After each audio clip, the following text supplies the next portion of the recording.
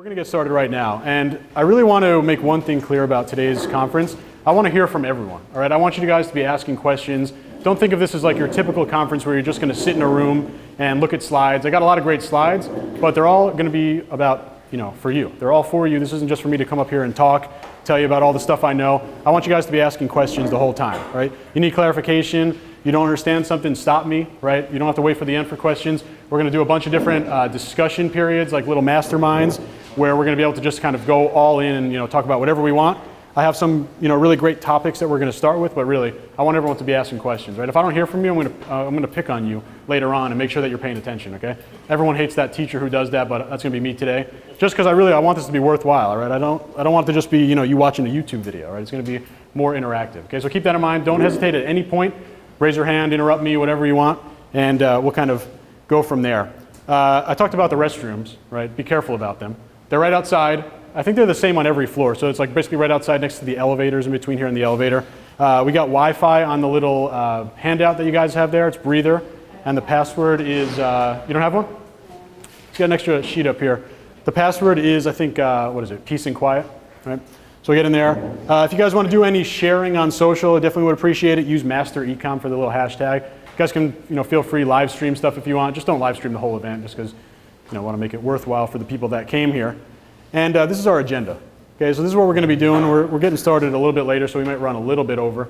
But we're going to be talking about misconceptions and facts. That's going to be the first thing we're going to talk about. And I like starting with this because I think a lot of people will kind of have a specific way in their head, right? They have a specific method in their head or a strategy or even a conception about what's going to work, or even worse, an assumption. Right? I'm going to crush all of the assumptions today. I'm going to show you exactly what is working right now, what you have to do to succeed in this business, and what you need to stay away from to also find success. So we're going to jump into that first. Right after that, I'm going to talk about simplifying the business. Right? So these two are going to go hand in hand. I'm going to show you what not to do, what is definitely working, and then I'm going to show you how to simplify it. Right? This is a very easy business. Right? I don't want to say easy in the idea that you could pick up a store and succeed tomorrow. But the tasks that you're going to be doing on a week-to-week basis, they're easy, right? There's no heavy lifting here.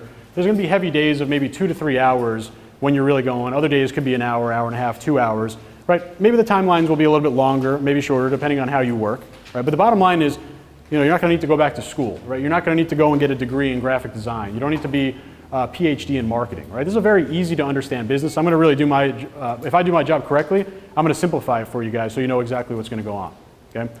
We'll talk about product intrigue research. This is going to be a huge one for you guys. If you're thinking that anyone can tell you what a winning product is, it's not possible, right? And I'm going to go over that in the first section, but I'm going to talk about what you can do for product research, right? If you ask me and say, can you find a winning product? I'm going to say, no, I can't, you can't, no one in this room can, right? But we can find products that are intriguing, and then we could test products to find out if they're winners or not. Okay, so we'll go over that. We'll take a little short break. We got drinks and coffee and snacks in there. You can grab them whenever you want. Then we'll go into ad strategies. Right? This is going to be actual targeting strategies. It's going to be about different ad objectives. Basically, and I think this is the hard part of the business, if there is one, the marketing. Right? We're going to be talking about Facebook ads and really what the strategies are that work. I'm going to show you 3 different strategies that are really working right now. I'm going to break them down, show you how you can implement them, why they work. Right? And then after that, understanding the data. Right? I think this is where a lot of people kind of drop off, right? Everyone can find strategies, right? You go on YouTube and find 100 different Facebook ad strategies right now. But the 3 that I'm going to break down, right, they make sense because they all feed into this idea of making decisions off of data. I'm going to tell you how to understand data, how to read data, where to find the data inside a Facebook ad. So you're actually looking at the important things. Because if you've looked at Facebook ad reports, there's about 10,000 different metrics. Only about 3 of them matter. Okay, so I'm going to show you exactly which ones those are. Then we're going to break into a little mastermind session, right? We're going to talk about whatever we want, right? Open questions. You want to show me your laptop? You want me to bring your site up online so everyone can look at it? We could do that. Then we'll take a lunch. We're going to get Chipotle in here, get some really good food. It's probably the main reason I did this conference, to get free Chipotle. Then we're going to talk about scaling, right? I think, I teach a lot of things well. Scaling is what I teach the best, right? Scaling. When you understand my scaling strategies, you really understand the entire business. And this is going to go all hand in hand. I have it in order on purpose because all these concepts, they're not just random, right? They actually fit into a strategy. This isn't just about running an ad and having a cool t-shirt. It's about running a business, right? And having a business means you're going to have strategies, goals, concepts that all feed into each other, right? The goal is definitely not to just test stuff and hope for a winner, right? The whole idea is basically have a strategy start to finish that ends with scaling so you're able to make money, right? Scaling is totally required to make the type of money that you guys want to make in this business, okay? And I'm going to talk about that in misconceptions. Then we'll talk about audience sequencing. It's pretty important, kind of an interesting idea that I'll show you there. Then I'll talk about why people don't buy. I think this is going to be a real helpful kind of session at the end, really just describing different conversion rate optimization issues, reason why people abandon your site, reason why people don't click on your ads. Basically, kind of this will correspond with that understanding data section. Once you have these two sections, you're really going to know exactly what's going on in every scenario and what to do next. So we'll do a little break after that, and then we're going to wrap up. We'll probably be around 4:35 at this point. We'll wrap up with another mastermind session, just kind of closing all loose ends, making sure that you guys have all questions answered. So everything sound good? Any questions right now? You guys have any concerns about what's going on? Everyone good with Wi-Fi and stuff? Cool. All right, so we're going to jump right into it then. And we're going to start with misconceptions and facts. Okay, like I said, I think this is arguably the most important session of the day. Okay, and we're talking about things that work and things that don't work. Okay, and I want to first talk about mindset, right? Mindset, it's super important, right? 90% of anything entrepreneurial, maybe even 99% is mindset, right?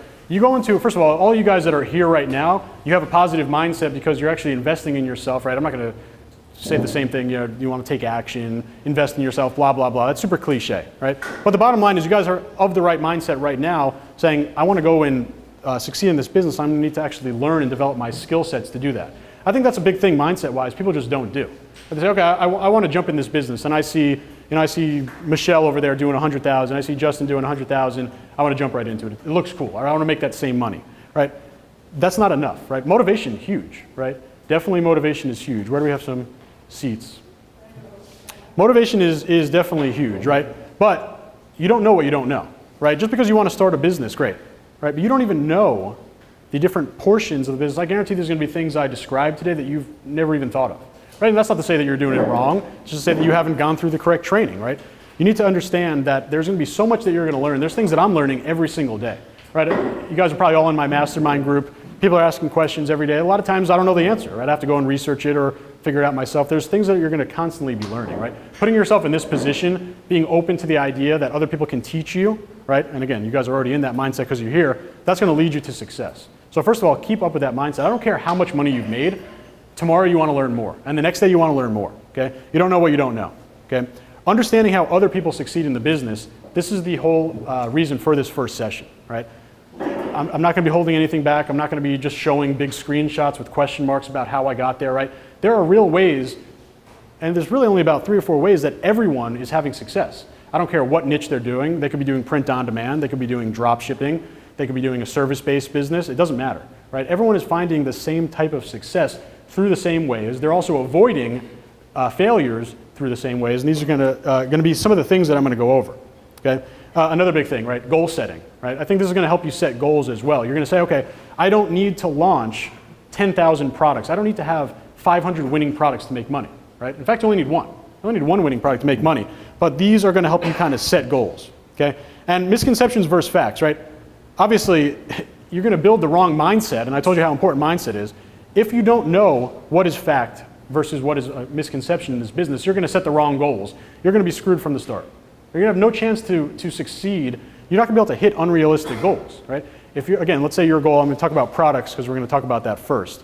Let's say your goal is every week I want to find 5 products that make $100,000. It's not realistic, right? Everyone who's making big numbers, 5, 6, 7 figures a month, it's 1, 2, 3 products, right? So Van, let me pick on you. You don't have to give away anything. I already know the answer. How many products, right, when you're hitting big numbers, right? So I was one of my coaching students, right? How many products really kind of contributed to big days? Let's say you're doing 5,000, 10,000 a day. How many products really did? I'd say max probably 3 or 4. Okay. So 3 or 4 products contributing to a $10,000 day, right? $10,000 a day times 365 days is $3.65 million a year. 4 products can make that happen, right? And of course, products have lifetimes, they have life cycles. They're not going to last from January to December, and that's okay. That's why you always will need new products. You'll never not need new products, but as we just saw in that example, you're not going to need 50 winners every week. That's unrealistic. And if you were to ask me, Justin, can you launch 50 products a week? I'd say absolutely, no problem, right? Would I ever expect to find 50 winners a week? No way. I might expect to find 50 winners in a year. Right? 50 winners in a year, I'd make a lot of money, right? So I think that's a big thing that you want to understand, and I'm going to go over that in a second. Another thing here, contradictory information, right? In an ideal world, right, there'd only be one guru out there teaching one strategy, right? I see a lot of people nodding their head. It's a big issue, right? And this is what I got tripped up upon when I started, right? You have, well, you have this guy over here teaching $5 a day. You have this guy over here saying $1,000 a day manual bidding. You have this guy over here saying drop shipping is dead. You have this guy saying print on demand is the only way to do it. You have Ty Lopez coming saying, who knows what, right? All this random stuff that's going on, and it's information overload, right? I love Ty, he's a great guy. Information overload, right? You don't know what, going back to the first, you don't know what you don't know. And now you have these other people telling you $5 a day ads don't work anymore. Justin's strategy is stupid. And then you look on the link, it's like, okay, buy my course, right? So they only teach what's convenient to them, right? So it puts you guys at a disadvantage because you don't know what's working and what's not. You see this guy having success, and a lot of the times I'm skeptical about a lot of screenshots, but, and I'm gonna show you here today, there are multiple strategies that work, right? My strategy is not the only one that works. Where you get in trouble is picking and choosing from different strategies, right? I wanna use your $5 budget, but I wanna use that course's scaling strategies, and I want to launch products on Justin's schedule, but I want to test products on, Travis' schedule, whatever, right? So many different people out there. It's contradictory, right? It might work, but you're going to see that all my strategies, they work hand in hand with each other. So you can't just kind of pick and choose, right? If you want to do my testing strategy, you better be doing my scaling strategy, right? If you want to do my product launching strategy, you need to be cutting at $25, right? You can't just kind of pick and choose. Understanding what is working, not just for me, but for everyone, will allow you to pick a strategy that's really going to work better for you, okay? Last point here, look for trends across success stories. I think this is kind of a big thing that helped me get started, right? You can't like I said, you can't pick and choose. What you need to look for is consistent things that, let's say I'm having success, James is having success, Sean's having success. What are the things in common, right? That's where you can kind of pick out in terms of these Facebook groups and YouTube channels and all that stuff. Right, gurus are going to come and go. You want to find kind of what's consistent, what's working all the time. So, and I'll open this up for you guys. What are your beliefs on the following topics? I'm just going to run through them. You guys can just shout them out, okay? How do you make $100,000 a year with Shopify? Someone shout it out if you have any. Okay, test a lot, definitely. Great. Anyone else? Test more. Okay, that's great. You've been listening to what I've been saying, definitely, because basically, yes, you need to test some more, right? And you can give it about 50 different answers to this question, right? These are the most broad questions ever. How do you make $100,000 a month with Shopify? Test again, right? It's the same thing, right? Keep testing, right? How do you find winning products? Test, right? You see the theme here. How much do you need to spend on ads to make 5 figures? Okay, this is a tough question. What's the answer? There's no answer. Right? It's impossible to tell. Right? If someone's going to tell you you need to spend $50,000 to make $100,000 a month, that may be true in their specific scenario. Maybe it took someone else $5,000 to make $100,000 a month. Right? All the numbers are going to be totally different. Right? There's not going to be any type of legitimate rule here for how much to spend or how many products to test or how many products you need to make money.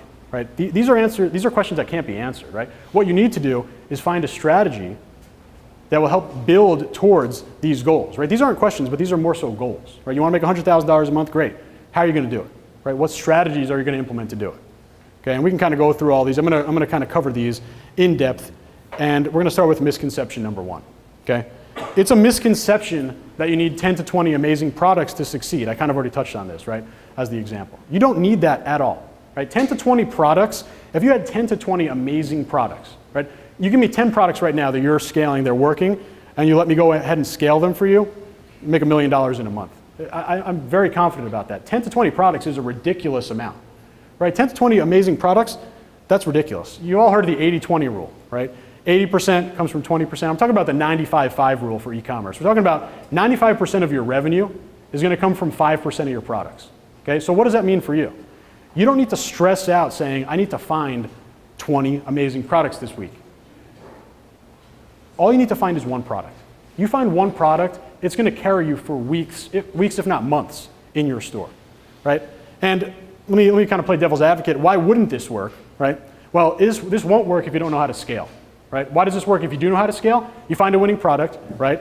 You know that people want it. Now you go ahead and go all in, right? Okay, great. I know that something works here. I'm going to spend money. If you don't want to spend money, if you don't want to scale, right, then you're never going to be able to hit big numbers, or you're going to need to find multiple products, which is just not realistic, right? So scaling is totally required to make this business realistic for you, unless you're some kind of Houdini with launching 100% winning products, right? And for most people, that's not going to happen. Okay. Hardest part of the business, no doubt, is basically finding good products and matching them up with the customer. This is otherwise known as marketing, right? Matching up your product with the right customer.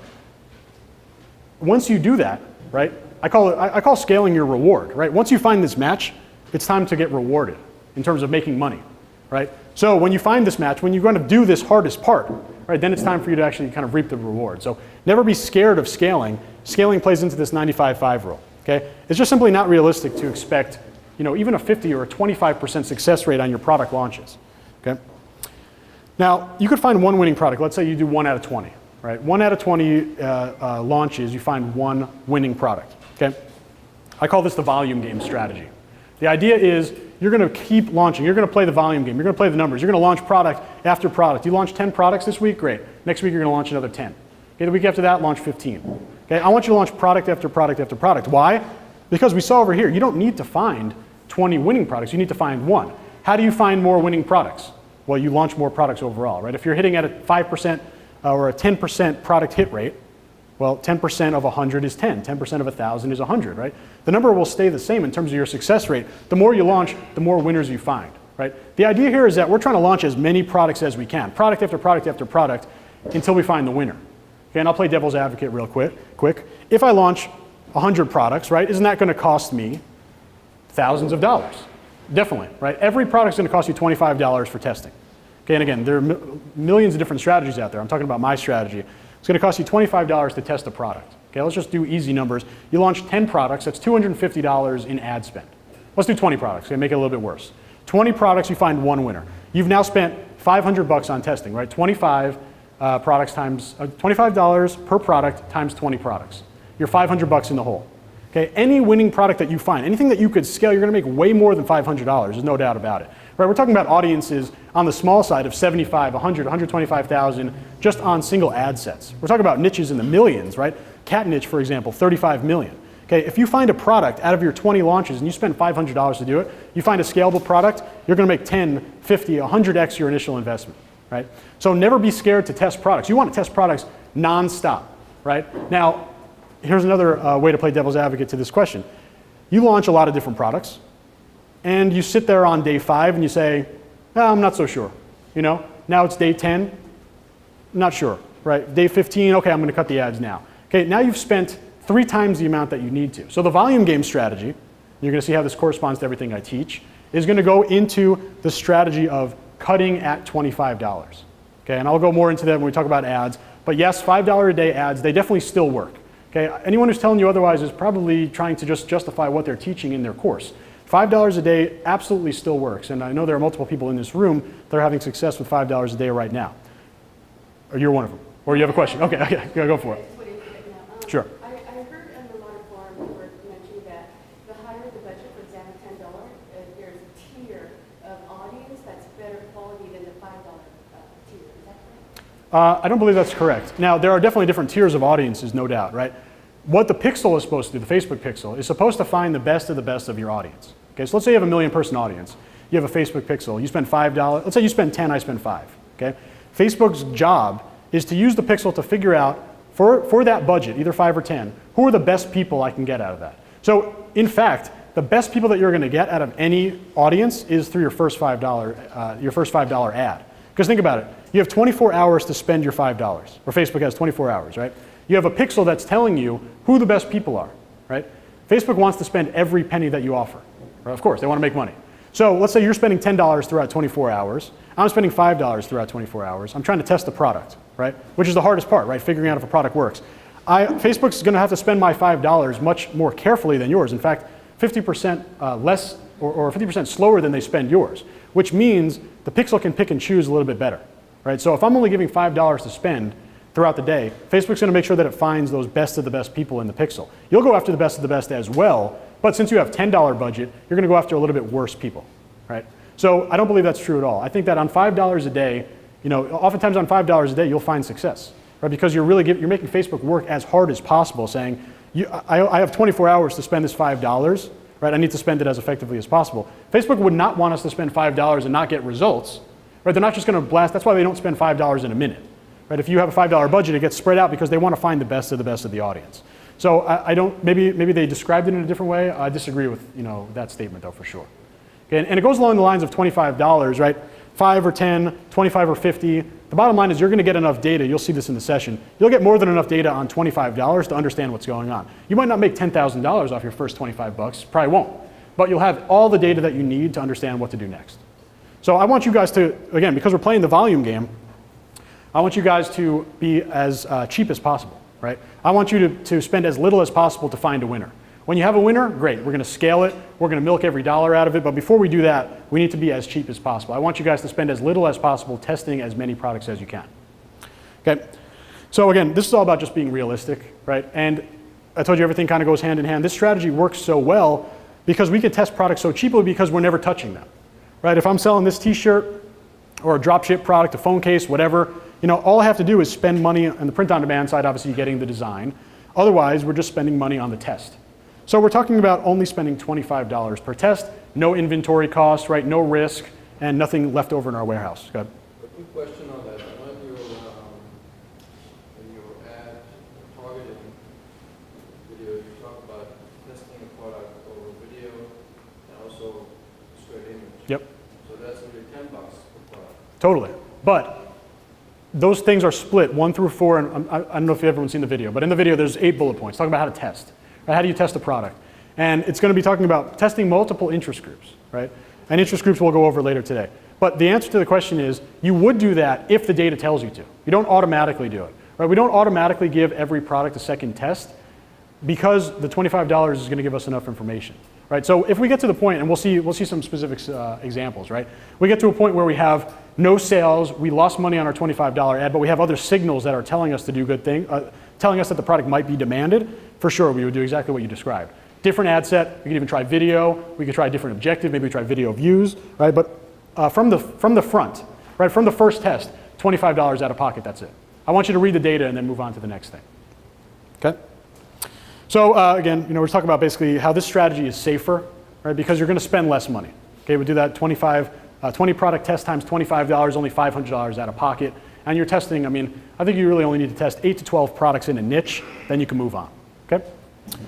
So of course, when we find winners, we're going to want to scale it and all that stuff. But again, the focus is really just doing this for as cheap as possible.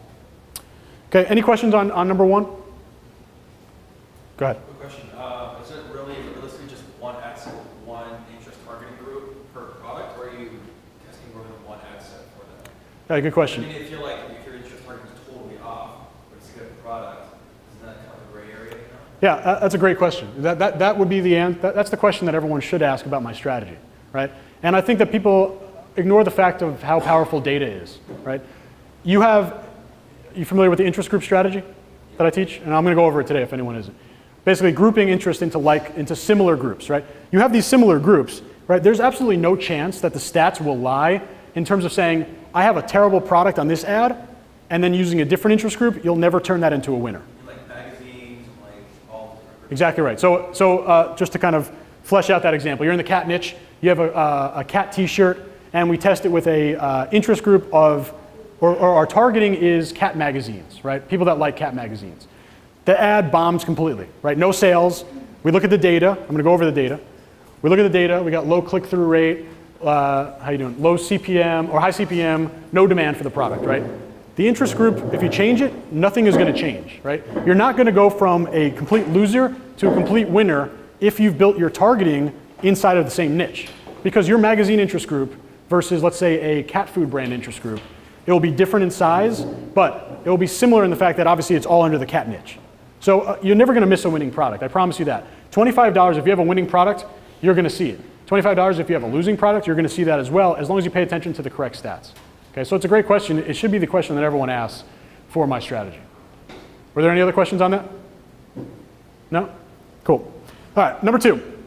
Misconception number 2, ad versus product, okay? It's a misconception that a specific Facebook ad objective is the reason for your success, okay? How many in here run website conversion ads as their primary ad? Raise your hand. Should be everyone, right? Who doesn't run website conversion ads as their primary ad in here? And I'll go over ad objectives and stuff like that. There's website conversion, there's page post engagement, there's video views, there's clicks to website. Right, website conversion is by far the best ad objective, okay? But the reason that your product sold is not because of your ad, okay? I'm telling you that right now. It's not because of your ad objective at all. If you give me a great product, I can sell it with any ad type at all. I could do PPE, I could scale to 6 figures. I could scale to 6 figures with clicks to website, with video views, with website conversion. It doesn't matter, right? Anytime you have a winning product, and this is actually part of the scaling, it's called scaling by objective, you're gonna wanna scale out to all your different objectives, okay? But my point of this misconception example is that a website conversion ad, it can't turn a bad product into a winner, okay? It can't fix bad targeting, okay? It can't, more importantly, it can never force product to customer match, okay? Ad objectives don't do that, right? Product to customer match is simply about your selection of product in the niche. Is it intriguing enough to the niche on one side, and then your targeting on the other, right? So I want you to stop thinking about, you know, should I start with website conversion? Should I start with PPE? Should I start with clicks to website, right? It doesn't really matter, right? You want to start with website conversion because it's going to give you the best chance to succeed, but that's not the reason why your product is working, right? In other words, it's like I said before, it's the marketing, right? Marketing 101, match your product up with the right customer. If you do that, regardless of what ad type you're going to run, you'll find success. Will you find more success with website conversion versus PPE? Absolutely, you definitely will. There's no doubt website conversion is the best ad type out there, okay? But if you have a winning product, every ad type will work, okay? So what does that tell you, right? What does that tell you about some of the things that you might be spending time on, right?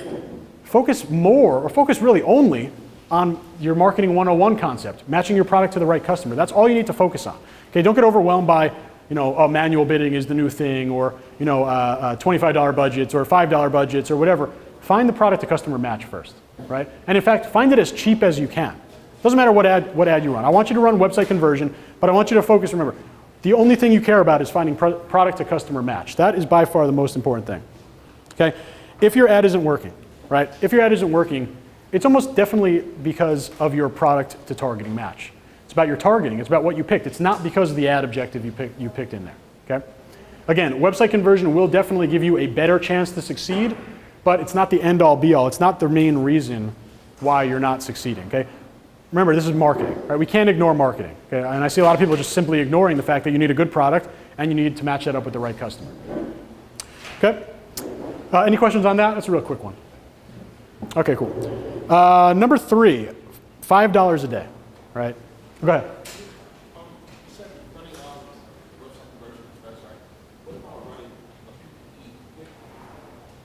You say with it or quickly or with it?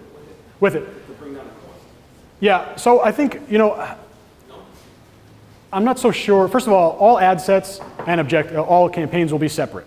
So in terms of bringing down the cost, I don't believe that that's a true statement.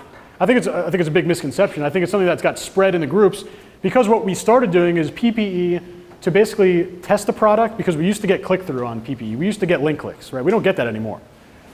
Also to get social proof, right? We want to see a lot of likes, a lot of shares.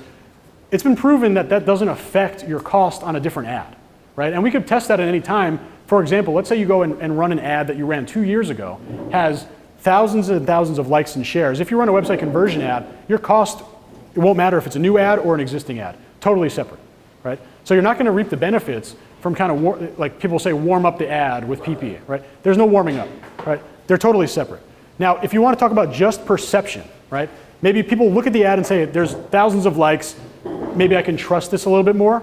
I think there's some value in that, definitely. I don't think there's enough monetary value in that to run a PPE ad. My official recommendation, skip PPE off the bat. I don't want to run PPE. I'm not going to run PPE until I'm scaling. And I told you before, scale by objective, right, PPE. So I think, you know, really, I think it's a big misconception. I think they're totally separate things. And really, I think PPE just doesn't work anymore. You don't get the click-through rate. You can see your stats, and we could all run PPE ads. We'll all get penny engagements, right? And that used to be something cool. We used to be happy about getting penny engagements because it meant our targeting was on. But in the old days, like 3 or 4 years ago, we'd also get, you know, $25 of PPE. We might also get like 15 link clicks.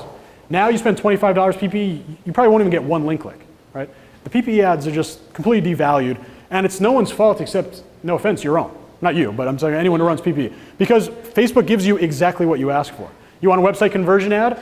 You want website conversion, you ask for website conversion. You want post engagement, you ask for page post engagement. So I'm pretty passionate about the fact that I don't like PPE.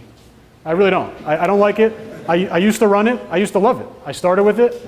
Now I say just don't waste your time on it. Really don't waste your time on it until you get to scaling, and I'll show you that later on today.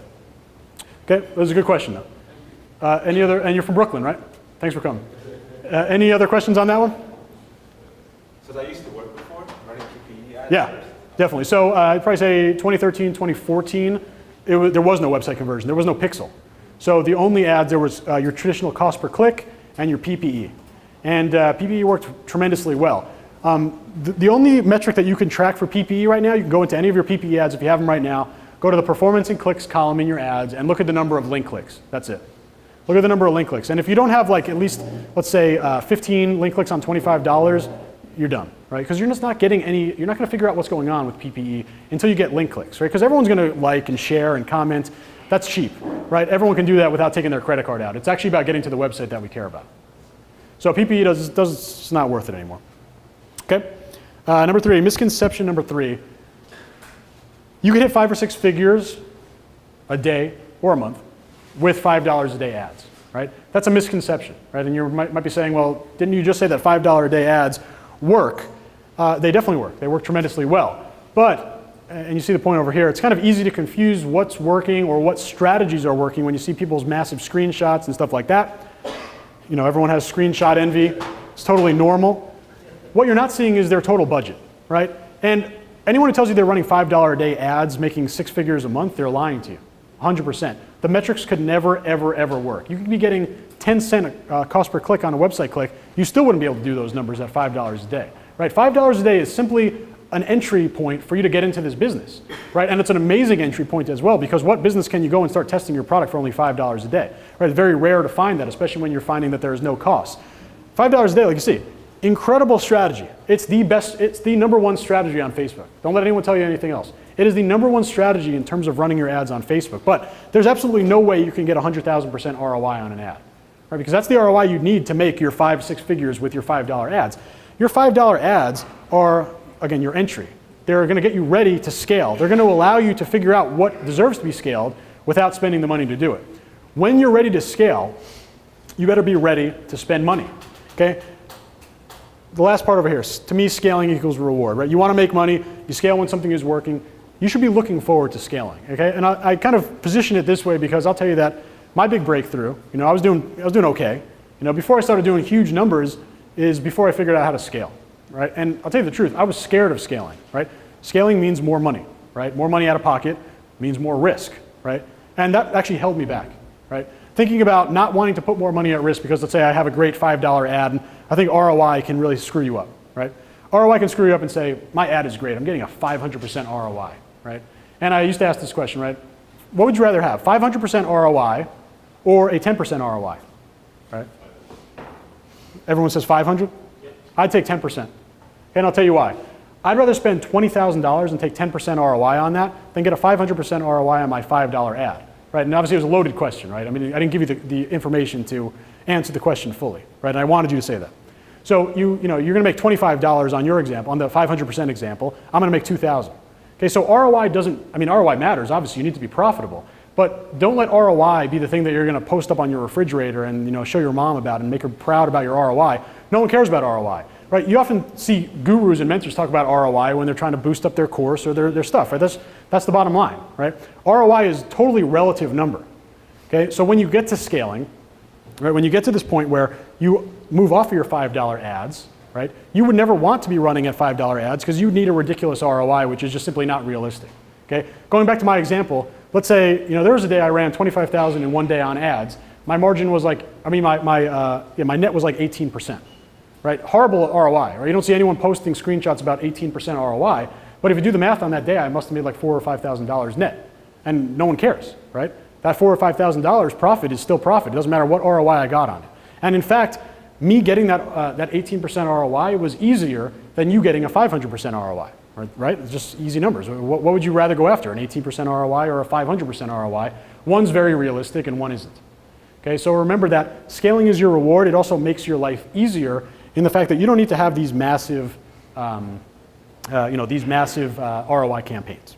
Okay, Talking about leveraging risk, right? Upside still being huge. Let's take a look at $5 a day versus $25 a day, okay?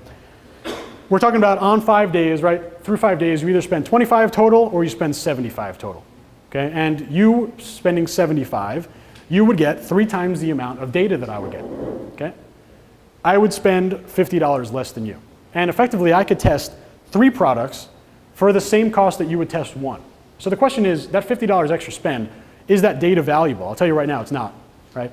Your data between $15, $20, $25 is very, very, very relevant, very valuable. Your data between $25 and $75 should look exactly the same. So why spend more to get the same data, right? We want to just test more products. Again, playing right into the volume game strategy.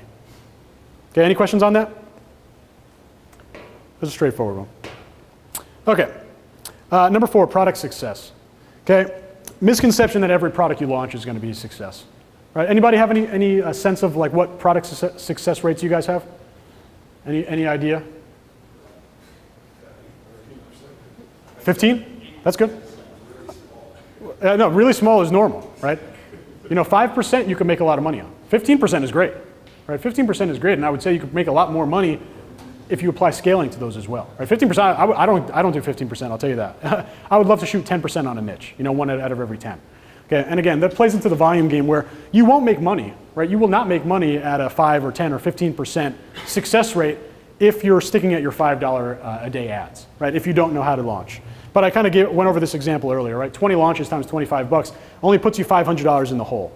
And you're gonna make a lot more money than that on a fully scaled product. Okay, so it's totally okay to launch product and fail. Don't worry about that. Okay, you want me to go back to that slide? You don't need to, I'm gonna send you guys this recording and all the slides, but you know, feel free to do it. You don't need to hit 100% product success. You don't need to feel bad about yourself when you launch a week's worth of products and they all fail. Okay? And I think that's a big thing mindset-wise. Don't beat yourself up when you launch 20 products and you don't find a winner. Everyone's doing that every single day. They're just not promoting the fact that they do it. Right? Everyone is doing that, I promise you that. Okay? So when you combine the volume game strategy with scaling, with the cutting at $25, just the strategy that I'll go over in a little bit, you basically have the idea, or you basically have a setup where failure is totally okay, right?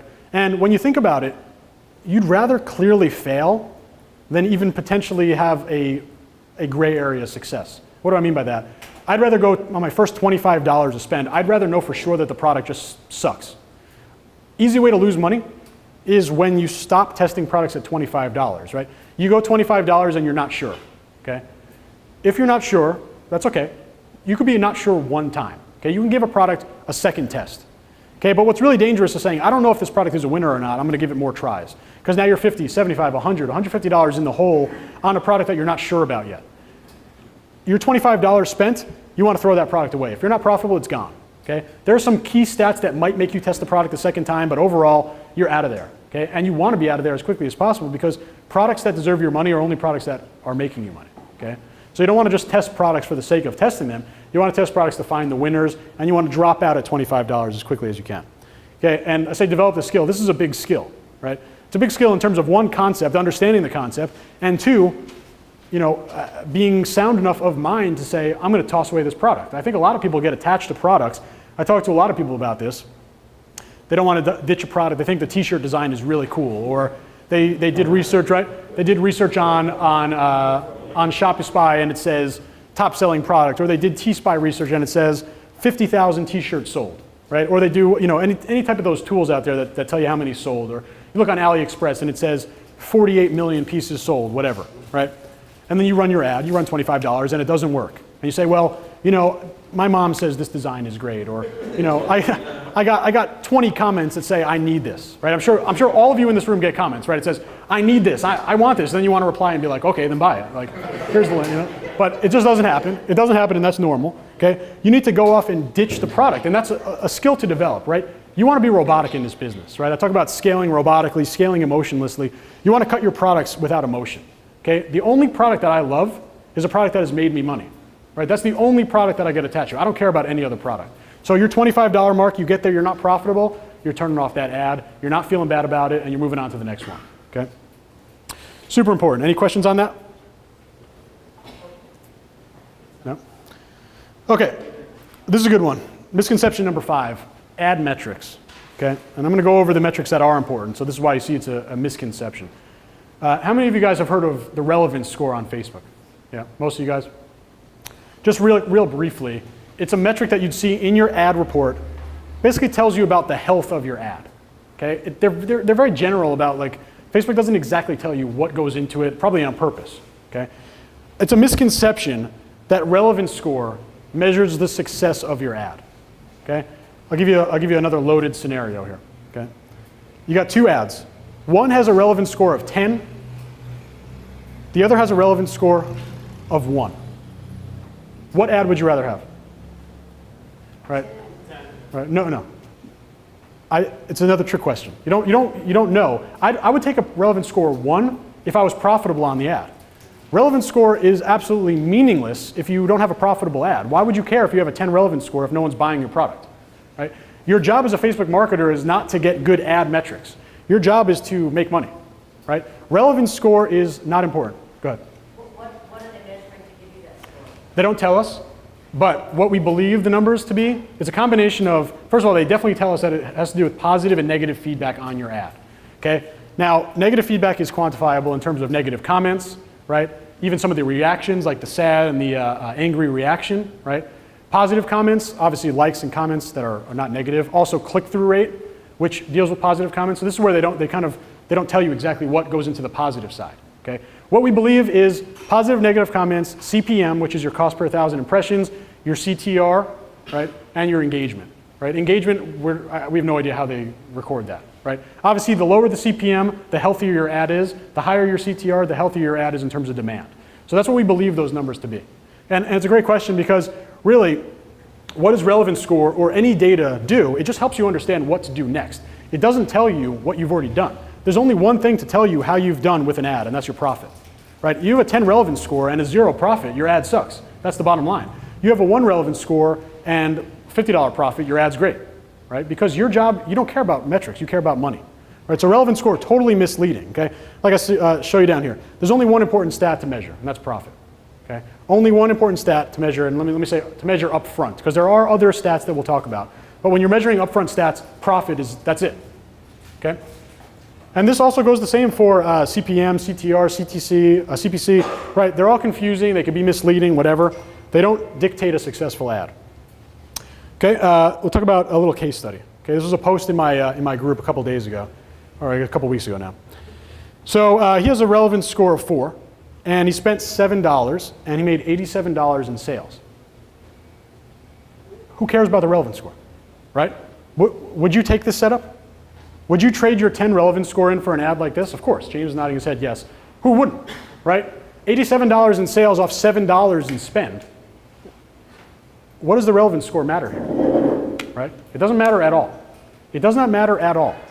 Facebook doesn't know, based on an algorithm, if your ad is successful or not. It's about profit, okay? It's simply about profit. So over here, he's got a relevance score or whatever.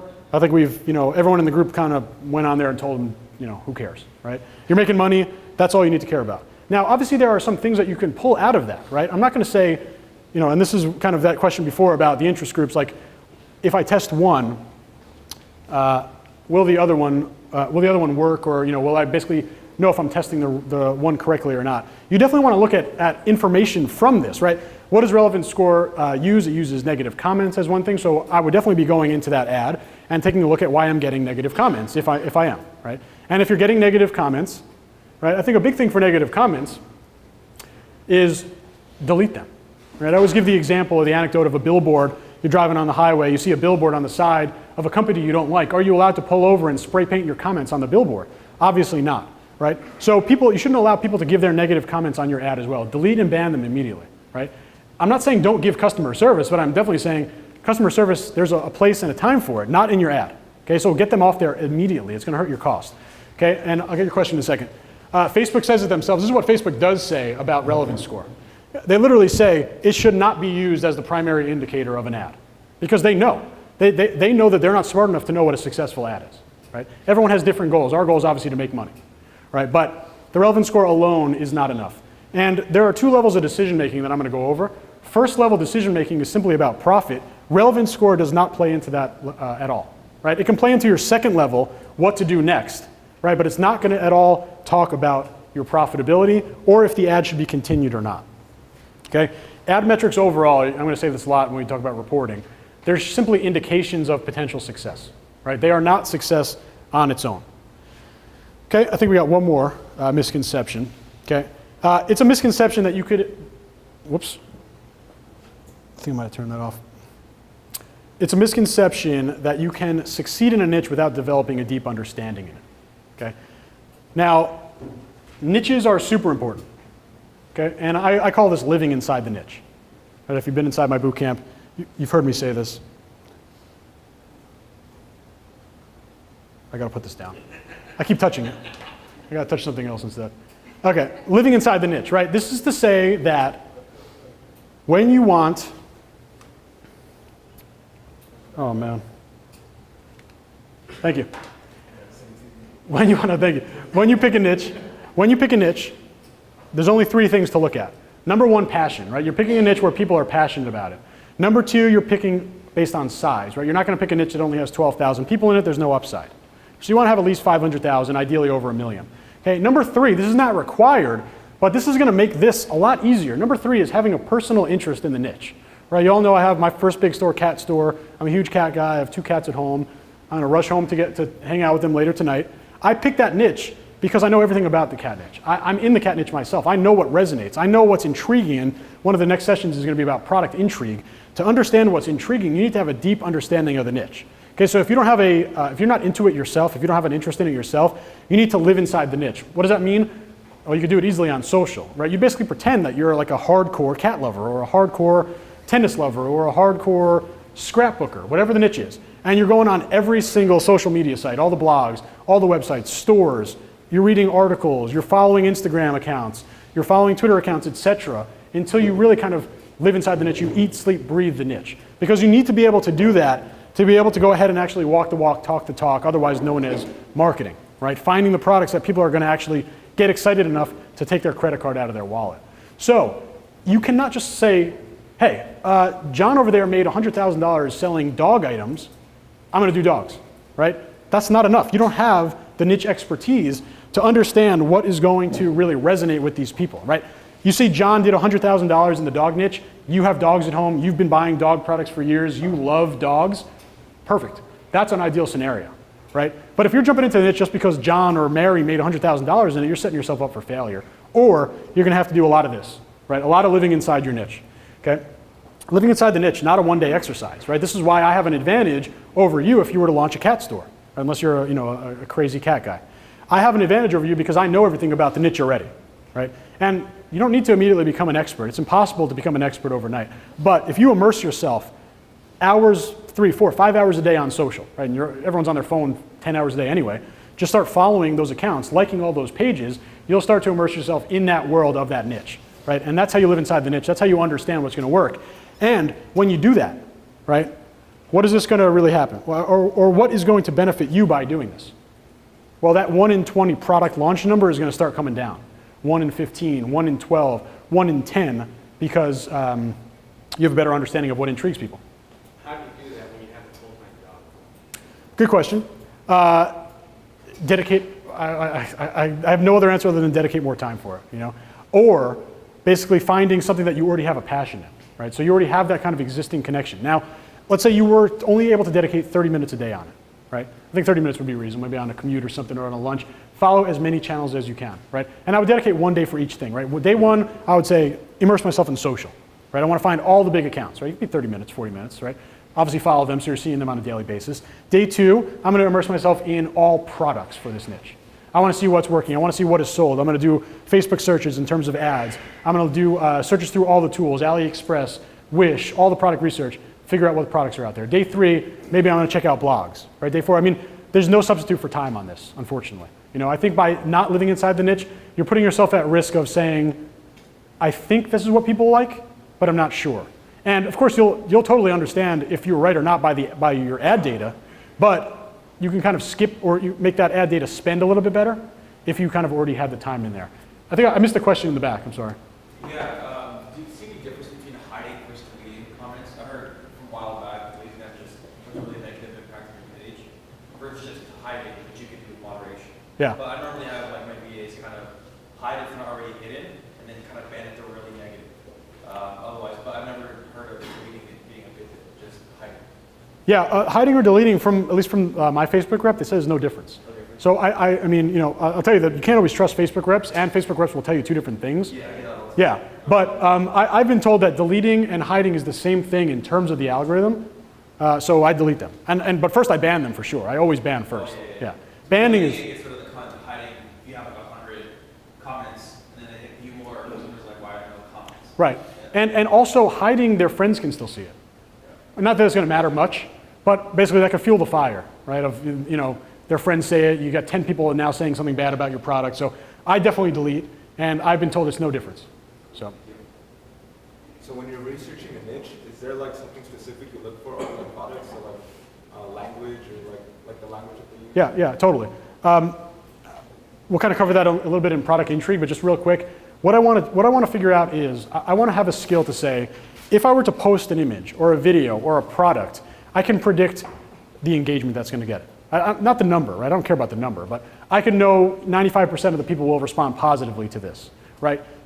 20% will respond positively to this, 70% to this. And when you start applying that concept to products, especially on t-shirt print on demand, right? You know what messages are already going to resonate with your customers, then you're already halfway through the battle of creating a product, right? Dropshipping is a little bit harder, right? Because dropship is not exactly represented in a picture or a meme or an overall kind of voice. But you still have, basically the more you live inside it, the more you'll kind of understand. You'll see also what's out there, right? It's very important to see what other products are being promoted in your niche to see the response on those, right? And that kind of gives you a little lens to kind of do your product research through. But I'll show you that in terms of intrigue, right? How do you feel about dropshipping print on demand on the same storefront? I think it's a necessity, for sure. Now, I would definitely start with print on demand, because I believe it's easier, it's more profitable, you don't have to deal with China. But when you're running a niche store, right, and I totally recommend niche over general, when you have a niche store, you're sending niche traffic, right, in my case, cat store. I'm sending them for a cat t-shirt, but why wouldn't they be interested in a cat necklace or a cat whatever, right, a cat canvas print or a cat phone case? You want to have both for sure, no doubt. And it's too easy not to. You just literally put it in the exact same store. Now, what are some negatives about that? They'll definitely get multiple shipments. They'll have to have multiple tracking numbers. That's about it, right? So definitely you want to have both in there. There would be no reason not to. Okay, good question. A little bit what you said. Like living in a niche, I find is like very, very effective when it comes to print on demand. Yep. But like with drop shipping, I just have so much problem with that.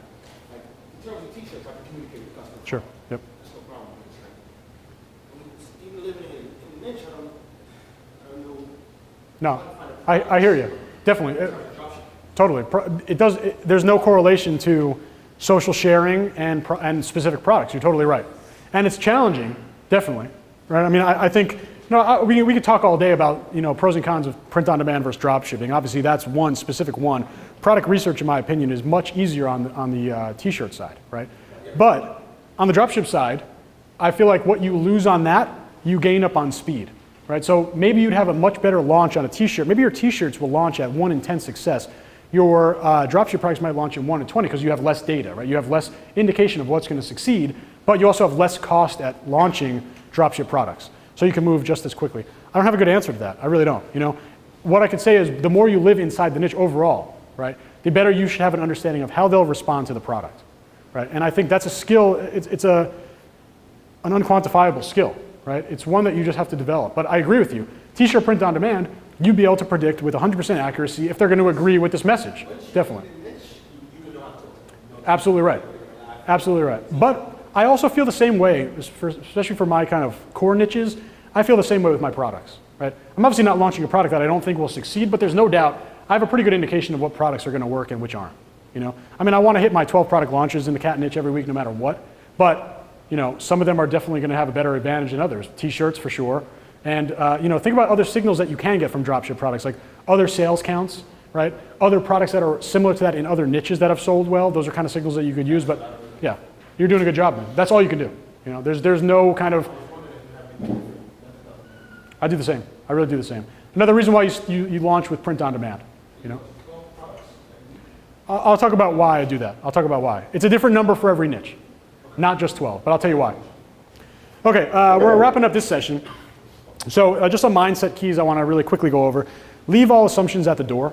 Okay? You have an assumption about a niche, you have an assumption about an audience, an assumption about a product. Your assumption is totally worthless, for lack of a better word. Really what you want to do is, as quickly as you can, let data make all your decisions. Okay? I don't care about any assumptions. I'll give you a $3 million example. In the in the cat niche, I thought that my audience would be, that typical crazy cat woman, 45 plus, single, lives alone, loves cats. 3 years later, my number one demographic is 18 to 24-year-old female. So if I went after my original assumption, I probably wouldn't even be here right now, right? So leave all your assumptions at the door. Data drives everything. When you start, go for everyone, okay? And then let the data kind of dictate what to do. You want to shrink your audience. You want to focus on this demographic, this age group. Fine, that's totally cool if the data tells you to. Okay, niche focus. This is a huge one. You don't want to do anything general. You want to have a niche focus. You want to pick a passionate niche. Okay. Learn to learn, this is huge, right? You don't know what you don't know, right? You need to learn all the different concepts that work. That's what I was kind of trying to do in this misconception thing. These are the concepts that are working, that's what you need to learn, okay? And this is non-linear, right? You learn something, you learn about something new that you need to learn, then you go ahead and learn that, and as you're learning that, you figure out something new that you need to learn, you learn that, it's a chain. It goes on and on and on. I guess that does make it linear, but you know what I'm trying to say. Basically, it's a never-ending cycle, right? You're going to always find new things that you didn't know, and it shouldn't make you feel bad about yourself. It just make you feel like you're at the next point to where you need to continue learning. Okay, MVP. This is called the minimally viable product. It's the idea of the lean startup methodology. Basically, the idea is saying that don't freak out if your store is not perfect. Okay, you don't need to have a store with 700 items to go live. Okay, you don't need to have an ad that has 10,000 purchases to scale. Okay? MVP, minimally viable product. You want to go live ASAP and you want to get feedback. It's called iteration cycling. You get feedback, you make changes, you learn from what you did, and you keep going, right? If you want to wait until your store is perfect, you're never ever going to launch. Okay? Emotionless, right? You want to take all emotions out of this, period. Anything entrepreneurial, you want to take emotion out, right? I think taking emotion out is so key, so important, and you want to be ready to fail, right? I told you about it before. You go 1 in 20 on your product launches, you're fine. Right? Most of your ads, they fail, that's fine, right? As long as you're focusing on understanding what is working, what's not, and scaling the things that do work, right? You're totally in great position to succeed that way. So that's session 1. Really just about misconceptions, like I said. Take a couple minutes for questions if you guys have any. If not, we'll just jump right into the next one, simplifying business. So any questions in terms of these misconceptions that we talked about? I had one about the niche focus. Wouldn't Yeah. it be better for like a general store because you get to like test different products and stuff? So you get to find a niche. Like Yeah, it's a good question. I'm not a fan of general stores, even for testing, okay? What I used to teach was start a niche store, build a general store for your testing. Okay, so always go and jump in with one niche. I want you to have the niche focus, right? You need to have a laser focus to make this work. Now, you make a great point. You can test other niches. You can figure out what's working. Now, here's the issue, right? And I've gone over this with a couple students. When you get to the point where you have, let's say you have a general store, right? Niche stores have advantages in terms of the pixel is going to be better, but really more importantly than that, you develop a branded environment, right? You develop a real feeling for that niche, right? I got a cat store, you land on my store, you're in the right place, right? If you love cats, you know you're in the right place, right? And that's a great feeling for the customer. But you have a general store, right? Let's say we lose all that branding and we don't even care about the branding. When do you move from a general store to a niche store? My question to you. when you find a winning product. Okay. When you do that, at what point do you switch? As soon as you find that it's a winner? Yeah. So that means you need to now change your ads, right? You got a different URL, probably got a different fan page, right? Which causes everything to re-optimize. What are you going to do about your pixel? You got to make a new one, right? Yeah. So you lost all your pixel data as well. So I agree that yes, you can test a lot in the general store. The problem is, when do you move to a new store, right? When do you move? The only safe time to move is when that product is dead. So what was the point of doing that in the first place then, right? After the product is dead, yes, you'll have pixel data, but it's all on your general pixel. There's no good time to move to a general store, to move from a general store to a niche store. You want to invest in niche stores from the start. It's so easy to build a niche store. You can get a niche store up in 30 minutes, right? Maybe it takes you a couple hours, whatever. You got a 21-day free trial with that link that I have in my group, right? More than enough time for you to figure out if something is going to work or not in that niche. And if it does work, you have a huge asset on your hands, right? You have this branded niche environment that is really conducive to people getting passionate about your brand. So just like I don't like PPE, I really don't like general stores either. Are people making money with PPE and general stores? Absolutely, definitely. But for the points that I mentioned, that's why I can't do a general store. There's no perfect time to switch. And going with the volume strategy, if I found a winning product, I need to make sure I milk that fully. So it's a good question, but I don't like general. So from your experience, what is a good number of products to have in your store before you launch? 3 or 4. Great question. So week 1, 4 products in your store. Okay. Week 2, another 4 to 8 products in your store. By the end of week 2, and really you could do this in 10 days, but I'll just break it down in weeks, right? 5 days each you're doing $5 a day ads. At the end of testing 8 to 12 products, we're in a niche store, right? I don't find something that I've scaled. I don't need to make $10,000, but if I don't find something I've scaled, I'm out of the store. That's it, right? And that's why I'm totally okay to do a niche store every week, right? Because I'm only testing 8 to 12 products in a niche, okay? So again, you don't have to have a perfect store. You don't need to have a massive store with 10,000 items in the catalog to go live, especially when you think about 1 or 2 products can make you $10,000 a day. So I don't think that you need to worry about a lot of products. 4 to start, 8 the next week. And for example, if you don't find like something to scale in that 12 products, when you try another different niche store, do you make another ad account for that? Good question. Typically I will, right? You have business manager, so you can create 5 ads managers inside of your business manager. You could have 2 business managers per account, and you could have your personal ads account. So you could have as many as 11 pixels in your account. So easiest thing to do is just make a new one. Eventually you'll run out. You can request more. You can get up to 5,000 accounts, 5,000 ad manager accounts in there. Yeah, but otherwise you want to just basically create a new pixel. Okay, thank you. No problem. You say 5 business accounts, ad accounts plus your personal, or like personal? 2 business managers, 5 ad accounts per business manager. So that's 10 plus your personal. But you could request, I have 5,000 accounts in my business manager. Like you just ask for it and they give it to you. It's no problem. I'll come back to you in a second. Oh, what was he was just asking clarification. How many ad accounts can you have? Okay. And the correct answer is immediately 11, but you can request up to 5,000. You just reach out to Facebook support. I want to clarify something you just said about Sure. how many products you track per niche before you bail. Yeah. So are you saying 8 to 12 products? Yeah. 8 to 12 products per niche in my initial testing. So, Why would you bail with that? oh, why would I bail? Because there's so many niches out there. There's so many niches to work with. To his point, there's so many amazing, what was your name? Oh, Gilberto. Yeah, Gilberto's point, so much stuff to test, right? And I think that's a great part about this business, right? You could launch into so many different niches. But I want you to give it, like if you only gave a product you only gave 4 product tries, you're probably not testing all your audiences in that niche. So the 8 to 12 really came from the point that there should be about at least 8 unique audiences in your niche to test. So we want to test each one individually. But I don't want to test more than 12 because if I haven't found something there's plenty of opportunities elsewhere for me to make money. And I'm not just going to slam my head against the wall just to make a couple dollars, I want to be out of there at that point. So 8 to 12 products and I'm done. Make sense? Cool. Any other? In terms of the general store, right? Yeah. I don't know, like general store. I don't. What about a general t-shirt store? Like, I've seen a lot of random t-shirts that I might be interested in selling. Yeah. And I was thinking about that. Maybe a general t-shirt store. Totally. My answer to that is t-shirts aren't a niche. So you don't get the pixel benefit, right? My issue, it's all about the pixel. It's all about the pixel for me. And it's all about the branded environment for me. I want people to really come there and I want everything pushing into that one niche, right? There are certainly advantages of running general. You could test every single niche under the sun, right? But the issue with that is, and it's very appetizing on t-shirts because you find a new picture and it's like, this could be a great t-shirt, right?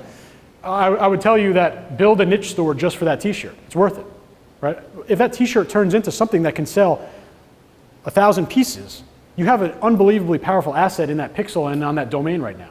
So even if it's just one t-shirt, right? And maybe one is a little extreme example, right? Find one great t-shirt and also a couple of drop ship products, build that niche store, you have a massive asset on your hands, right? I don't think it's that much work. The amount of work added, it's worth it for the upside. But couldn't you do the same thing on a, sorry. First? No, after you. Okay. Couldn't you do the same thing even on the general if you do custom conversions? Because no matter what, they're landing on a page that's going to look branded to, like let's say, so I have a niche store and I have a general store. On my general store, I I break it down Yep. to niche. And one of them, it's like you go in there, if it's a collection, like literally it just looks like a store within that collection. It's branded around that. I mean, outside of just the logo, I guess. Yeah. Which you can't hide anyway. And the domain. And the domain. Yeah. But if I create custom conversions, I can get that pixel to be kind of the same, isn't it? Kind of. So basically the point is custom conversions it can be used as a workaround for a niche pixel, right? Custom conversions is basically like a niche pixel of, a pixel event like purchase or add to cart, just very specific to, in Cyril's case, one niche or a sub niche in his store. Now, what are the advantages or what are the disadvantages really? You could certainly do that, right? Why am I against it? And I know you're making money in general store, great, congrats. I don't want you to stop making money, but my strategy, I still won't do it, right? You don't have the domain, you don't have the overall branding, right? You can brand a category page all you want, right? But when they click through, right? When they go to the FAQ page, when they go to the contact page, when they're looking at social, right? When they're looking at the overall product catalog, it's a different mindset for the consumer when they're in catparadise.com as opposed to cyrilsgeneralstore.com. So absolutely, you can mimic the pixel, not 100%, but you could mimic it a little bit with custom conversions, still not worth it in my opinion. Yeah, right? and to your point, one of the problems that I find in my general store compared to my niche store is all the social, right? So all my Instagram, my Facebook, because now for my general store, I have 10 Facebook pages, Yeah. right? Where in my niche store, I just have one. Absolutely. And so I can't list all 10 of them. And when I do email targeting, when I do everything, it's like... Email is another great point, definitely, yeah. You're totally right. And I think a big thing that people kind of ignore, because we're talking about flipping money, moving quickly, you could build a brand that 2-3 years down the line is a sellable asset. We're talking about significant money to sell a niche store, right? You have 50,000 niche customers. You have a domain that's starting to rank on Google. You have 3 years of sales history in a niche. That is a much, much more attractive asset than a general store. Right? You'd find much more specific buyers for your niche store than you would for general. So that's a longer term thing to look at, but another reason why niche is the way to go. Tony, you had a question? I was just going to comment on your question. When you have a niche store, you build your email list faster than you can market over and over and drill into the ground. Yeah, definitely. That's a great point, right? Your assets are a real asset, right? Your pixel, your email list, your retargeting, your fan page, right? All those are super strong, and you can't really mimic that with general. Another quick question. Sure. With the general store, your pixel is basically all over the place, no? I was wondering about that. Does it know how to... It does. It's yeah, no. 200 products. Yeah. How does it know? So what? Think about the data that is inside your pixel, your general store pixel. It's able to find, and think about the actions that are being tracked, right?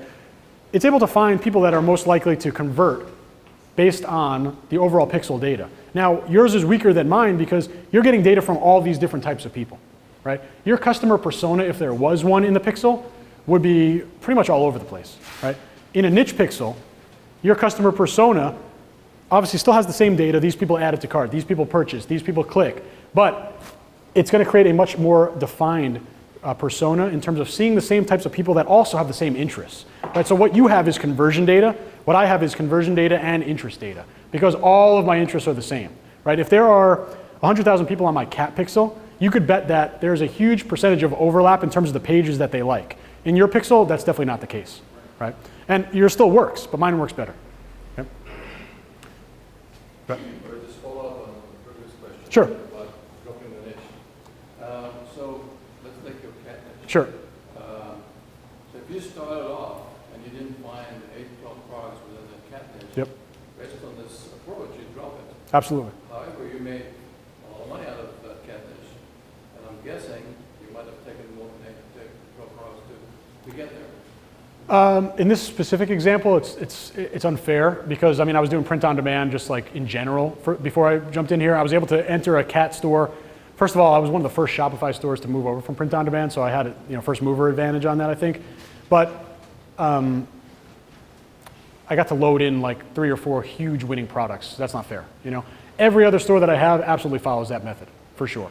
And I would tell you that I most of the time, if I get to even 8 products without something selling, it's gonna be pretty tough for me to spend more money on ads. you know, because I have a pretty good sense of kind of understanding if I'm getting good demand on the backside when I'll show you the ad stuff. That's super important. I have a good sense of kind of when to cut, but I won't go any further than 8 to 12. What if you know that there's a specific niche that is doing very well, but you just want to, You want to force yourself in there no matter what. Yeah. Then in that case, right, like let's say, like I often think about this, like if I wanted to get into the cat store now, cat niche now, knowing what I know about it now and knowing that I enjoy being in it, I would force my way in there. I would do 20, 30, 50 products because it's a passion thing for me, right? But outside of passion, there's no shot I would spend, you know, more than 8 to 12 products, no way. Because I don't care if someone else is doing any success in it because it doesn't guarantee me anything, right? And I think that's where people start chasing the other successes of people and they either run into saturation or they just aren't able to replicate the same results. And that's totally normal, you know? So I would highly advise, it doesn't have to be 12, but set a number and don't go any past that. Don't go any further past that, you know? what's that number? Could be 50, 100? If you really desperately want to get into the niche, yeah, it could be 100, you know? Like if you love dogs so much you want to have a dog store so you could put your dog as the mascot of the store, launch 1,000 products, you know? You'll probably find it, but I don't at all advise it, you know? I think that your favorite niche would be the one that makes you money, you know? And if you don't find it at 12, you move to the next. All right, I'm gonna move on to this, one more question, go for it. Expand a little bit. You said kill after 12 products, right? Yeah. That's, you can go print on demand? Yep. So 12 I'll probably do, because I like print on demand a little bit more, I'll do about eight of my products being print on demand, 6 to 8. Like if I'm gonna test all 12, it'll be 8 and 4 as my split, 8 print on demand, 4 drop ship. If I'm testing 10, and the number is really dependent on how many options I have for targeting. We'll go into that in a little bit. But if I have 10 options, then I'll probably do, let's say, 7 print on demand, 3 drop ship. I'm sorry? Exactly, yeah. So how do you know which niche that you're going to test? Like, do you just think like camping or fishing or hunting? Yeah, so basically, I don't do this every week, but my goal is to launch a new store every week, and I just have a huge list of passion niches, right? Now, do I pick them blindly? Not exactly blindly, because I'll definitely do product research first. I'll probably have some good ideas about print on demand first, but more or less you could kind of pick them randomly, right? Whatever you want to focus on most that week or for that store. And again, that's why living inside the niche, you pick something that you have a little bit, like some predetermined interest in. But I mean, as long as it's passionate, as long as it's big enough, you pick any niche you want. Yeah, Go. okay. I have like a couple questions, but they're not related to what you just No, talked that's fine. One of them is like suppliers. Is it better to use like AliExpress or Amazon? Is it better to do a drop shipping or is it better to actually buy the product and have it in your storage? Yeah, no doubt drop ship, right? Now, let's say you're 6, 7, 8 months into selling a product and somehow it's still working really well.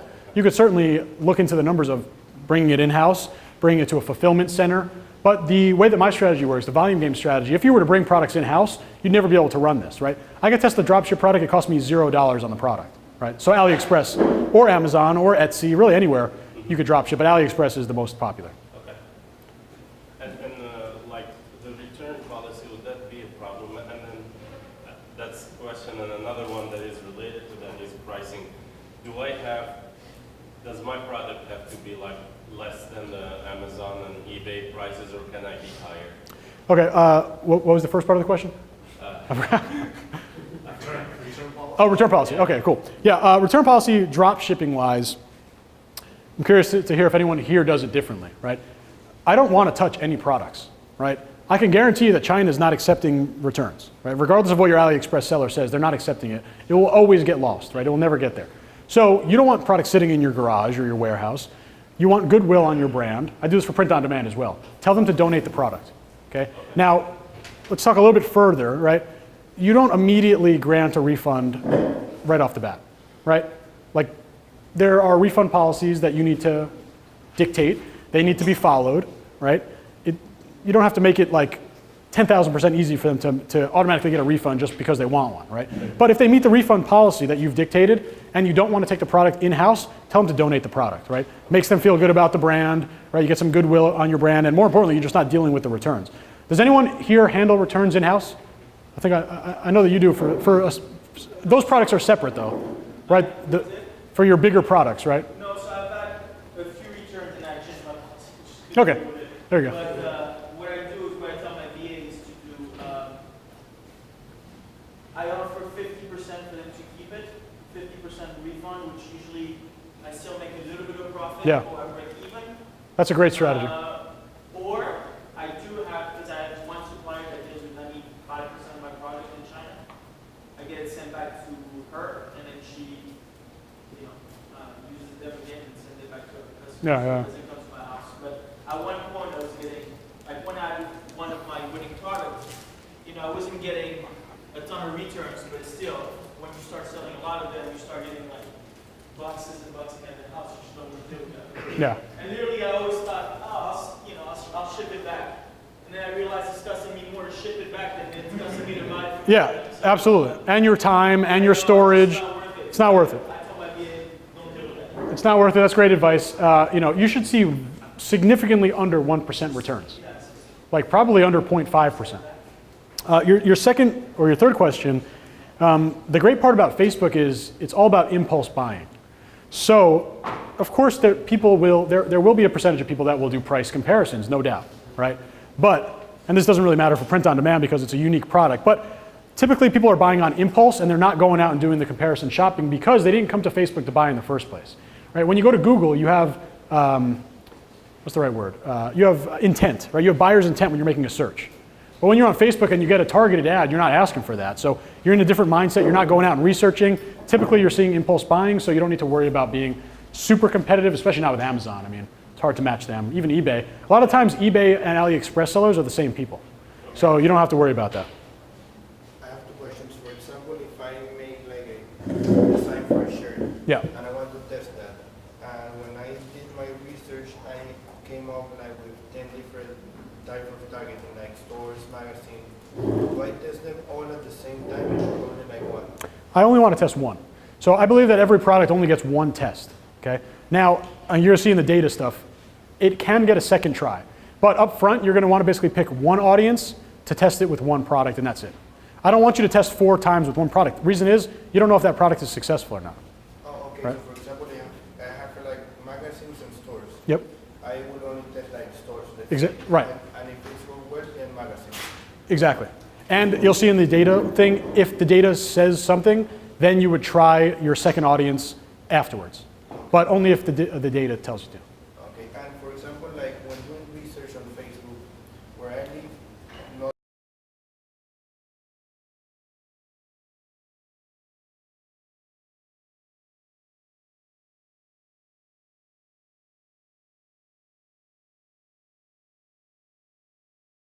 most people target, so only ad I see is like local.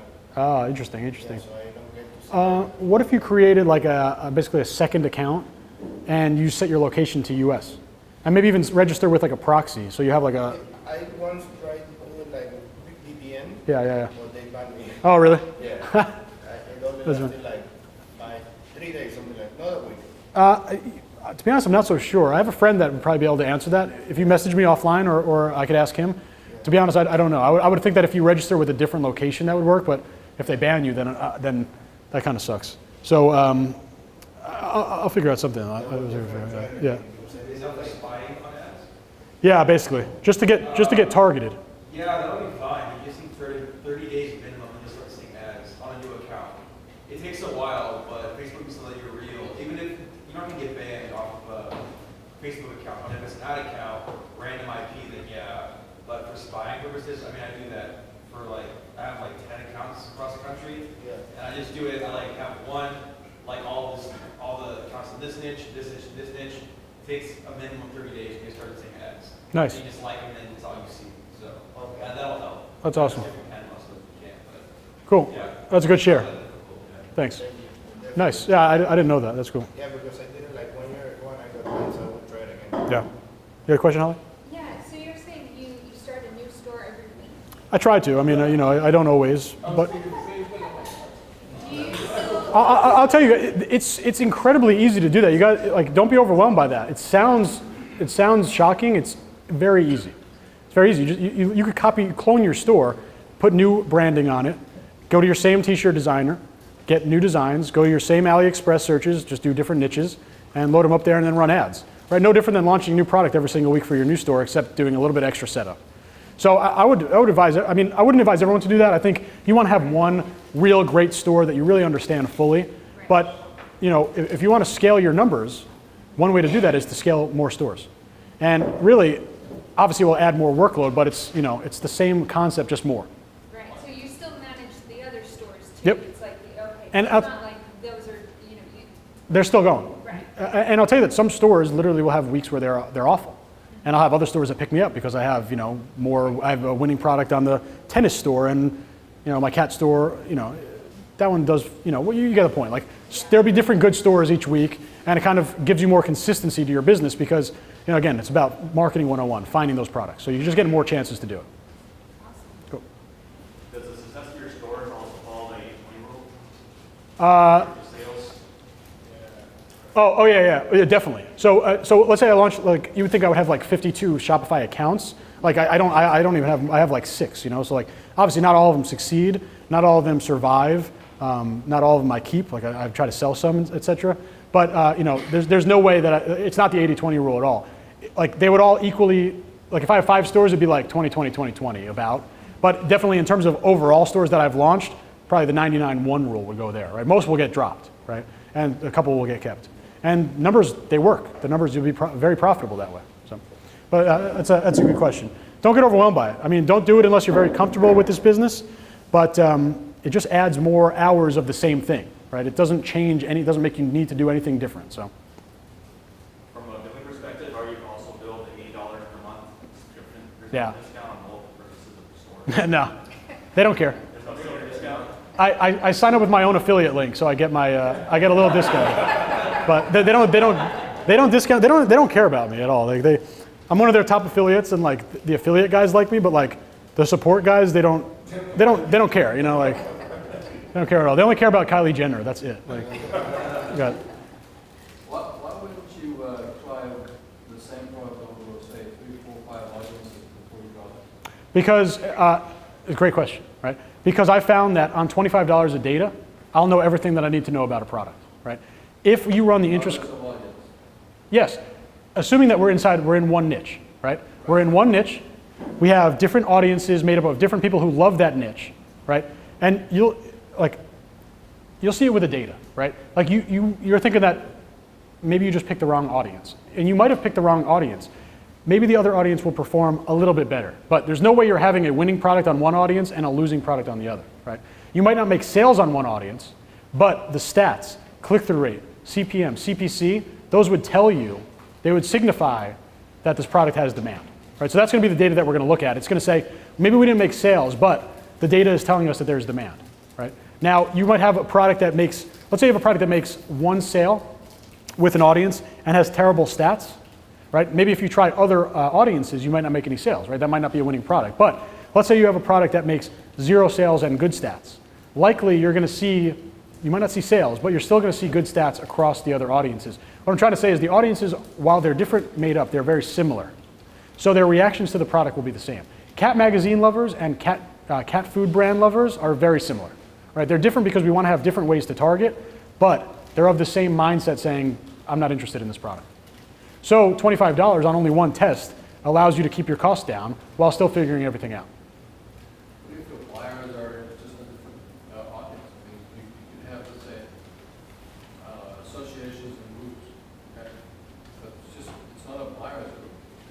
And magazines or similar shops is a buyer's group, but you're testing it only against this one. True, right, but a buying group, let's say you got all these people that say, I need this, I want this, they like it, they comment, right? But they don't buy.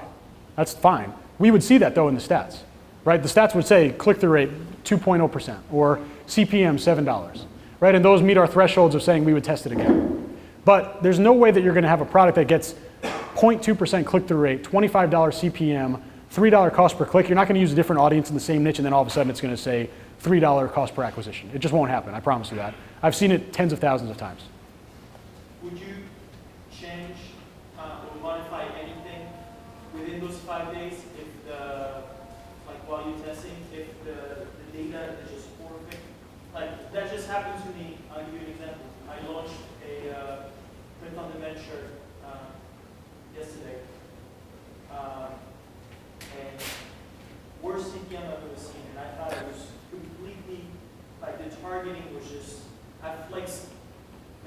audience. Yeah. I thought it was completely on point. I really, I don't want to get emotional, but I think I wanted to design a guide from Econ library. Yeah. And I was getting $40 CPM. It's just absurd. $38 CPM, $40 CPM. I changed the targeting. I said, there's no way I can do anything at $40 CPM, showing it to 30 people.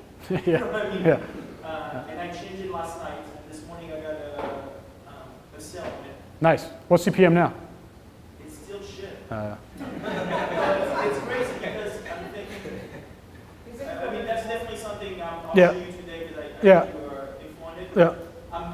Again, you talk about positive ROI. I'm positive on it. It's just one shirt. Yeah. sold. Well, I'll tell you But what I've never seen a CPM of $38 or $40. for a non-retargeting audience, that's pretty ridiculous. Yeah. No, I would say this. And I have a guess at what niche it is, but I'm not exactly sure.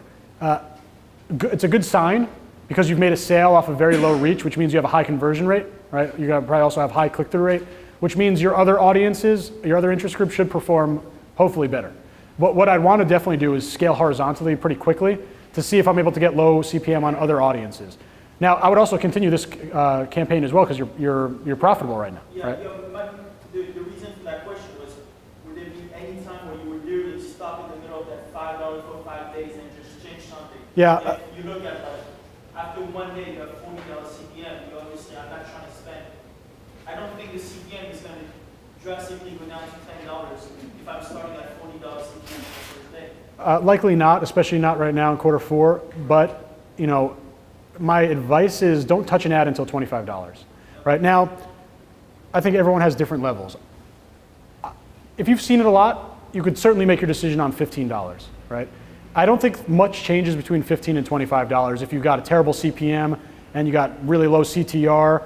But if you're just kind of learning the business, if you're not really totally comfortable, I advise going everything to $25 so you can compare everything apples to apples, right? You got $25 spent here, you got 25 here, you got 25 here, you got this CPM, this CTR, everything is equal, okay? If you're very advanced, right, maybe you see at $15, $16, you got a bad CPM, it's okay to cut it there, okay? But overall, you want to really run to $25, right? Just so you can compare everything evenly. I think kind of let your skill level kind of dictate that. But really, to be safe, you want to go to 25 bucks. Go ahead. Do you know if you 7-day click or 1-day view? That's one. Yep. Or 1-day click? So I do 7-day. So the 7-day, 1-day, 7 and 1 is the default, right? The first one you mentioned. Everyone here should be sticking with the default. Okay. Facebook wants more actions in their time frame, right?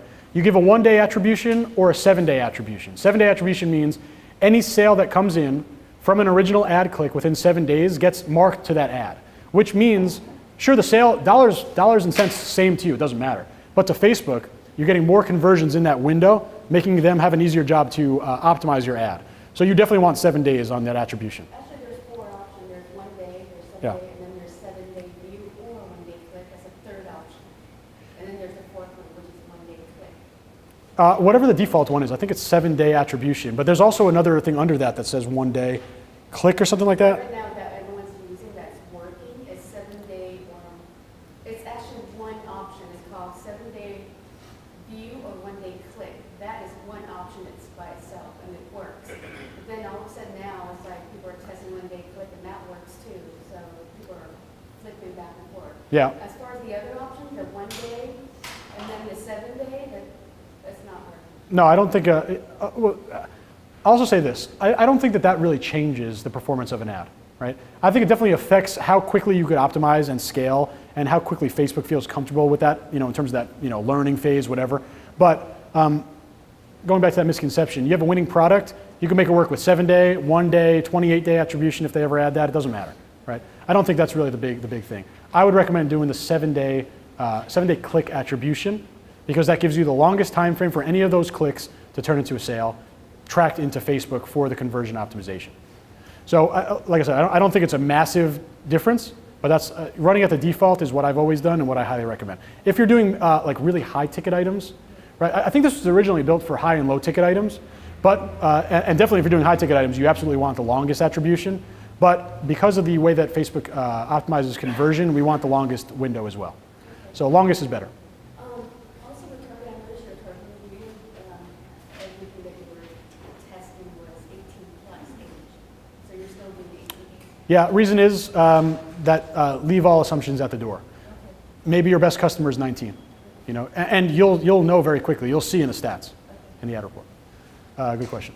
Okay, let's do these three. Is there a question back there? It just had to do a little bit with the don't touch after for the 25 days. It's really fast. Do you ever scale budgets if you start seeing sales in the first couple of days, or you just don't touch it? I'll scale day 2, Okay, definitely. all right, Yeah. Okay, Raphael? Couple of questions. The first one is, what do you think about make cart as a metric to cover an edge at sooner than $25? Okay. But you mean to cut it before? So add to cart, right? Let's say in terms of your overall metrics, right? There would have to be, let's say I get a $20 add to cart through 4 days, right? I still wouldn't cut it, right? Now, if I'm at $15, right? Are you basically trying to figure out how to cut at quicker than $25? Yeah, I mean, if I see that my cart is $15, Yeah, and I know I need 3 or 4 of those before I get a sale, I'm out. true. Fair, right? Are we using t-shirt as a product? I just want to know margin, right? Let's say, Let's say my margin is, I don't know, $30, $40. okay, that's different then. Though at that, you got a $30, $40 margin, right? In terms of being profitable, you only need one sale in that $25 period. So in that scenario, I would keep it to 25 no matter what my add to carts were, because it only takes that one to turn it positive.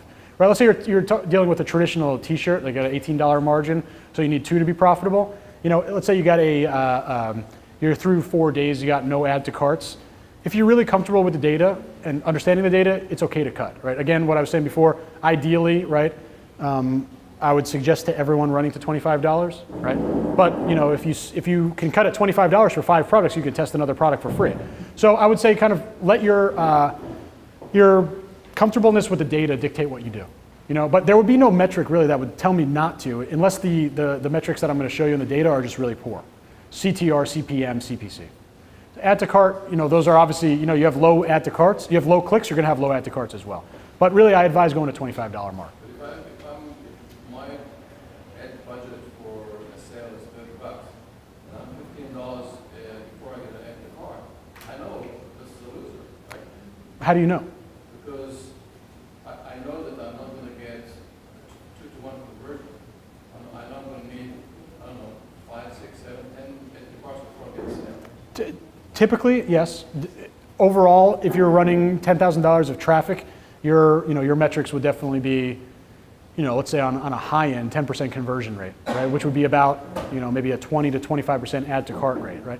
But there are definitely, you know, times, especially you're going into that idea about best of the best of your $5 budget, you could certainly find metrics that are way outside the ordinary, right? You could find 500% ROI on a $5 budget. Not typical across the entire spend and lifetime of your store, but you know, I would highly suggest running, especially with the $30 margin, right? Because it only takes that one, right? And then you look at your margins after your $25 spend, and it's looking pretty good if you had that high of a margin.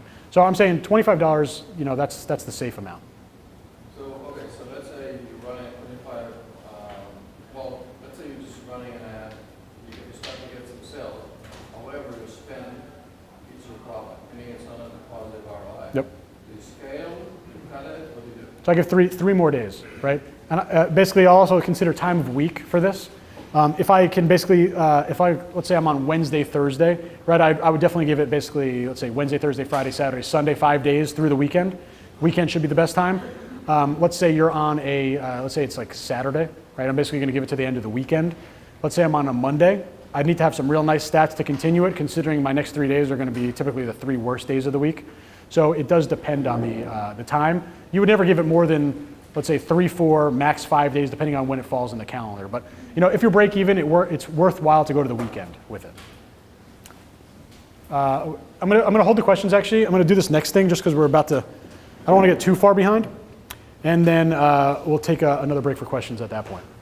Okay, so I'm gonna talk about simplifying the business right now. And we've actually talked about a lot of good things that you might be able to run through this a little bit quicker.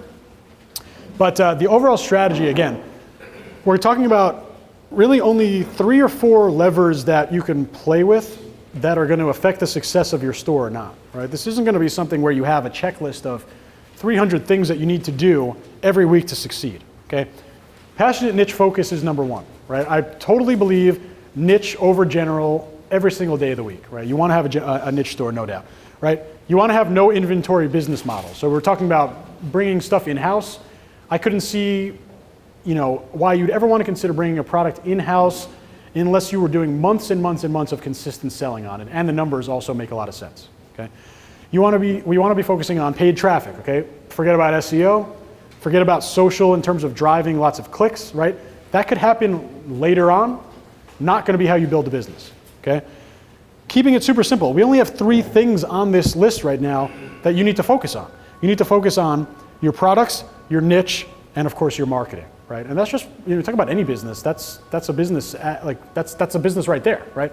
You don't need to overcomplicate things when we're seeing here, right? And when you want to have basically the idea of consistency, right? And this is huge, right? The idea of consistency is going to come into basically these 3 points, right? Every week, every single week, right? You're going to be finding intriguing products, right? You're doing product research every single week, right? If you did great product research for this week, I don't care. Next week, you need to do great product research. And then after that, you need to do another week of great product research. And then the next week, you need to do product research again. It never ends, right? We talked about playing the volume game, right? You need to always have products ready to go every single week. And I'm going to go over a little schedule as well. You want to obviously match your products to buyers via Facebook ads, right? That's your marketing 101. That's where you're going to do your initial targeting research for your niche. You're going to match up your product with the group of targeting that you think is going to produce the sale. Marketing 101, right? You're going to cut your losers quick, $25. You're going to scale your winners even quicker, right? You're going to take your winners, you're going to scale out of that $5 budget. These 3 steps, these 3 things right here. There's also customer service. There is maybe like managing your apps, stuff like that, right? Scaling is not on this list, but it's included in number 3. This is the entire business. This is it. On this one slide, this is the entire business. There's nothing more that you need to focus on outside of this. Put 99.9% of your energy into these 3 points every single week. That's all you need to do to succeed, right? Obviously, I'm oversimplifying it in terms of doing number 2 specifically, right? Finding good products and matching them up. But these are the only 3 things that you have to focus on every single week, right? You could see why, if you do these well, it would be easy to add more stores to your arsenal, right? It would be easy to scale up and spend lots of money on an ad if these are the three things that you need to focus on every week, right? That's it. There's nothing else here, right? Customer service you can outsource, right? And if you're not outsourcing it, it's probably because you're at a point where it's just not that time consuming for you yet, right? These 3 things carry you for the entire store. And product research, in one word, that word is intrigue, okay? And I'm going to really go over this in the next section, but you'll never be able to develop the skill of researching winning products. That does not exist. That is not a skill that has existed. You laugh, but it's true. You can never research a winning product, ever. I can't research it either. It's not like no one has that skill, right? You can certainly test products, and you can increase your chances of finding successful tests by understanding what intrigues people in your niche. Okay, that's product research, okay? Products are your ammo, right? Products are your ammo. When do you run out of ammo? When you don't have any more products to launch, right? When do you stop making money in your store? When you stop launching products. Okay, one of the first kind of, I guess, memes that you would call it, or sayings or whatever, in the print-on-demand space, like Teespring when it first came out, 2012, 2013, revenue per day directly proportionate to launches per day, okay? You launch 1 product a day, you'll make X amount of revenue. You launch 2 products a day, you launch 2x the revenue. You launch 3 products a day, you launch 3x the revenue, right? The more products you launch, the more chances you'll find the winner, the more opportunities you have to scale, the more money you're going to make. Okay? You want to make more money in the business, you want to guarantee you make money in this business, you launch a ridiculous amount of products every single week. Okay? Every week without fail. Okay? Now, what I like to do, I'll have a spreadsheet, like a Google Sheet document or even something on my phone. Basically, in that is going to be tens, if not hundreds of product ideas. Screenshots, memes, posters, pictures of people that I come across at the gym. I found a winning t-shirt at the gym that I adapted to another niche. I literally went up to the guy and said, let me take a picture of your shirt. He thought I was weird, and I made like $50,000 off, I should tell him. But anywhere, you're in product research mode 24/7, right? So you got this big database to take pictures, screenshots, links to AliExpress, links to Amazon, links to anywhere, right? A YouTube video, whatever. Anything that is a product idea or an actual product that you would store, or that you would list in your store, you put in this big spreadsheet. You come on Thursday morning or Wednesday morning, whatever day you set to do your product launching, you don't need to do product research. You come to your list and it's already done for you. Okay? So you want to be in 24/7 product research mode. You want to build up this big product spreadsheet until you have 100 plus items that are ready to go. And if you're launching 10 products a week, that means you've got your next 10 weeks mapped out right there. Okay? You talk about consistency, you could have it all in one spreadsheet. Okay? Number 2, marketing 101, right? Matching the right product up with the right customer. This is going to be all about our Facebook ads targeting and our Facebook ads strategy. Okay, we're going to go over that later. Okay, products are a dime a dozen, right? You literally just heard me say, get a list of 100 plus products. I guarantee you, you'll never have 100 plus targeting options in your niche. So while products are a dime a dozen, targeting is not. Okay, so you never want to skimp on your targeting research. We're going to go over targeting later today, but you need to make sure that you have your targeting spot on before you start. Okay, now which targeting group is going to be the best? You'll never know until you test. Okay, but you need to identify every single option that you have. Okay, products deserve one test. We kind of talked about this in some of the questions that you guys had. Every single product deserves one test. I promise you, you'll never miss out on a winner as long as you pay attention to the right stats. Okay, number 3, cutting and scaling. Every single ad runs to $25, right? We talked about some little exceptions to that rule if you get comfortable with it. But the reason that we do $25, I told you, apples to apples comparison. Right, you're able to start ranking your interest groups and saying, this interest group, this targeting option gave me a $10 CPM. This targeting group gave me a $40 CPM, like Cyril's example, right?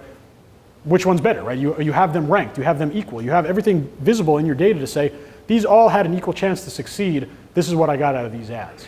Right, so that's why $25 is so important, and you see down here at the end, right? You only have 3 decisions to make at the end, right? You're profitable, you're gonna scale, right? You're negative, you're gonna cut. Your break even, you're going to continue it for a few more days, basically until you can figure out this example again. Okay? Keep it super simple. Right? There's no other scenario. Right? You'll notice that what I definitely don't have on the screen is great ad stats. Right? No one cares. Right? No one cares about great ad stats. You're profitable or you're not. Right? Your CPM doesn't make you money. Right? Your sales do. Okay? So this is just a little kind of graphic walkthrough of what you'd want to do.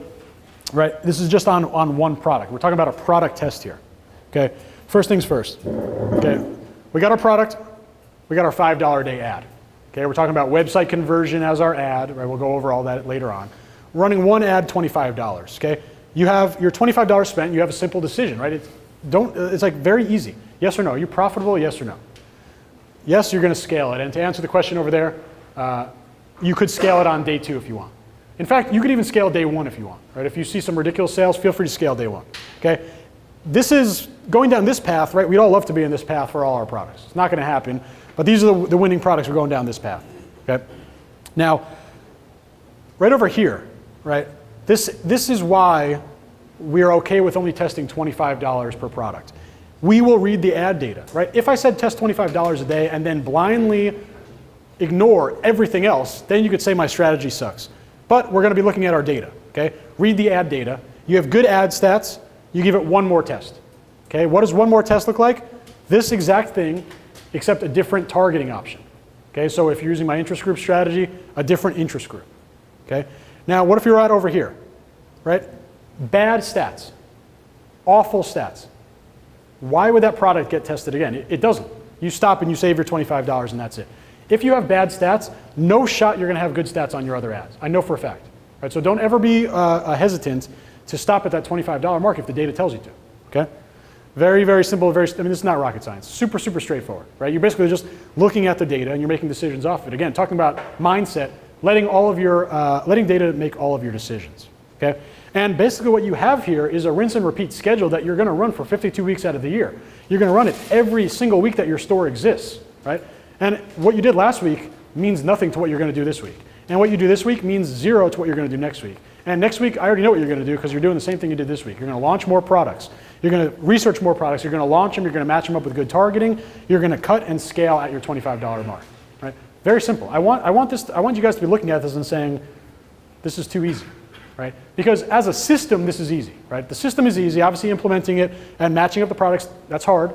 Right? That's the challenging part. But running this business is incredibly easy. You got you got your product research, you got maybe your designer to actually create the designs if you're doing print on demand. You've got your day to add products to your store. You've got your targeting already set up because you've done that at the beginning of your niche. You've got your day to launch your ads, create the ad posts, create the ad graphics. You've got 5 days in between there where you're going and doing everything else, right? Product research for the next week, et cetera, et cetera. And then you're getting to the end. Typically, it's going to be about on Monday where you're going to run your $25, or you're going to look at your $25 cut and scale decision. And this is an actual day-to-day schedule, right? And I'll tell you that, I won't tell you who, but someone in this room implemented this schedule and did very well with it.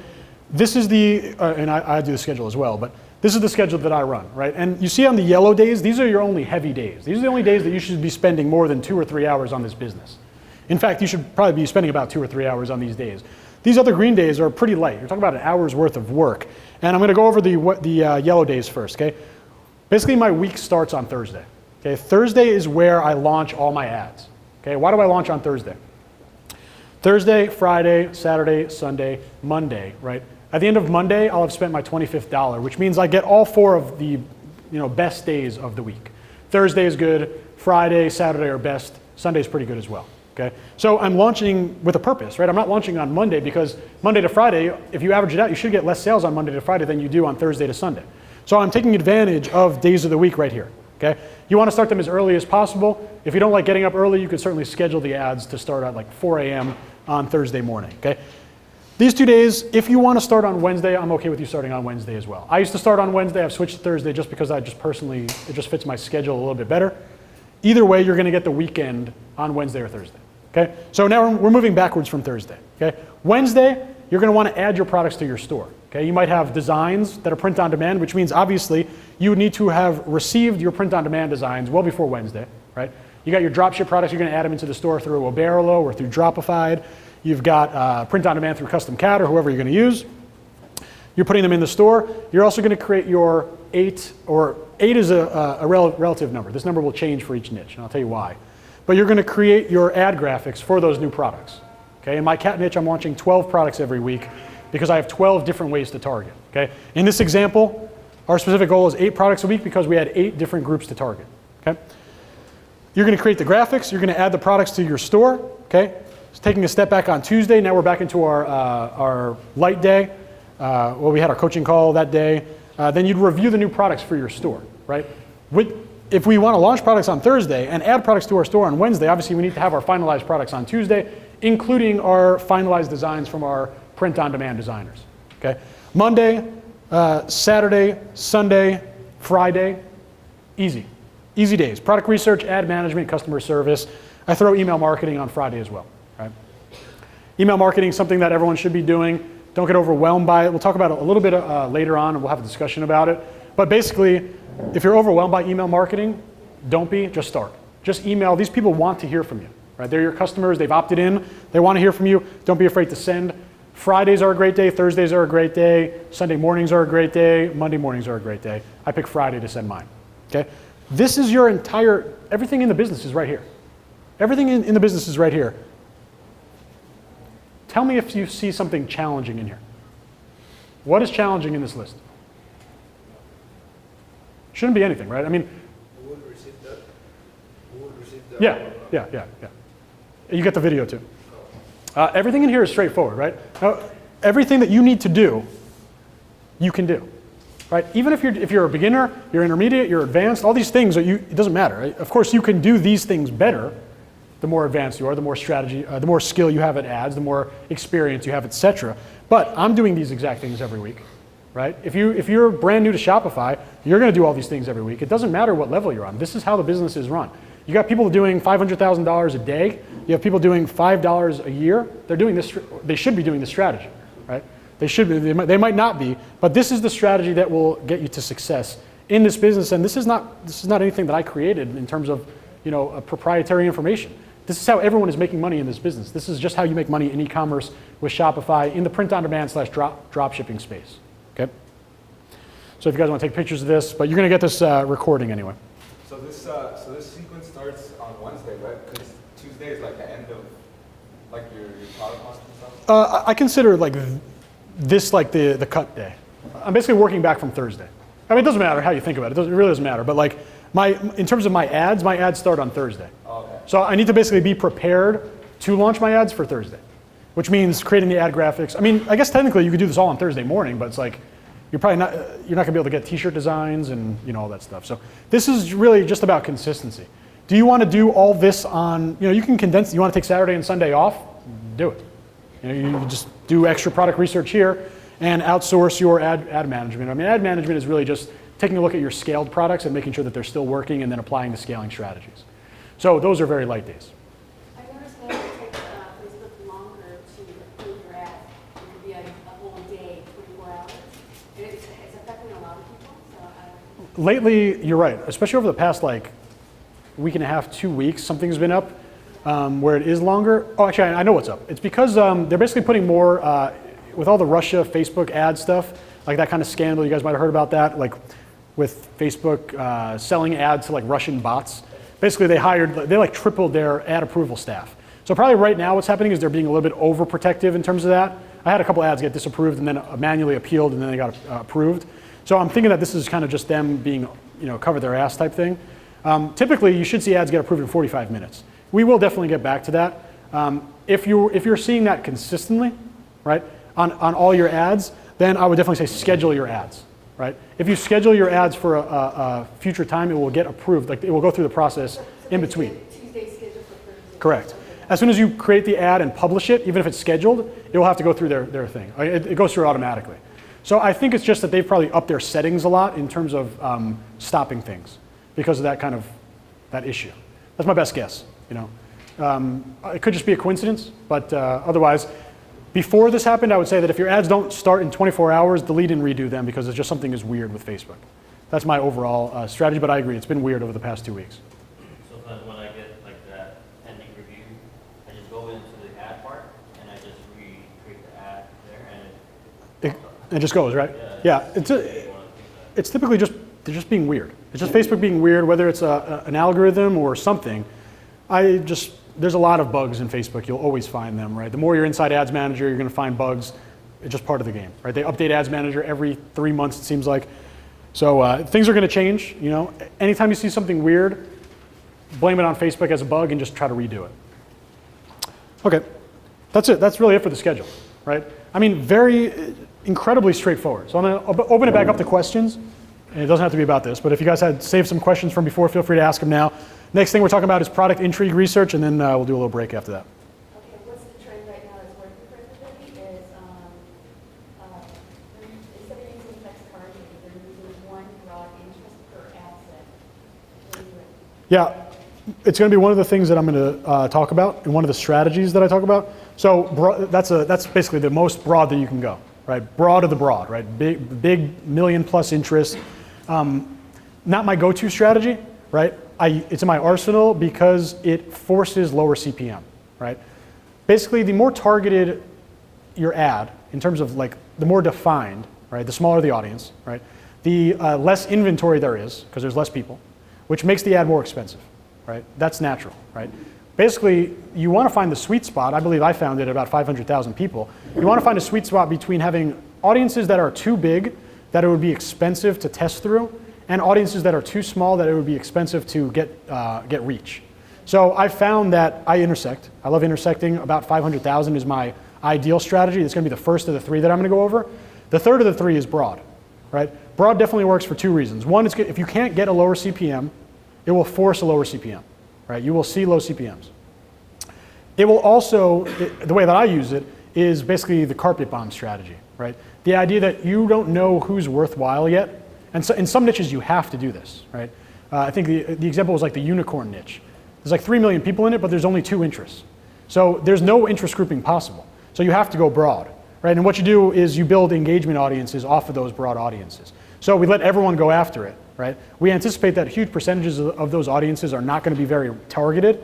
And then we're going to go basically after custom audiences, page-based audiences off of people who have engaged, lookalike audiences off of these people. So basically, if you're doing broad only, I find that it's going to be more expensive because those broad audiences alone typically won't perform as well as your other audiences. So it definitely still works, right? But I think it's a little bit more expensive. You'll see as I describe it. You're going to need to basically create audiences off of those broad audiences to really find the huge click-through rates that work. I like broad, but I'm more interested in about 500,000 to with intersex in there. That's for testing, right?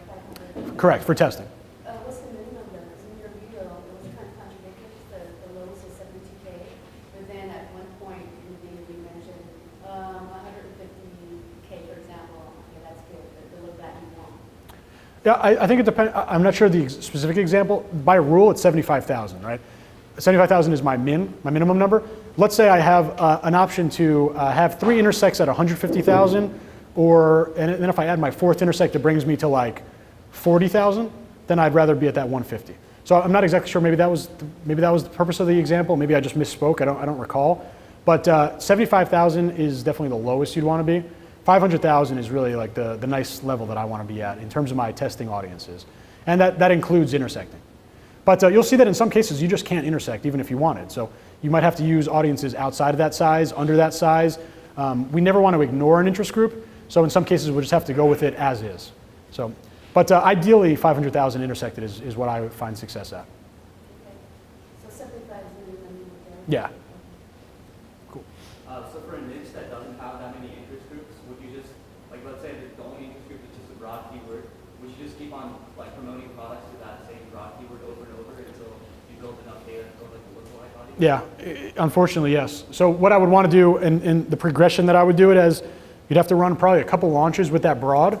The first audience you'd be able to build would be a page-based engagement audience off of anyone who's engaged with that ad, or the multiple ads from that audience. So then you have the broad audience, then you have the page engagers. Depending on that size, you could immediately build a lookalike audience on that. I'd probably want to be at least, let's say on a page-based audience, 1,500 to 2,000 to build that audience. So that could be your third audience. Your fourth audience would be your retargeting audience. Then, of course, your lookalike audience off of that. So it would take you a while, but you'd have to hammer that main interest for a while until you could build the audience off of that. But you would be able to get up to 5 audiences afterwards. I know you've done that. So, yeah. Okay, any other questions? Oh, go ahead.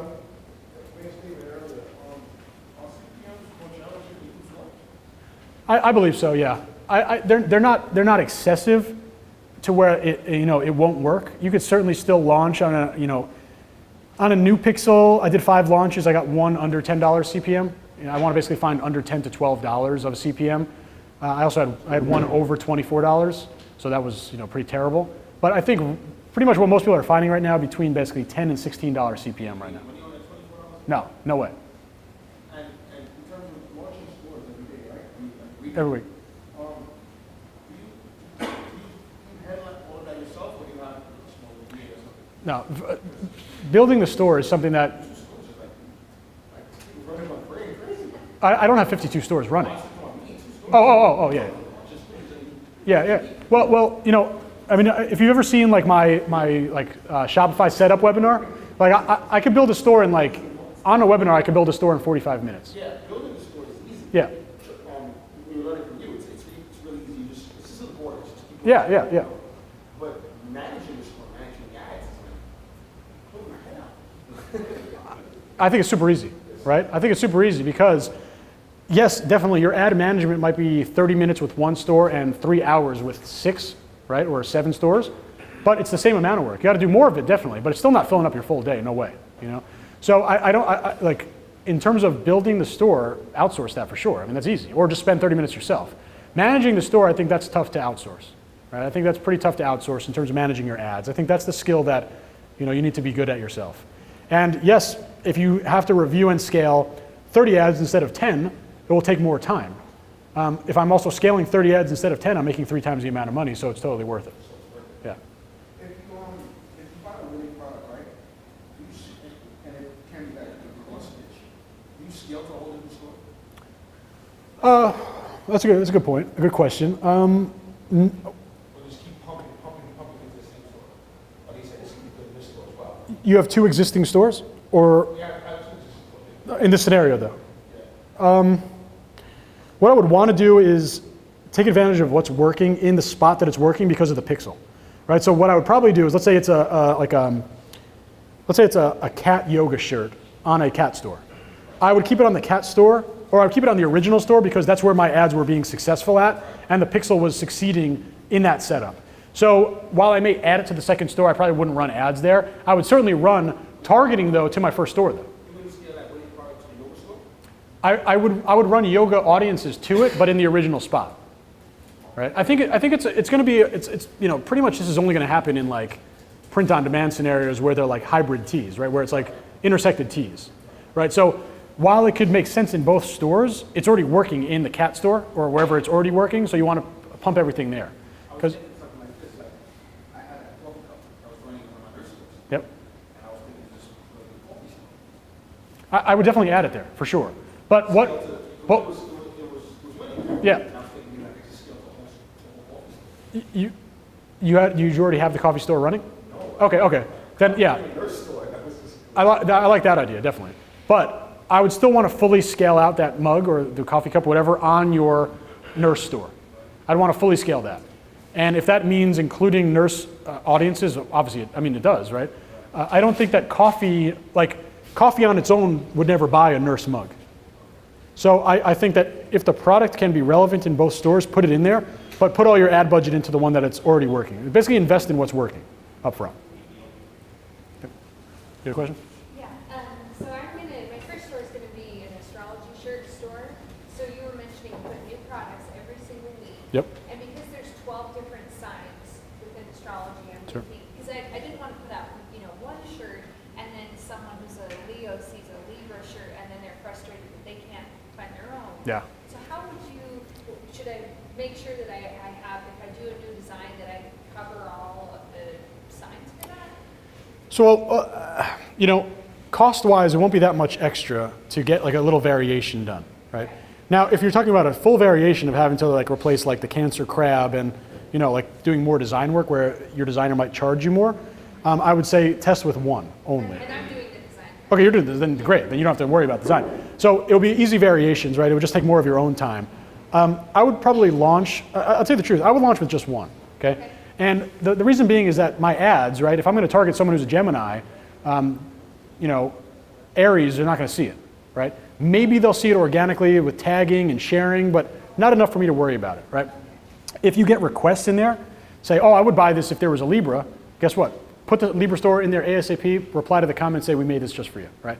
But overall, I think you just wanna run with one design. And here's what you have a huge advantage. You're kind of like in the dog breed sub-niche niche thing. You got a design that works for Libras, it's gonna work for everyone else as well, as long as it's not specific to Libra, right?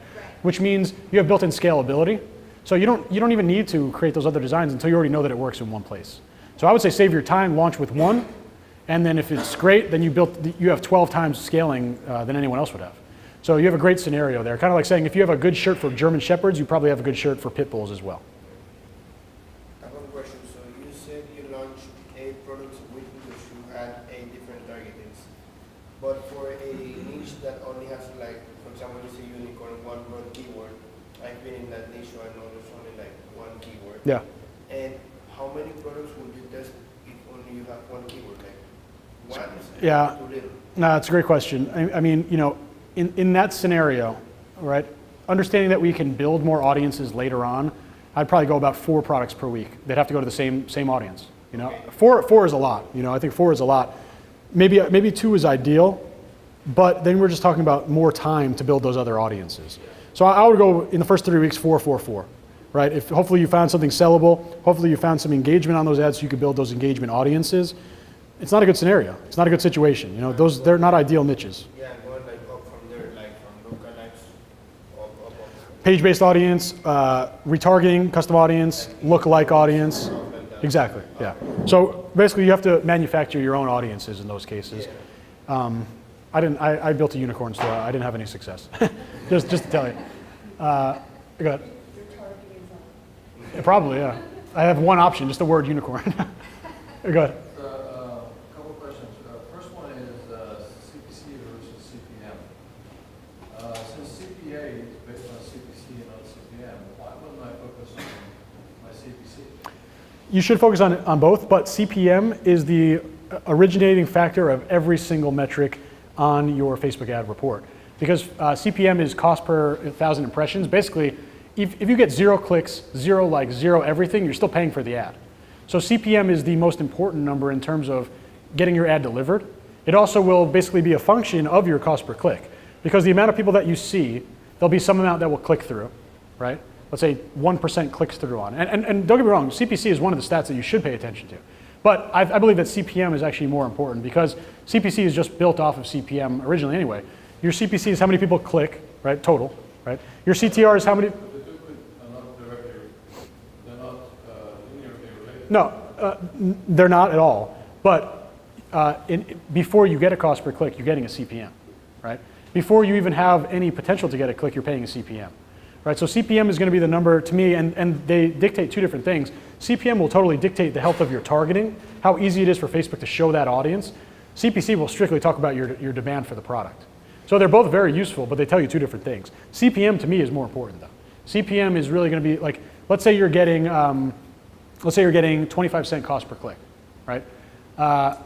But you're unable to, if you're getting 25-cent cost per click, you have two things going on. You either have a really low CPM, so you're just showing it to a lot of people and you have a low CTR, or you have a other number CPM, moderate or high CPM, and you have a high click-through rate. In either case, CPC is only telling you one thing.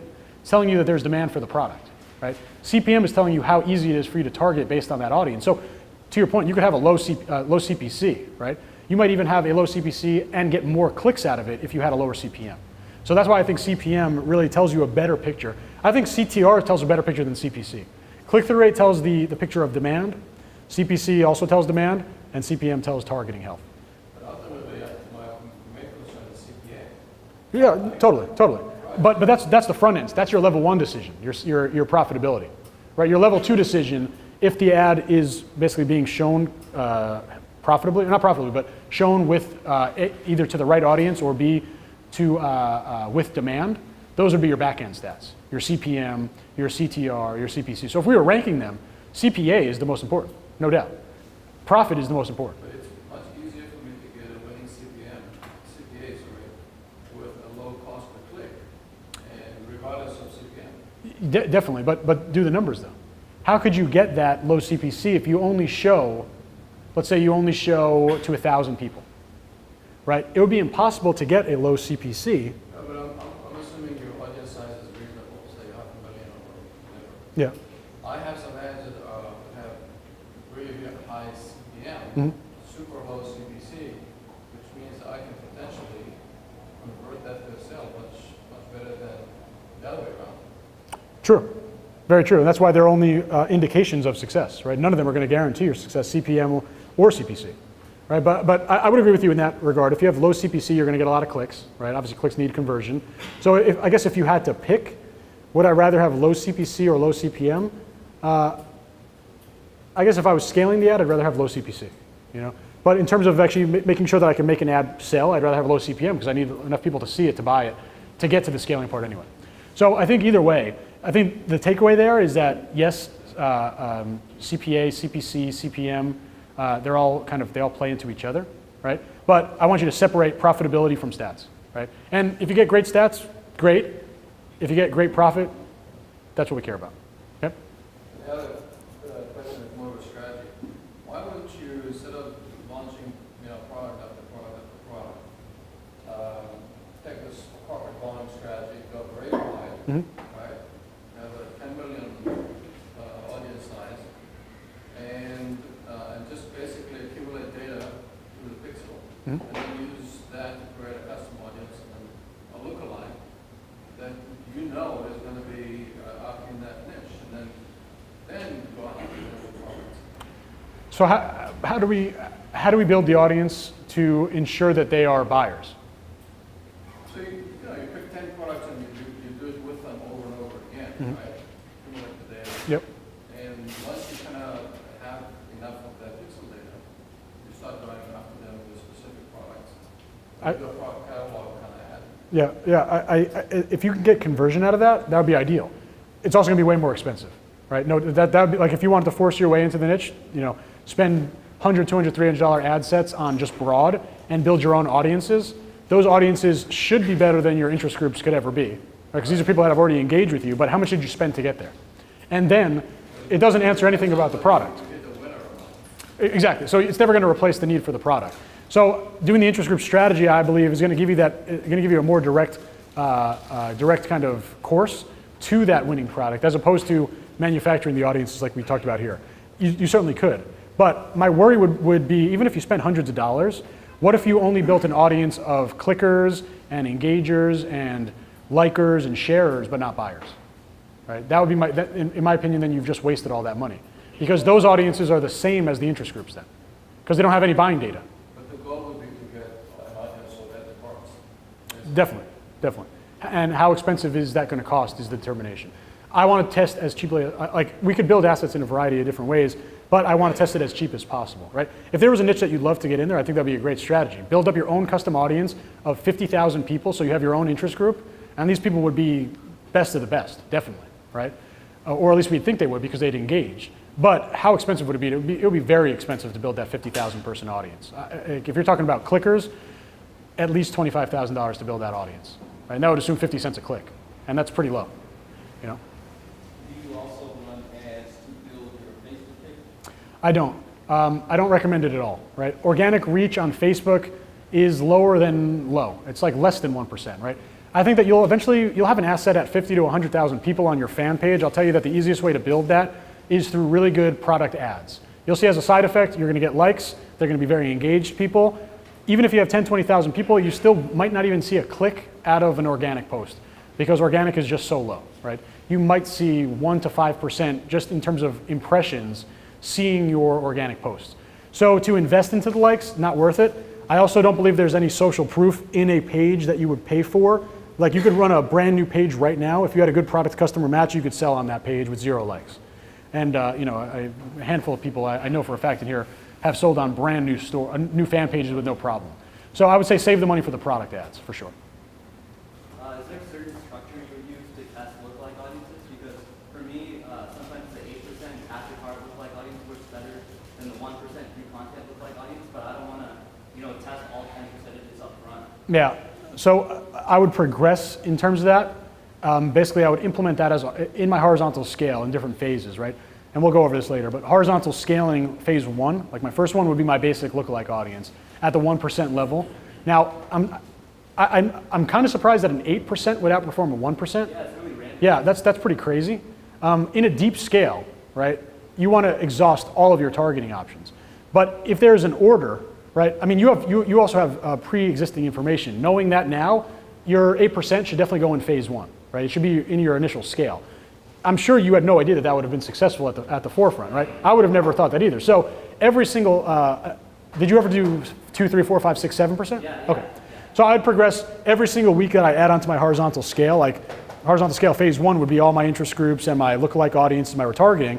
But maybe if I have other lookalike audiences, for example, international lookalike audiences, 2, 3, 4, 5, 6%, I would be adding those on every week. What I would typically do is add 2%. If that works, I'd go to 3.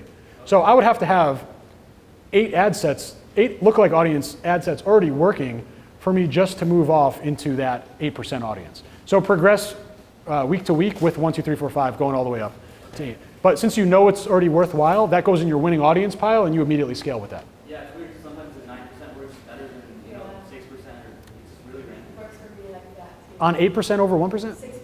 And that's excluding everything under it. So it's Yeah. Yeah, definitely. I mean, that just shows how, it's really hit or miss. yeah. It's the one thing I always write off for Facebook for things like that are weird is that we're dealing with people, right? And they still, like, regardless of what our percentages is and our conversion rate and whatever, people still need to actually make the decision to buy. And I think that, you know, you see a 6%, you see an 8%, I have a 4% that performs really well. I have no 2% that have ever performed well. I mean, it's just random, you know? 20% too, that performs really well. You have a 20%? Yeah. I do 3% with a broad keyword. Yeah. So that's something that definitely test on lookalike. You know, if you find, and this is what I do for lookalikes, right? You do your lookalike audience, and it's hit or miss. You put nothing else in it, just a lookalike audience, right? You see your CPM, right? You get a $15 or higher CPM on a lookalike audience. You have to add another interest in there, because basically it's saying your lookalike audience is not built properly. It's not that you did anything wrong, but Facebook didn't have enough good information there. So that's what I would do in that case, Roger. I would be adding in, or I call it splicing in, a big broad interest, right? And that shrinks the audience tremendously, make sure that they're all laser targeted. They should have been laser targeted in the first place, but you know, Facebook doesn't do a good job all the I time. have one more question. Like 6 months ago, I sold a unicorn case, and I only did like the broad keyword unicorn, and I put the iPhone users. Yeah, And we sold like 6,000 items. Awesome. It was crazy. But now I'm doing like print on demand. I want to do teachers. Do you recommend me like doing unicorns, flex with like teacher, like broad, or something like that, or just the unicorn broad keyword? I think you did a great job for you put in mobile device user, right, the behavior for phone, right? You have to do that for your phones. Yeah. That's it though. In fact, that's really the only behavior that I like using. The mobile device users. I believe that most other behaviors, apart from those ones about Facebook page admins, you might have seen that video I posted, like behaviors, they're not accurate, you know? So in your example, absolutely not. You don't need to, I don't even think you can qualify people as t-shirt buyers or not. Every consumer is a t-shirt buyer. So if they're in your niche, like if it's yoga, you just do your yoga related stuff. You had to do that for your phone case because you don't want a Galaxy user buying an iPhone case, right? But that's really just a kind of a specific scenario that you do that. Like for iPhones and for Samsung users. Yeah, yeah, 6,000 is a great result. That's a Yeah, good job. it was good. Is it free plus shipping or retail? No, retail. Nice. But the funny thing is that I had a huge lookalike, and I tried another unicorn products with huge lookalike, like 6,000 buyers, and it didn't work at all. Hmm. Yeah. I mean, I don't feel surprised at all. You know, you could tell me 10 of those stories, I'd say, you know, just a product, you know, so.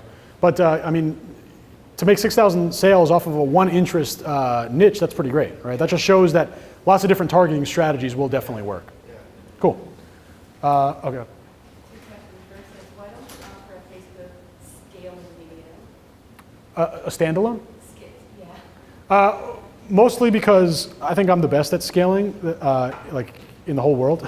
And I put it inside my main program because basically just as like a motivation to join my main program, my t-shirt bootcamp.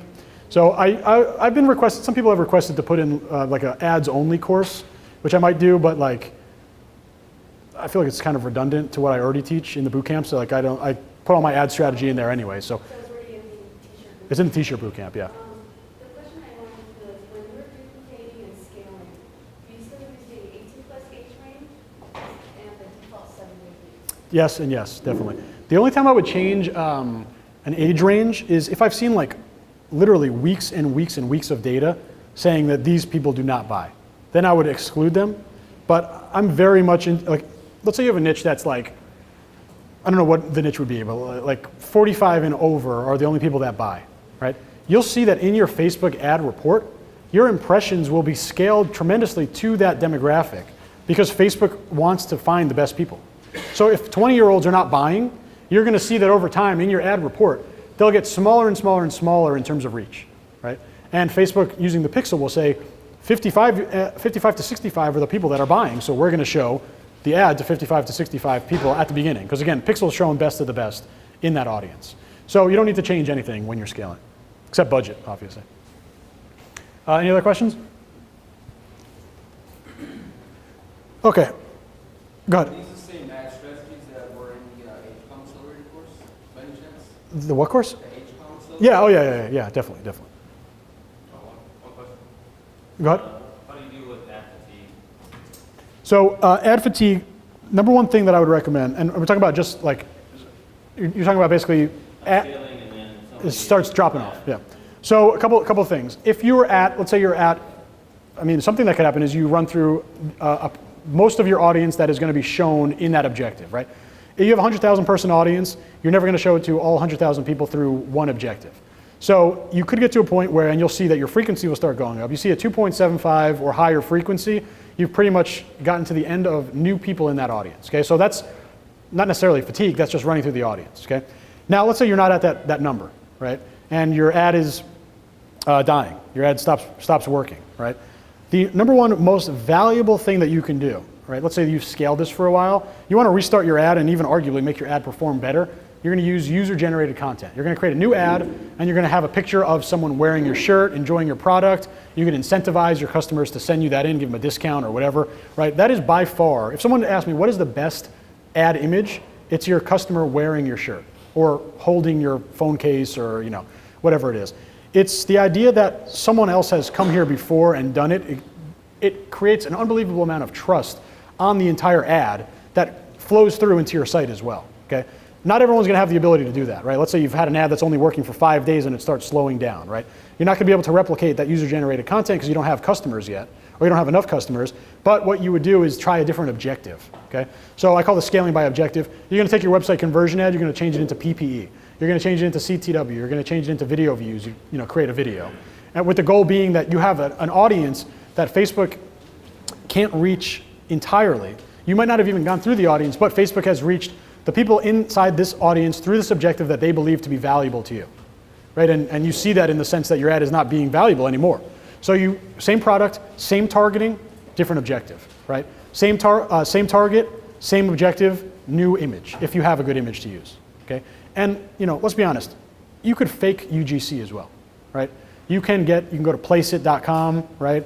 And get a mock-up of someone, and maybe you change the copy and say, you know, look at our, you know, over 500 happy customers like this one, right? You could replicate UGC, but the idea is that UGC is very, very powerful. It's the ideal ad image that's out there. So you could either try different objective, try different images, or if you've exhausted your audience, try different audience. Make sense? Cool. What is it true that, because I know you can scale from objective conversion to PPE, but I heard a few people talking about if you're only doing purchase as an objective, you should add to cart and show it to other people as well. So that kind of changes it up, because there's more people who can add to cart or do content. So is that... I totally agree with that, and I feel like that, I didn't mention that, but that is scaling by objective as well. So that's technically scaling by event inside the website conversion objective, but definitely, right, same idea. Right? You could even go back, because I recommend doing website conversion purchase as long as you're not a new store. You can go back and do website conversion add to cart. I mean, really, like when you're scaling, you want to exhaust all options. You could even do website conversion view content. Like you just want to do everything. You know, like when you're that deep into a scale, try everything. And scaling by objective is, I think, fourth on my scaling thing. So like there's like 10 things, and it's going to be like the fourth one that you do. So, you know, you can get much deeper as well and start adding as many audiences as you can find. Okay. So let's talk about product intrigue when we're talking about product research. Okay? And we want to talk about really what exactly are we looking for when we're doing product research. And I kind of teased this already before. What exactly is a winning product, right? What exactly is a winning product? Is this something that is sold a lot on AliExpress, or something that gets a lot of comments and shares? This is something that is ranked highly in, you know, different databases like T-Spy or Shopify or whatever, and the answer is no to all of those questions, right? We already talked about it. A winning product, you can never know what a winning product is during research, right? A winning product you can only find during testing, okay? So this should make it feel a lot easier for you guys, right? You can never fail during product research. The only way you fail at product research is if you don't do any research at all, right? If you're not doing research, then you're not gonna have products to launch, and they'll never turn into winners. But there's no product on AliExpress right now that I know is a winner, because everyone has different setup. They're gonna have different ads, different fan page, different pixel, different ad copy, different ad image, different product page layout, different site, of course, right? Different pricing, different upsells, so many different factors that can change just in between looking at a product and looking at its stats and then actually having it convert on your store. So a winning product is simply one that makes you money, right? What we need to do, we need to simply increase our odds, right? All we can ask for is increasing our odds to basically drop that ratio down. So this goes hand in hand with the idea of living inside the niche, right? What is going to make a potential customer pay attention, right? And I think a really interesting way to think about it is, you know, you got your phone, right? And you're scrolling through, you're thumbing through Facebook nonstop, right? And let's say you like dogs, right? What is going to stop you from, what is going to make you stop on your newsfeed, right? That is intrigue, right? It's not what's going to make you take your credit card out. We don't know that yet. Like everyone is going to be different, right? We can't make generalizations about this is going to be what people are going to take their credit card out. Yeah, these are not. But I'm going through here. My goal as a Facebook marketer, I need people to stop. I need them to stop when they're scrolling and give me 2 seconds of their attention, because I know that I'm going to get the targeting right?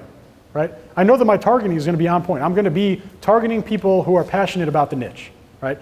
I know that I'm going to be able to get a good ad image, a good ad objective, all that. I'm going to get the setup right. I'm going to get the nuts and bolts right. I need to do the marketing. I need to do the marketing 101. This can never be ignored. We need to do the matching, the product to customer match. How am I going to get them to stop on here? They need to be intrigued by the product. They need to say, this speaks to me, right? They might not say this is going to be purchasable, right? But the first thing, we're talking about CPM as the first basis of what you're paying for, cost per impression, right? We need them to get the impression. We need to get the view. And to do that, it's all about intrigue, okay? To be honest, it's challenging to try to teach this concept, right? Like the traditional way that you've heard it taught is, look for things that have high order counts, right? Have things that have high social proof, like a lot of shares and a lot of comments. And that is very, very valuable, right? But it's more about the idea that you need to know, again, what is going to create the attention, or what is going to give the attention, right? And I definitely think that different variable factors kind of plays into this. And we're talking about the idea of what will resonate with the niche. And I think that this is something you certainly can learn, right? And I think this goes in hand. Living inside the niche is something that you would do before you do product research intrigue, but it's the same concept, right? And it's about going into social and literally seeing, if you see something with thousands of likes, right? In the most basic form, that means people had stopped their scrolling to pay attention, okay? So you have that data point right there. This is something that has stopped people from scrolling the newsfeed, right? You got 10 million data points on Facebook, a million different stories that they're scrolling through. Why did this make them stop, right? That's a question that I can't answer for you. You need to answer that in terms of just kind of understanding, reading the comments, seeing the engagement, right? Are people responding very positively to humorous things, right? Some niches are dominated by funny memes, funny pictures, and effectively funny t-shirts when they go down print on demand, right?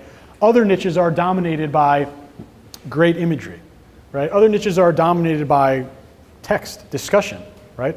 Other niches are dominated by products, right? Maybe you can't get, maybe you enter a niche and all you see is a popular product, right? What you'll find is over and over and over, there are going to be themes, without a doubt. There are going to be themes across the niche that cause people to pay attention, that resonate, right? It's your job to find those themes, right? Now, I'll give you an example of a theme. Humor might be a theme that would be able to work, right? Now, humor, obviously, let's say we find an image that is really funny, or a meme that's really funny. You got 100,000 likes, 10,000 shares, right? Or maybe you see it on Pinterest. It's got 5,000 repins, right? What do we know about that specific message? Well, we could pull a couple different insight pieces out of that. Number one, we could understand that whatever is on the message of the image, or the message of whatever that piece of content, it resonates with people, okay? So we could start to kind of understand the voice of the niche, right? Directly tied in with the voice, we could understand I guess this kind of is voice, right? The tone, right? Is it a serious niche? Is it a humorous niche, right? I think most of the time you're going to find these passion niches, when you're finding huge engagement type things, it's going to call out on two levels of passion. You're going to either see the things that are super towards positive engagement, funny type stuff. You're going to see stuff that is totally towards pulling at the heartstrings, right? Negative videos, emotional videos, and each niche will have their own, right? Some niches will be predominantly positive. Hopefully you'd be entering those niches where you're going to be finding lots of positive messages, and you're going to build off of that. In the direct sense of actually using products for this, or building products off of this, right, we have two lines to go down. Print on demand is very straightforward, right? Print on demand, as we were discussing earlier, you get a t-shirt, you get a meme, right? That's a direct t-shirt that you can make, right? You get and this applies outside of your niche as well. You find a really cool meme in another niche, you think about how you can apply it to that niche, right? You got a funny cat meme, make it a funny dog meme, right? Let's say you see a meme that you think is funny and has like 13 likes, right? That also tells you something, right? That wasn't interesting enough to get people to stop, right? So not only are you looking for the things that have huge like numbers, you're also looking for the things that have bombed, right? You want to see what's on a fan page. You got a big cat fan page that's getting 10,000 likes per post, and then all of a sudden this one has 300.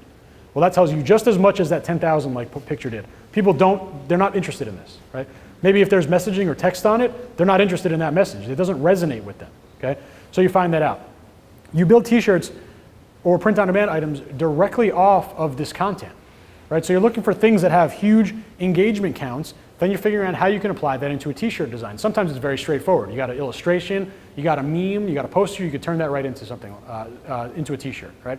You got something that is a little bit less, you know, for lack of a better word, like internet meme, where it's more of just like an image or like an article or something like that. You got to do a little bit more digging, right? Look into it and see like what are the pain points, or more importantly, the passion points that are being discussed in that article, in that video, right? Maybe there's a video about cat rescues, right? And maybe no one wants to wear a t-shirt of, you know, Los Angeles cat rescue, But maybe there's some theme in that article that, again, you being inside the niche really resonated with you, right? Maybe there's something that you saw that was quoted or comments referenced it over and over, right? Those are things that you're gonna have to pull out, right? You can see that it's pretty challenging to even describe this concept, right? It's not something that is, it's not like 1 + 1 = 2. Like there is, you have to basically do digging, right? You have to spend time in the niche. There's no way around spending time in the niche to figure out what resonates. But I promise you, when you do spend the time in there, when you pay attention, not only to the content, but how people reply and interact to the content, that's the intrigue right there, okay? That's the intrigue. It's really all about, what people resonate with. And just looking at some examples, right? I'll go through social. Facebook, you want to find likes, shares, comments, right? Pinterest, you want to find comments and repins, okay? On Twitter, obviously, you want to find comments and retweets, right? Each social network's going to have their own. Now, a lot of people ask me, is there a metric, like, do I have to have 10,000 likes for it to be good? And the answer is no, because it's a relative number, okay?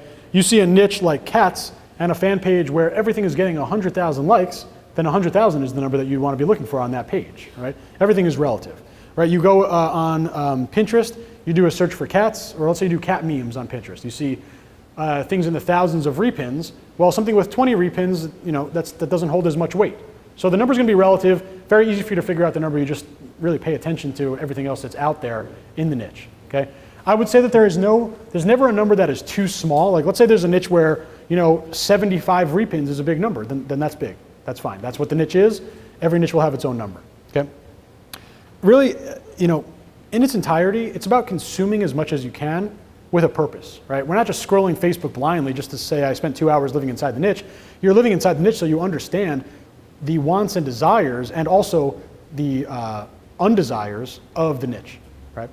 So really, what's going to get the most likes, right? What's going to get the most attention? What's going to consistently get attention? That's what your product catalog should look like. You should run through your product catalog in your store as being someone in your niche, and you should say yes to this question for every product. Is this product intriguing? Should be yes. If you're scrolling through your store and you don't think a product is intriguing, why on earth would anyone ever stop scrolling the news feed to see it? If you're already on your store and if you don't believe that product is intriguing, why would anyone stop on a Facebook news feed where all their friends, their family, all their likes are constantly being shown them? They're never going to give you any attention. Wouldn't that be subjective if it's t-shirts? Yes, definitely. And that's where you get into the point where you need to be emotionless when you're testing, right? You think it's a great design, or even, let's say not even you, 100,000 people thought it was a great meme. You launch the shirt, you get 0 sales. It's frustrating, but you didn't make any sales on the shirt. The meme made you 0 money. You have to cut it at that mark. So I agree, definitely subjective, but the data is never subjective, right? So intrigue is definitely subjective, but it's a skill that you can learn and develop. So I think that not only do you need to be good at intrigue, you need to be good at intrigue not just in your own mind, but of what, and that's why the social cues are so important, right? Let's say 100,000 people say it's great and you think it's not, most likely you're wrong, right? So in terms of the niche. So it's a great question, but data will kind of tell you what to do there. Go ahead. I was just going to add to that. I mean, it's just like, when there's a good design. And I think a lot of it comes down to, we're hardwired to notice certain things. And so, I mean, if something is an awesome meme, it doesn't always translate well into a t-shirt because Yeah. it could be 2 different things. Totally. I think that's very well said. It's adapting it to a t-shirt. I think it's the most, it's the easiest connection to make from an image to a product, but like I said, it doesn't always translate, right? And a lot of the times you'll find, you'll see the comments, people saying, I need this, I want this. They probably agree with the message, but they just might not want to walk around with it on their chest, right? When you wear a t-shirt, you're a walking billboard for whatever's on your chest, right? I've read your t-shirt 20,000 times already. I don't even know what it says, but it's a legitimate, it's a billboard for you, right? I'm associating it, and especially now that I know your niche, right? I'm associating, you with that entire niche now, because it's a billboard for your shirt, right? So I totally agree with your point. Won't always translate, but sometimes we obviously want it to. Well, then you get into copyright infringements and all kinds of stuff. Totally. So when I'm talking about memes and everything like that, right, I really want to definitely make sure that you're never copying pixel for pixel, okay? Now, trademark infringement, if we're dealing with cats, if we're dealing with, dogs, yoga, probably not gonna run into it, right? Now you're running a sports niche, tennis, and you want to run a Roger Federer shirt, of course that's trademark infringement, right? So you need to be weary of what you're copying. A meme, not 100% of the time can be copied because of course no one cares about copyright infringement for a meme or anything like that. But overall, you find something that is kind of like public domain, like a funny cat meme. No one owns that. No one owns a trademark on it either. Fair game, right? You find a funny meme about tennis that isn't specific to anyone. Fair game, right? You find a slogan or a trademark or something that makes you think about a trademarked item, then you can't do that, no doubt. And I think that's a big issue in print-on-demand business, the trademark infringement, no doubt about it. I would just say that pick a niche that would never get you down that road in the first place, right? These passion niches outside of like movies and TV and sports, they're pretty much untrademarked, right? They're just fair game. So I'm not okay with copying pixel for pixel. I think it's unethical. Everything else is fair game in print on demand, and unfortunately, I've had some massive t-shirt winners stolen where they just change one pixel and I can't do anything about it. And unfortunately, that's just part of the game, and I'll blame Teespring for that because they set the rules pretty much, and now everyone just runs off of their rules. Even though Teespring is not relevant anymore, it's just kind of how the industry is. So not my favorite part of the industry, but it is what it is, Yeah, go ahead. Okay, when you're using a video ads, Yeah. do you use a CTA? The button, yes. So, well, it depends on how you're going to set it up. If you basically run a video post, like a PPE post, and then you run, so if you just made a page post on your page, right, and add a video, right, you're not going to have the call to action on there, right? If you create a video view ad, then you get to add the call to action.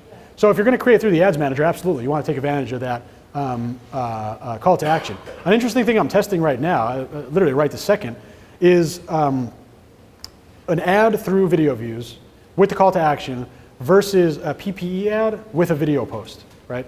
My belief is that I was going to get a lot more click-through on my video view ad. So picking the objective video view inside of Ads Manager, right? Because PPE doesn't get any click-through, right? I've been getting very low click-through rate on that, so I just tried something else yesterday, PPE ad. So post engagement ad, selecting a post where I've uploaded a video to my page. In that case, you don't get an option to add a call to action, right? So as of right this second, my view is that video views is definitely better. So you're saying that the CTA button is effective? Yes, definitely. Because what happened, I didn't use that in my ad itself. It went viral on Instagram. I got Nice. a lot of sales. But unfortunately, it was a learn more button because I didn't use any CTA. It just defaulted it? Yeah. Yeah.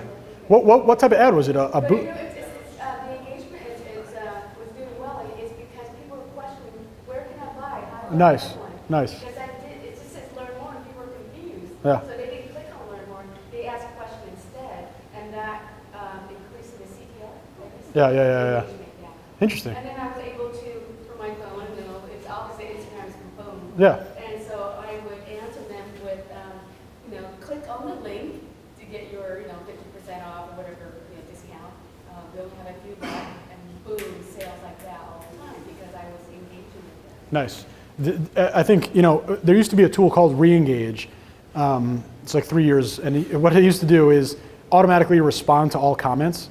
It's like Facebook completely banned it, but like it was an amazing tool because it did exactly that. Anyone who comments is probably interested, unless they're giving negative comments. And basically, you basically give them a stronger call to action, personalized to them.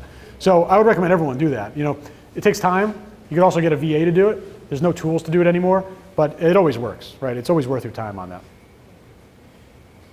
So there's a trick I've been using for adding a call to action to all my Videos? website conversion ads. For video view? For everything. For page, when I create a website conversion purchase, at the same time I create a PPE ad, I put a call to action, right? I let it run for $2, $3. Yeah, I've heard of this. And then I use that page post, and I use it on my website conversion. So now all my website conversion have a call to action, which shot now direct to the Interesting. How does that do what we have to scroll down to? What is it? Seems like it's something that's like rolling Yeah, down slowly. I don't have so now I have the video website conversion or picture website conversion, and all of them on the 1200 by 1200 with That's cool. action right underneath. I do remember seeing someone do that. Basically, they're creating the PPE and immediately canceling it. Right, just to get the post ID number? Yeah. Yeah, and it can be just a picture, so it doesn't have to be a video. Yeah. You get the huge format, but it'll have a CTA at the bottom. Yeah, nice. That's something definitely to test, because we're basically just getting more screen real estate. Yeah. And that's not, but Same thing, just you have a call to action instead of having, so I still put the link on top. Yeah, yeah. Yours here, Yeah. and then on the bottom, I also have the call to action. that's great. And on the rollout, do we have to do the trick on the rollout, or is it just going to be? Honestly, I just tested it this morning. It only appears if you're creating a page post engagement. Okay.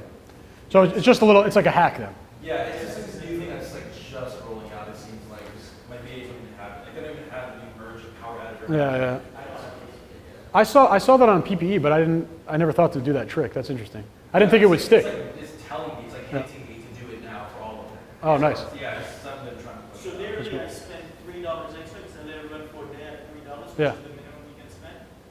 So I just let it run at $3 extra just to get PPE going, just so. Yeah, just to get the button. If you stop it after $1, if it cancels it. Yeah, yeah, yeah. Just so I can have the call to action added to my thing, so it's like $25, it's 28. I wonder if this is like kind of an answer to PPE going down the drain. Because like I don't think like really most people are not spending big money on PPE anymore with Facebook. So this could be a way to actually get that click through, because click through is the issue with PPE. Just no one clicks on the ad, no one clicks at the website. You had a question?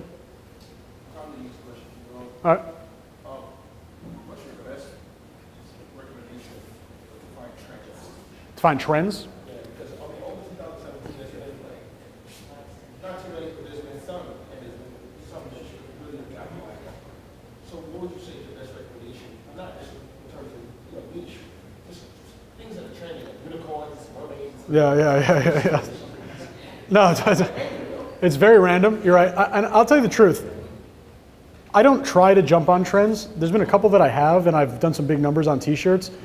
My issue with trends is that you have to rush out to do it, you know, because everyone's doing it, right? And let me. I hope no one in this room did it. I don't care about calling it out. Super scummy when people do stuff like, you know, Vegas Strong shirts or whatever, or like something happens and they make like shirts about it. Yeah, like someone dies and make like a Johnny Cash shirt or whatever.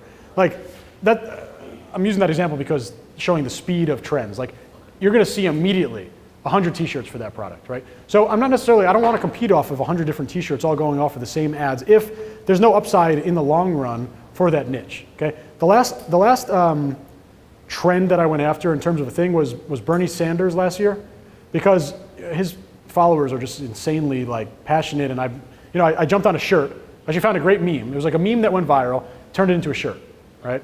And I know I wasn't the only one who did it, right? It did really well, but I also knew that it wasn't a one-time thing, right? So I'm not answering your question right now, but I'm just talking about my view on trends, right? That's how I view trends. If you have something that you could do later on with it, go ahead and jump into it. If not, it's gonna be super competitive immediately right off the bat.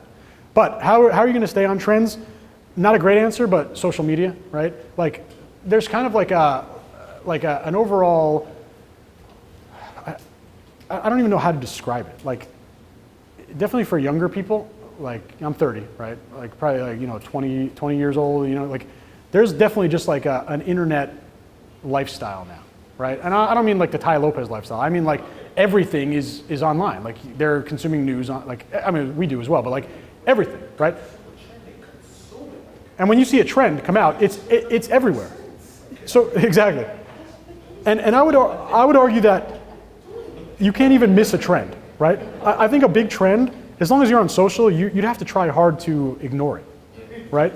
So the key about trends, if you want to run with trends and people can make a lot of money off them, have your finger to the pulse all the time on social. I think Twitter is the best real-time social media engine, right?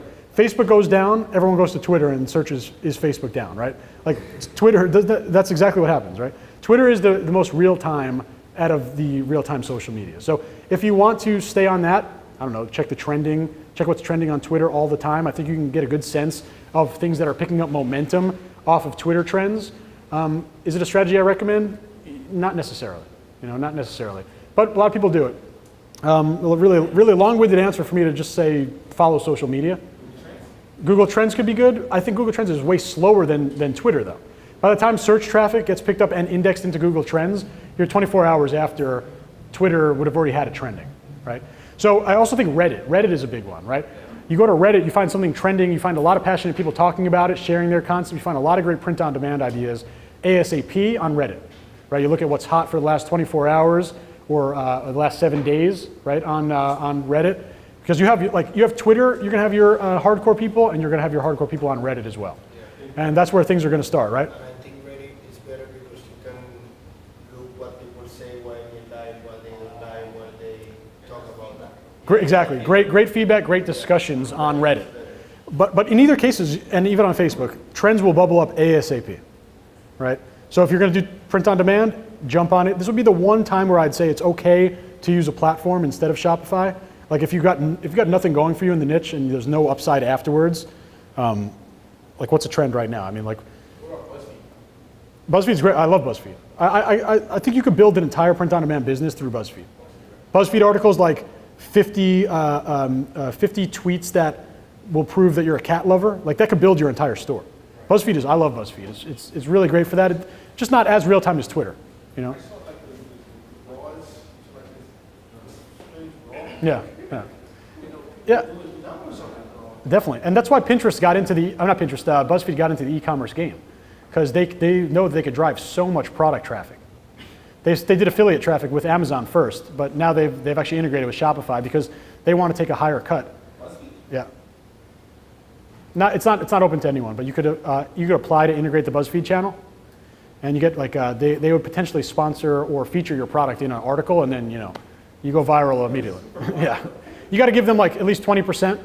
Somewhere you got to basically you offer them a cut, and they accept you based on that.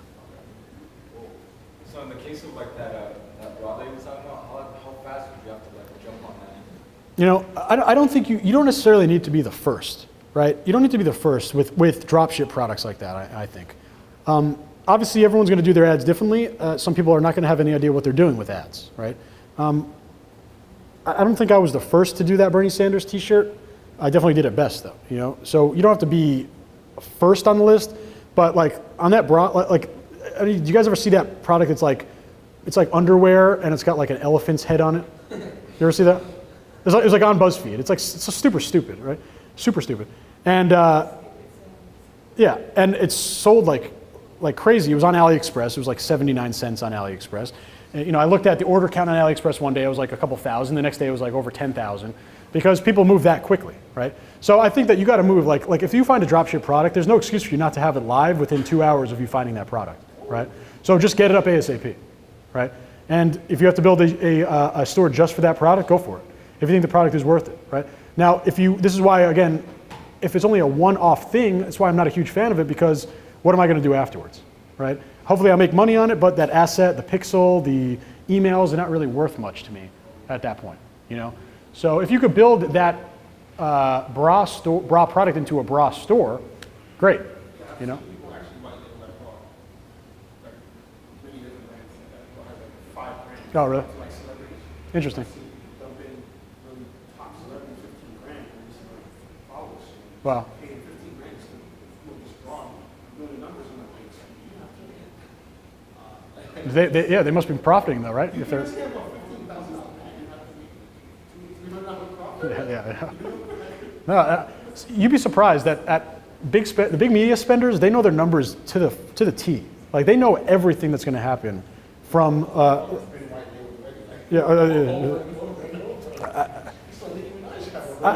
Yeah. But you also don't know. They also might be swinging for the fences, doing $10,000, $20,000, $30,000 per product launch, right?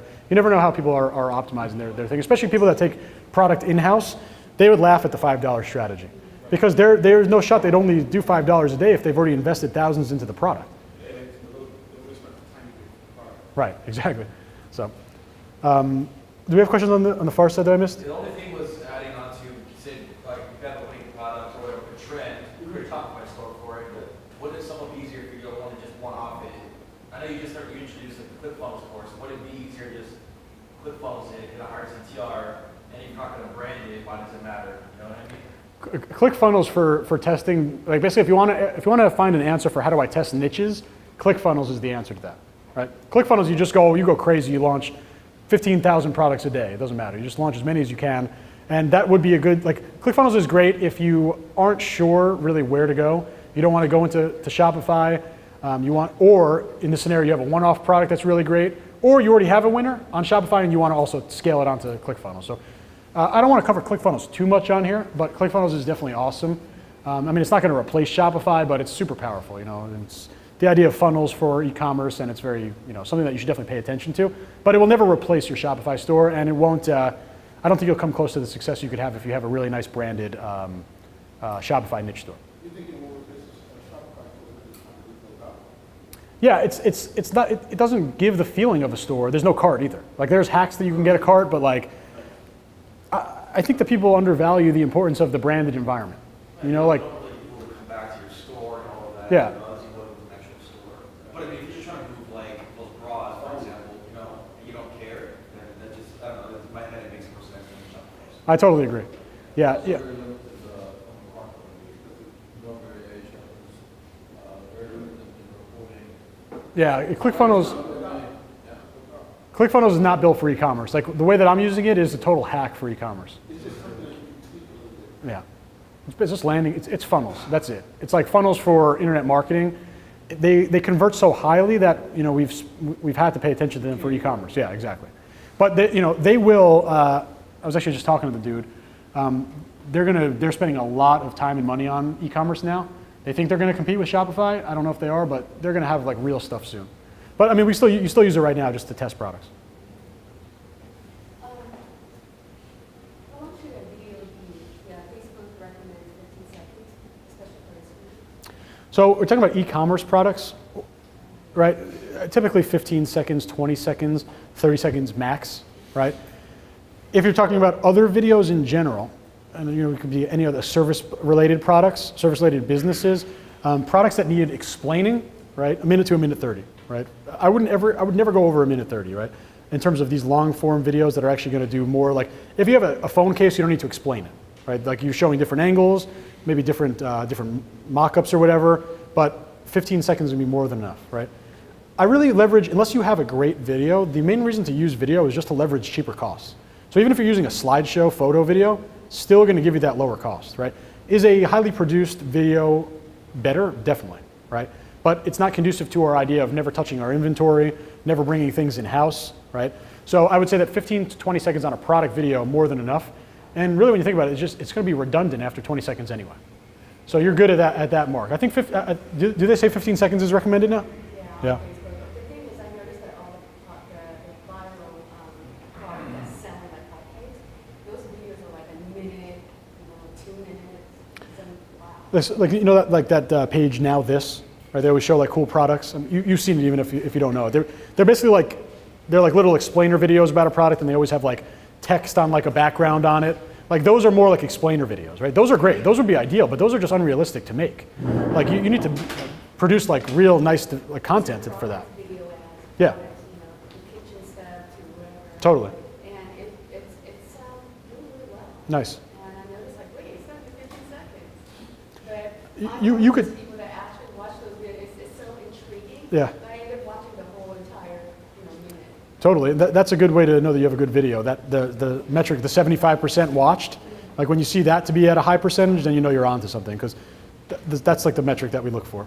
Yeah, for videos I do like boomerang, and I just wave the iPhone case like this. Yeah. It's a boomerang like 3 seconds. Oh, yeah. I repeat it 3 times. Uh-huh. Makes a 9-second video, and it works fantastic. Yeah, boomerang that is Yeah. Sweet.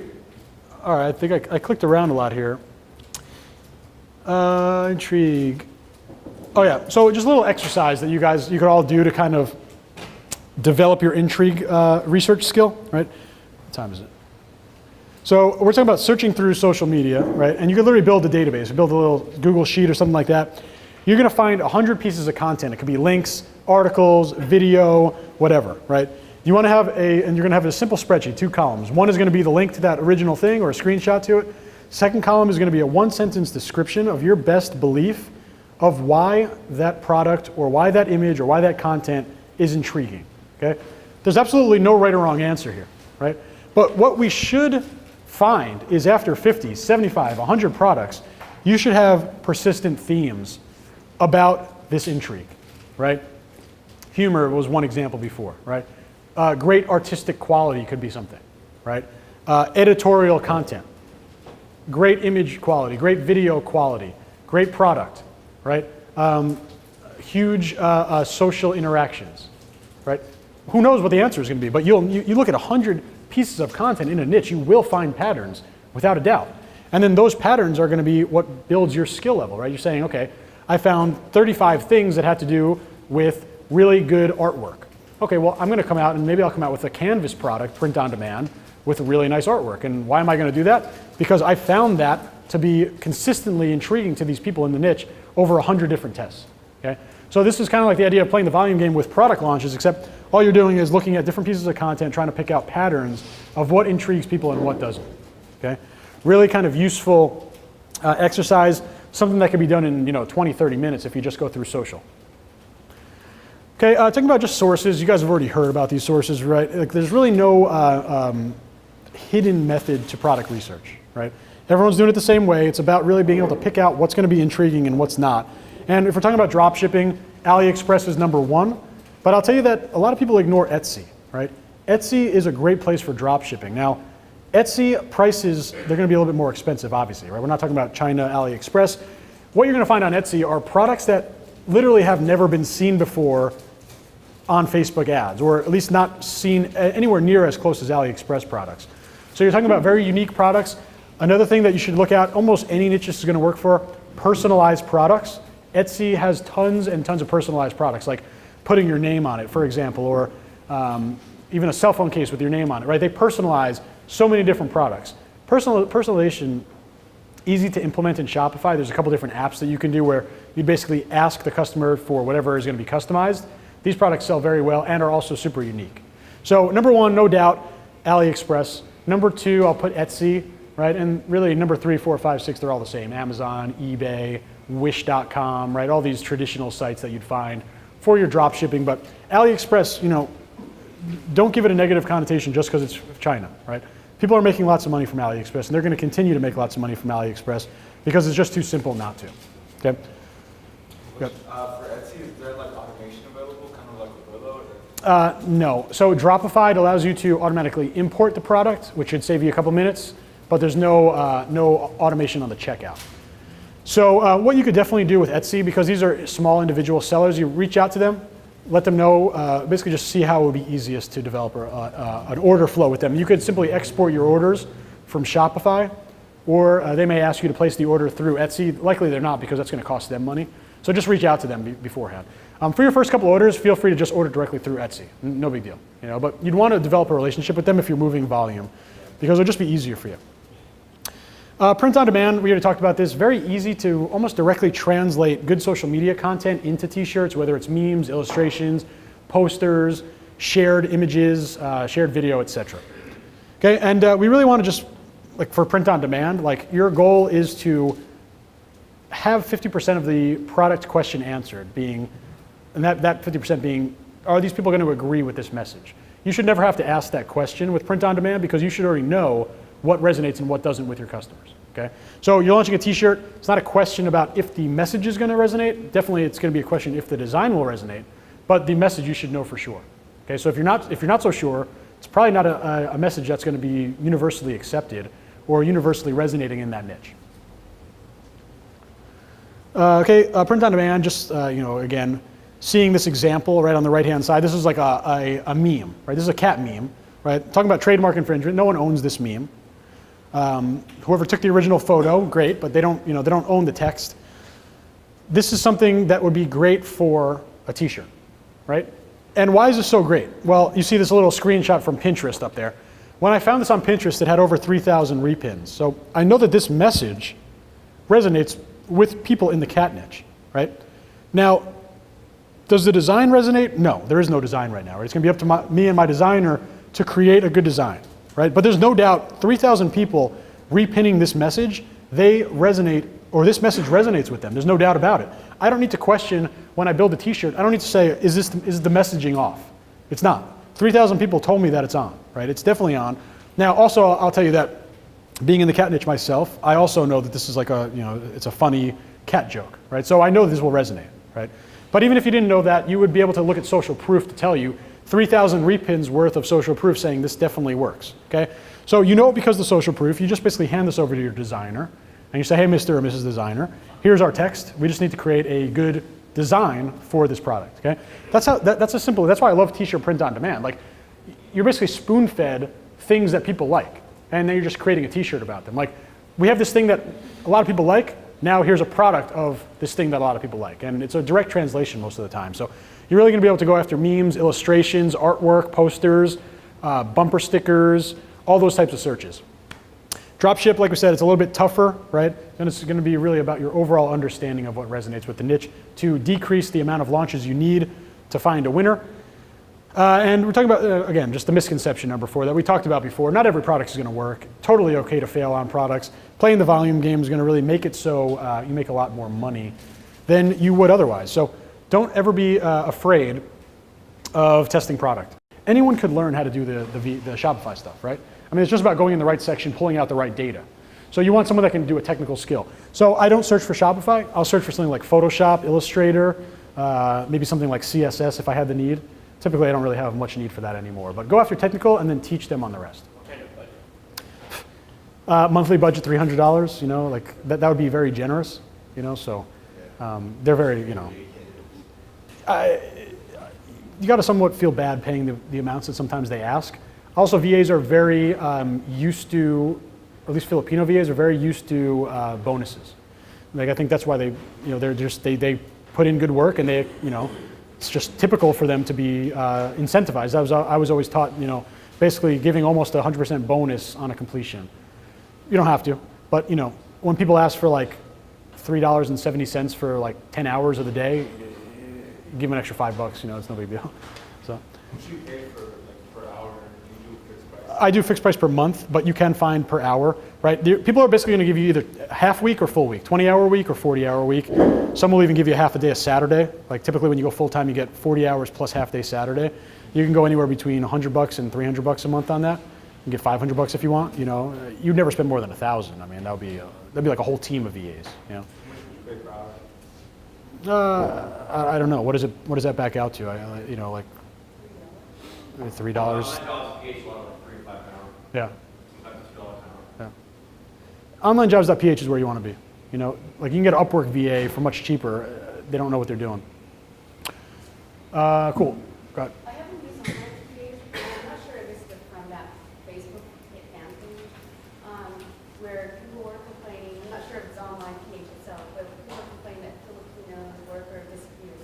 Oh, really? They just disappear, their VA just disappeared, and they couldn't get a hold of them. And then other people are explaining that the thing about the Filipino, culture is that if they made a mistake or disappointing something, I don't know what happened, they just don't know how to like explain themselves, they just disappear. Interesting. That's how they deal with it. I've certainly had VAs disappear, no doubt. And yeah. I think a lot of VAs you'll find that it's very clear that they have overbooked themselves, and they have about 60,000 VA clients, and like they just can't do it, you know. But I think that's another reason you pay them a little bit more and show them that like it's a long-term thing. They'll kind of like they do very good work, and they're worth more than they get paid. So I have comments, social media, website design, Photoshop, graphics, and things like that. What other things would you say get off my plate and outsource them as soon as possible? Did you say customer service? No. That's number one. Customer service is definitely number one. No quicker way to ruin your day than deal with horrible customer service complaints. Because customers are unreasonable and they're just assholes all the time, you know. So I don't want to, it ruins my day when I have to deal with them, you know. So I get a VA ASAP, you know. And that's like what you do there. You're gonna get 99% of your questions are gonna be answered by 5 or 6 different answers. You pre-answer them and you just have them copy and paste the responses in there. What's the best way to outsource customer service? Is there? I mean, literally, to start, you should have a Gmail account, and you hand over the Gmail user and password to your VA. You create a little reference guide of the most common questions, right? And you answer them. And for me, if I'm in Gmail, I just tell them to star the email, and then that means I have to pay attention to it myself. Like if something they can't answer, like you know, my VAs can give refunds, but like you know, like single product refunds are fine, but I'm not going to let them refund like a $200 order, you know. So like they might have to star things for me to give attention to. When you get bigger, you could definitely put everything under Zendesk, right? And then you basically, it's like a real customer service thing with tickets and all that stuff, and you'd have agents logging in to do that. Not necessary, right? You could just use Gmail to start, totally fine. Just give them access to it, have them respond. If they can't figure it out, just, you have to go in there yourself and respond it yourself. But all the questions you'll find are the same. Do you accept PayPal? Where's my product? What's the tracking information? When am I going to get my product? What's your return policy? Etc. No, they don't read. They don't care. Yeah. They don't care. Read the receipt. It clearly states how many days it No. delivered. They still file a dispute with PayPal. I didn't receive my item. It's barely 5 days since. Customers suck. Unfortunately, we need them though to make money. For example, if I want customer service by phone, and there's some companies I can pay, can you name me? Yeah. So just for outsource or just to get the phone number? No, I want the phone number, but so people can call there. Yeah. So I think the easiest thing to do is Google Voice, right? If you want to do a free one, right? Yeah. If you want to do a paid service, I'm not so familiar with the paid services on there. I know the one that is really typically most recommended for paid phone service is Grasshopper, but that doesn't give you service on there as well. Does anyone here outsource phone customer service? I don't think. Voicemail Hush, but I mean, I don't really. Yeah. I have one VA logging in the Hush account, and then they just respond to voicemail and email. Yeah. But yeah, I don't get. Typically, what I found most people do, Google Voice number, the voicemail gets transcribed into the Google inbox, just like another email, and then you can respond from there, right? But I know people do that. I'm just not so familiar with it. Like basically outsourcing your own call center. I'm not so familiar with that, to be honest, but it's possible. Yeah. So it's a two-part question, since we're talking about VA, I'm trying to bring that up. Sure. But, so one is, can you describe, once you get to like, I don't know how many stores we're running, but once you get to that point, like, no matter what, how big is your team? And what because you're like all over the place, you have boot camps, you got shirts, you got everything. So let's say I'm running 3, 4, how many VAs do I need? Specific tasks, that's one. And then the second one is, if you start pumping out, like I'm thinking at your level, like, prints on demand designs constantly. Yeah. At some point, it makes more sense just to have a designer on board with you. Yeah. So I'll answer the second part. I do have full-time designers now, no doubt, right? They're it's a numbers game, right? You're going to pay $35 for a design. If you want to launch 40 designs per store per month, you're already at $1,200, right? Can you find a full-time designer for $1,000 a month?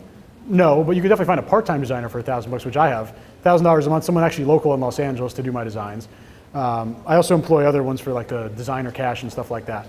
So I think that, if it's a strict numbers game for you, I would say another thing. When you find a good designer, you want to definitely make them happy, right? Talk about VAs leaving. Designers leave much quicker than VAs, right? Designers think they could do it themselves. They take full-time jobs. They want bigger projects. They want web design jobs, whatever. I've probably gone through 20 to 25 designers, some that just weren't good and some that were amazing and just went on to other things, So having a full-time guy or a part-time guy that you're giving consistent, like a monthly stipend to, you'll know that you'll probably be pretty high on their list if they're freelance in terms of getting the work done. So I would say that, I know that you're still building print on demand on there, so I don't think it's worthwhile at this point. But I would say, I would basically say if you're spending $1,000 a month on print on demand, then you could find that same quality designer to be dedicated to you for, let's say, 12, 15 hours a week for 4 weeks a month, $1,000. So it's a numbers game. Don't ever go with a designer that you're not 10,000% happy with, though, because their work will not improve over time. It's gonna be the same. So find a good designer, stick with them. First question, I would say that you only need one VA. If you have one store, you need one VA, right? If you have 2 stores, I think you still just need one VA, right? Now, it depends on what type of work you want your VA to do, right? Customer service, you could have one VA on 5 stores. That'd be no problem, right? You want them to do ad creation for you, ad image creation, build the ads, put the ads in the ad manager, and then basically wait for you to do the targeting. You're gonna need one per store, in my opinion, right? I think that is the upper echelon of what you would ever want a VA to do, right? Maybe make drafts of ads and let you publish them, right? Everything else they're doing very much brainless work. So is it something where you would need a staff of 5 VAs? No. I think 2 VAs, 2 full-time VAs and 1 part-time VA, more than enough for everything I'm doing, right? And I also have someone full-time in person, but take that out, maybe I'd add another VA or something, right? But Would you have like a manager looking over the Would the manager be? The whole idea of it to completely be as hands off as possible, just focus on just scaling the Yeah. business as much as possible. Who would the manager be? I would not trust another VA to be the manager of the VA. So if it's someone local, if someone that you trust, someone that you pick up the phone and talk to right now, like yeah, like just your personal example, like I would trust your wife, and that would be pretty much it, right? Otherwise you're gonna have to hire someone else off the street. I would not trust the VA to do it. I also don't think you need it. I really don't think you need it. These people don't need much management in terms of being able to like do their job, because their job is admittedly very easy. So start. I kind of know your situation, but for everyone else, start with one. Right? You got one store, you get one VA. Start them with the customer service. Have them build ad graphics for you afterwards, and kind of see where they can go from there. Go for it. Do you recommend offering customers PayPal as a payment? Yeah, I do. I mean, PayPal is definitely annoying. Ideally, you're going to have Stripe or Shopify payments and PayPal, but I don't recommend deleting PayPal just for the sake of avoiding disputes, right? If you get to a point where it's just completely unprofitable to work with PayPal because of the reserve and disputes and stuff like that, then you could drop the store, right? I know that, I've had a bunch of people drop the store. Some people have seen up to 20, 30% conversion drop. Other people have seen no change at all. So, there's a couple stores where, I've turned off PayPal. There's, any new store, I'll definitely keep PayPal on. I have some accounts that have reserves on it. My main account, thankfully, doesn't have a reserve on it on PayPal. So I feel like it's random. Definitely staying out of PayPal's attention is the better strategy, right? Making sure you get no disputes. You refund quicker for PayPal guys than you do for Stripe because of the dispute setup. But I think you would want, there would be no reason not to have it when you launch your store, right? If you have just an inability to get your money out, then you can cut it and see how the conversion rate changes, if at all. But I recommend putting it in there. Let me take one more question and we'll do the next slide. Black Friday and Cyber Monday is coming up. What are the main things that you do differently in terms of email marketing and your advertising? So I think massive misconception, I didn't put on this list, is Black Friday, you launch a store on Thanksgiving, and then you make $1 million on Black Friday, right? No one, you need assets, you need your pixel, you need a consistent stream of product launches, you need an email list, you need things that are built for all the other weeks besides those couple of weeks that are amazing to really fully take advantage of Black Friday. Now, what do I do differently? Definitely, first of all, everyone, you talk about trends, right? Like, it's impossible to miss the trend of Black Friday, Cyber Monday in America now because it's on every news channel, it's on social media, it's what you talk about it on Thanksgiving, it's everything, right? So you don't really need to bombard people with the fact that it's Cyber Monday, right? They already know.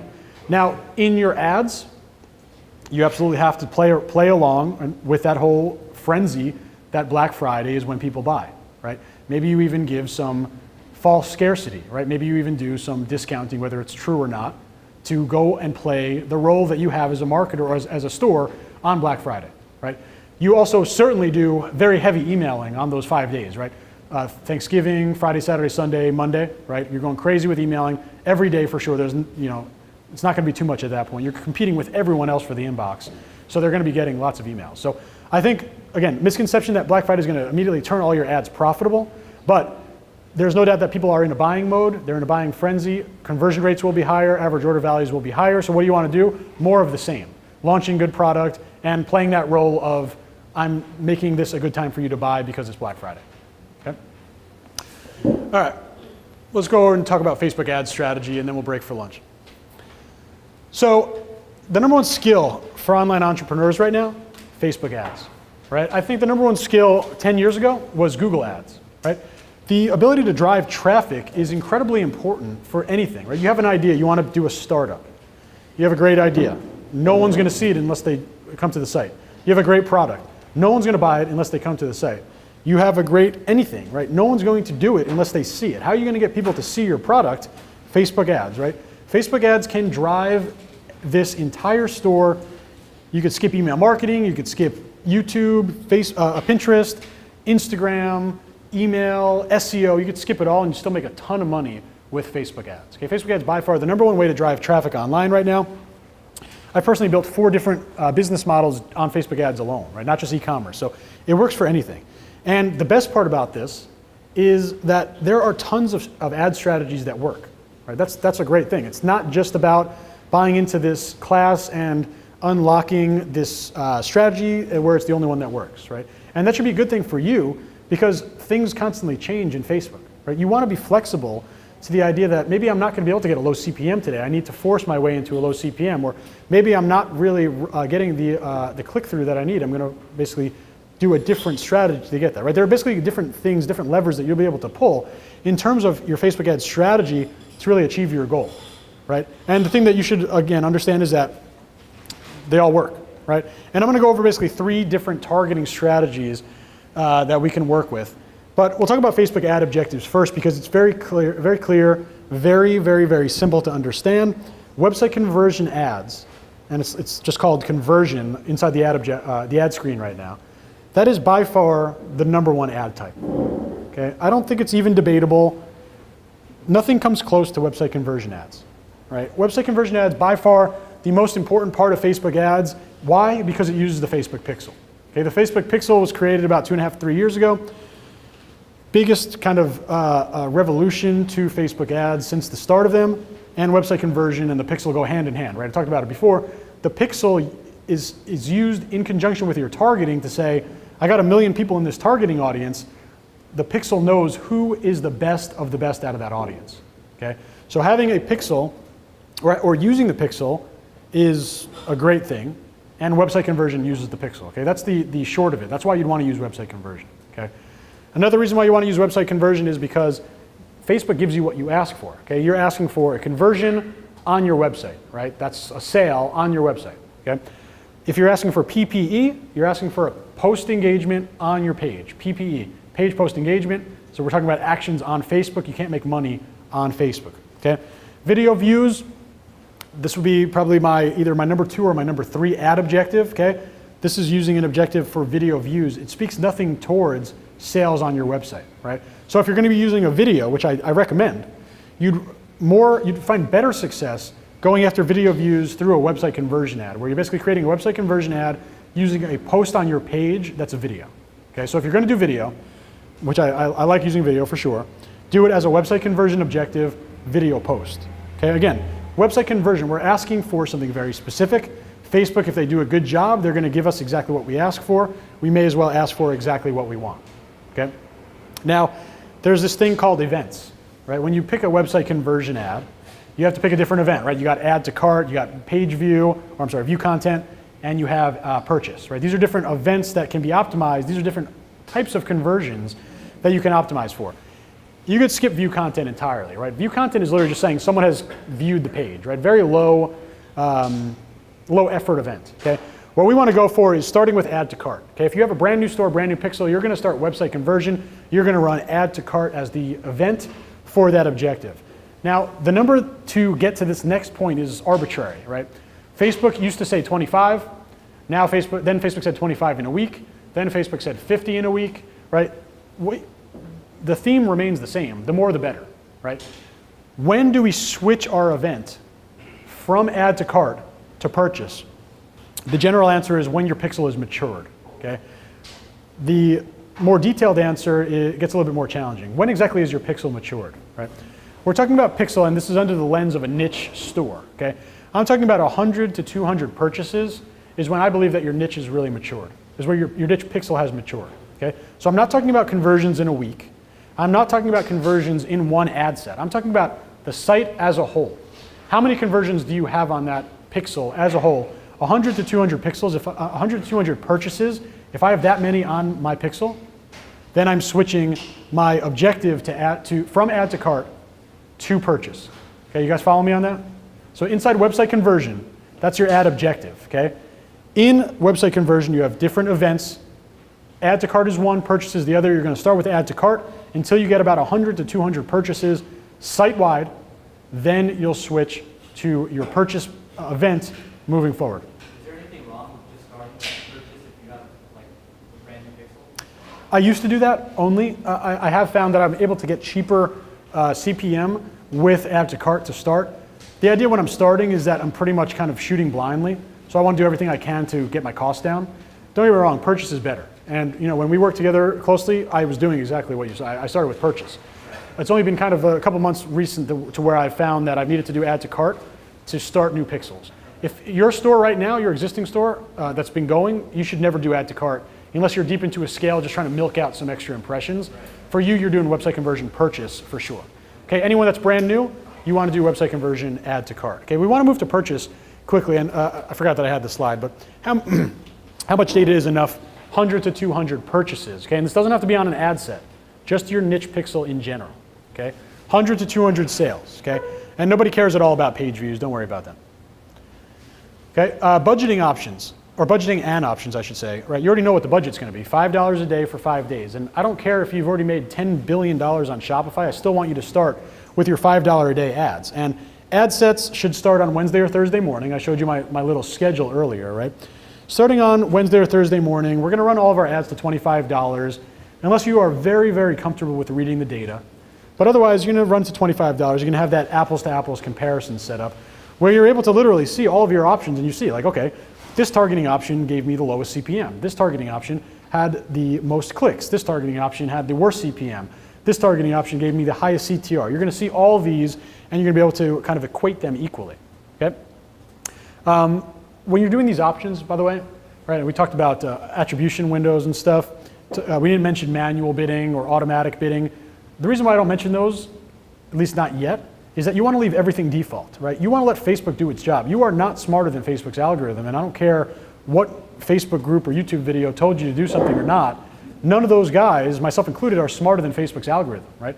You want to let Facebook do what it's good at, and 99.99999% of the cases, you're never going to need to touch those defaults, okay? You're going to keep those defaults as is. So it's $5 a day per product? Correct. So if you have 8 products, that's $40 per day? Exactly right. Each product total, $25 test. So you're testing 8 products, you're in at $200. So we don't have like 2 ad sets per product? Nope. 1 product, 1 ad set. Always. Because I want to keep your cost down when you're testing. Okay, I want you to spend as little as possible. Okay? Ads, we didn't even mention this really, but website conversion, right, there's 2 different types: photo post and link post. Okay? And obviously these are ugly images, but which would you rather have on your Facebook feed when we're talking about getting people to pay attention and stop scrolling? It's an obvious answer, right? You get literally double the screen real estate when you're working with the 1200 by 1200 size. Okay, so what's the difference? When you go into your ads manager, right? If you were to create an ad from scratch through ads manager, by default you'd be creating that 1200 by 628 ad size. The one on the left is called basically called a photo post. You could also do the same thing with a video post. What you're going to do is you're going to create the post on your fan page first. It's going to allow you to upload an image that is of that size, 1200 by 1200, a big square. And then you're going to go into your ad. On the last step of the ad, I can show you this later. On the last step of the ad, you'll literally click Use Existing Post. So instead of creating an ad, there's literally two buttons. It says Create Ad, Use Existing Post. Of course, you press Use Existing Post. You then go find your fan page. You find this 1200 by 1200 image post, and that's going to be your ad. Okay? If you've created an ad and it looks like that size, you've done something wrong. Okay? And what you've done wrong is you've created the ad inside the ads manager as opposed to creating the post and then turning that post into an ad. Okay? You can also create what's called a dark post or an unpublished post or effectively a hidden post by basically creating a post. It's inside your ads manager account. Again, before you create your ad, you go to your ads manager menu and you click on posts. And that would allow you to then create that dark post. But do not go to market with this small ad size. You're just hurting yourself. Okay, organizing your campaigns. There's no right or wrong way to create and organize campaigns, but this is the way that I do it. 1 product inside of a campaign. Okay, so I might have 20 campaigns in my ads manager. Each campaign represents 1 product. Okay, this is for my initial testing. Okay, I got my products set up in there. 1 product per campaign. That campaign objective is going to be website conversion. Okay, inside of every campaign are ad sets. Okay, in this scenario, I'll have 1 ad set inside of 1 campaign.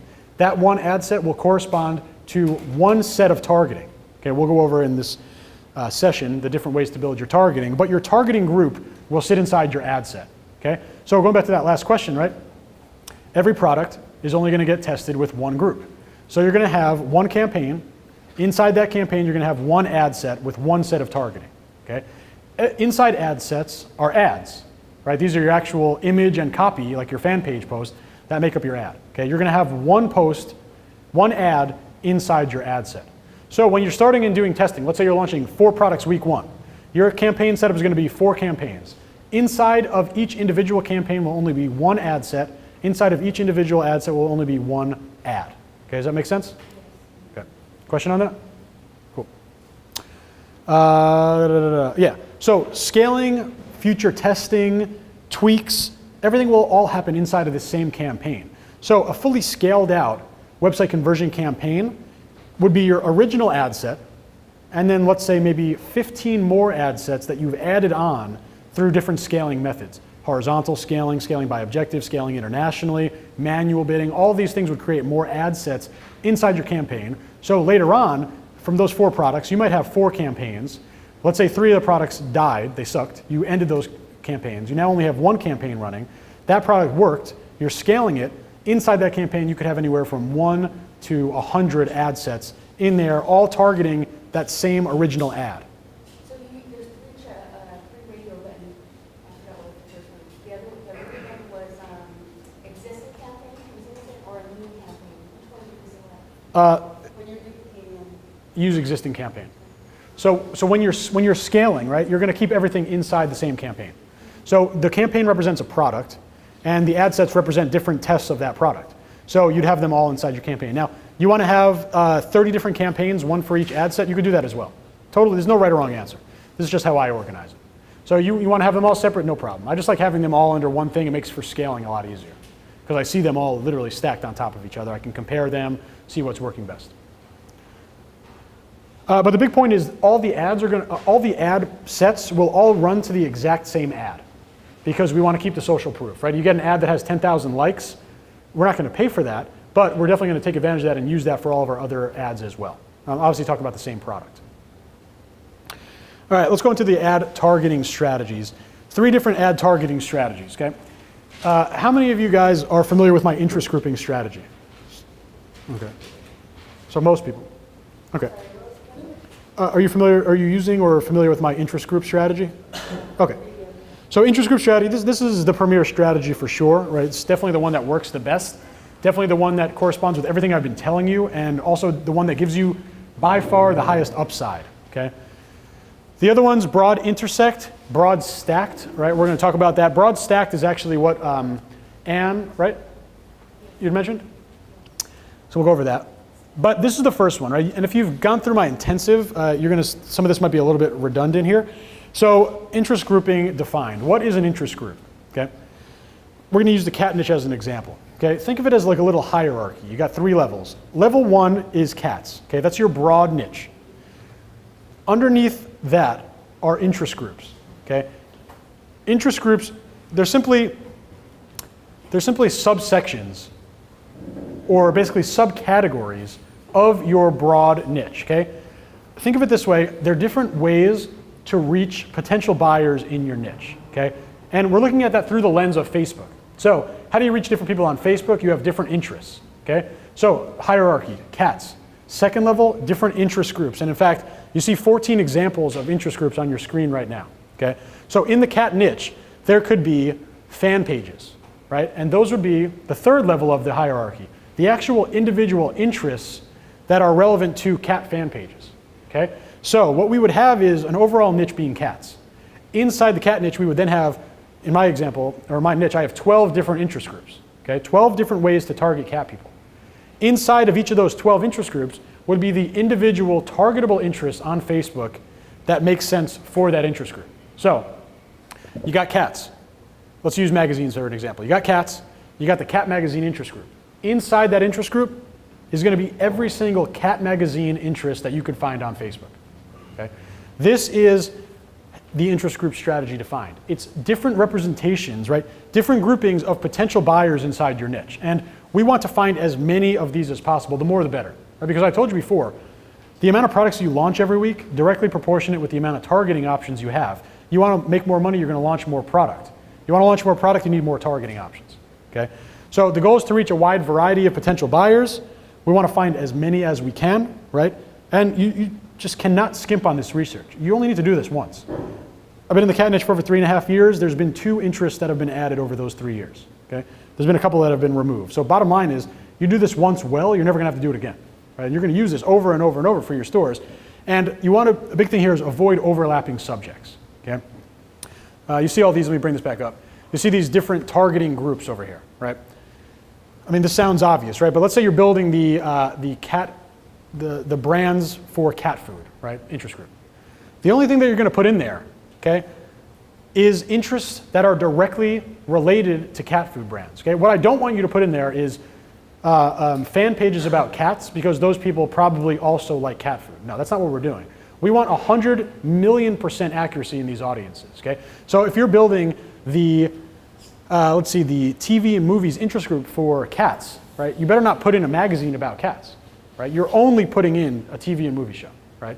And the reason that we're doing that is because we want everyone inside these interest groups to be very, very, very similar. And why is that? Well, we want consistency, right? We want to run with these interest groups for the life of our store, right? And we want to know that if the TV and movies interest group contains buyers, well, next week we're going to hammer that again, and every single week after that. As opposed to throwing everything into one big interest, right? Let's say you just put all 14 of these into one. Maybe you have success week 1. What happens week 2, right? The people that make up all these people is about 35 million in size. And I want to spend $5 a day. If I launch a product and I'm successful, great. Next week, if I launch that same audience, I'm going to show it to a completely different set of people who may or may not be similar to the people that have succeeded from the previous week. So by breaking them down into this little groupings, what I call the interest group, you have week-to-week consistency, knowing which groups are going to provide you the lowest CPM, the highest CTR, and the lowest cost per click. Okay? Super, super important to build these interest groups. And what you want to do is obviously first identify the interest groups, right? And you could use this little thing as a starting point. You could just go around the circle and say, are there associations and groups in the cat niche?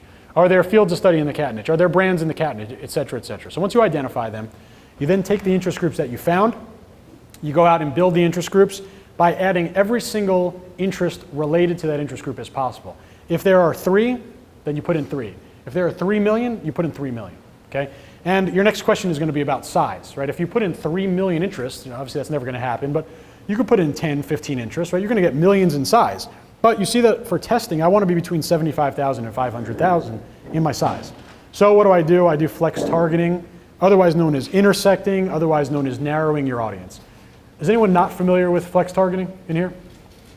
So flex targeting, you guys familiar with the idea of a Venn diagram, right? Like, so you got Venn diagram, and you got, let's say, using an example of, come back over here, using an example of cat magazines, okay? Let's make it very easy. Let's say we found 10 cat magazines for a total audience size of 10 million, okay? Now, Facebook's default targeting is saying you only need to like this or this or this to fall into the audience, okay? So we got 10 different things. You know what? I'm going to draw this. I'll draw it, it'll be a little bit more clear. Let's see where those markers went.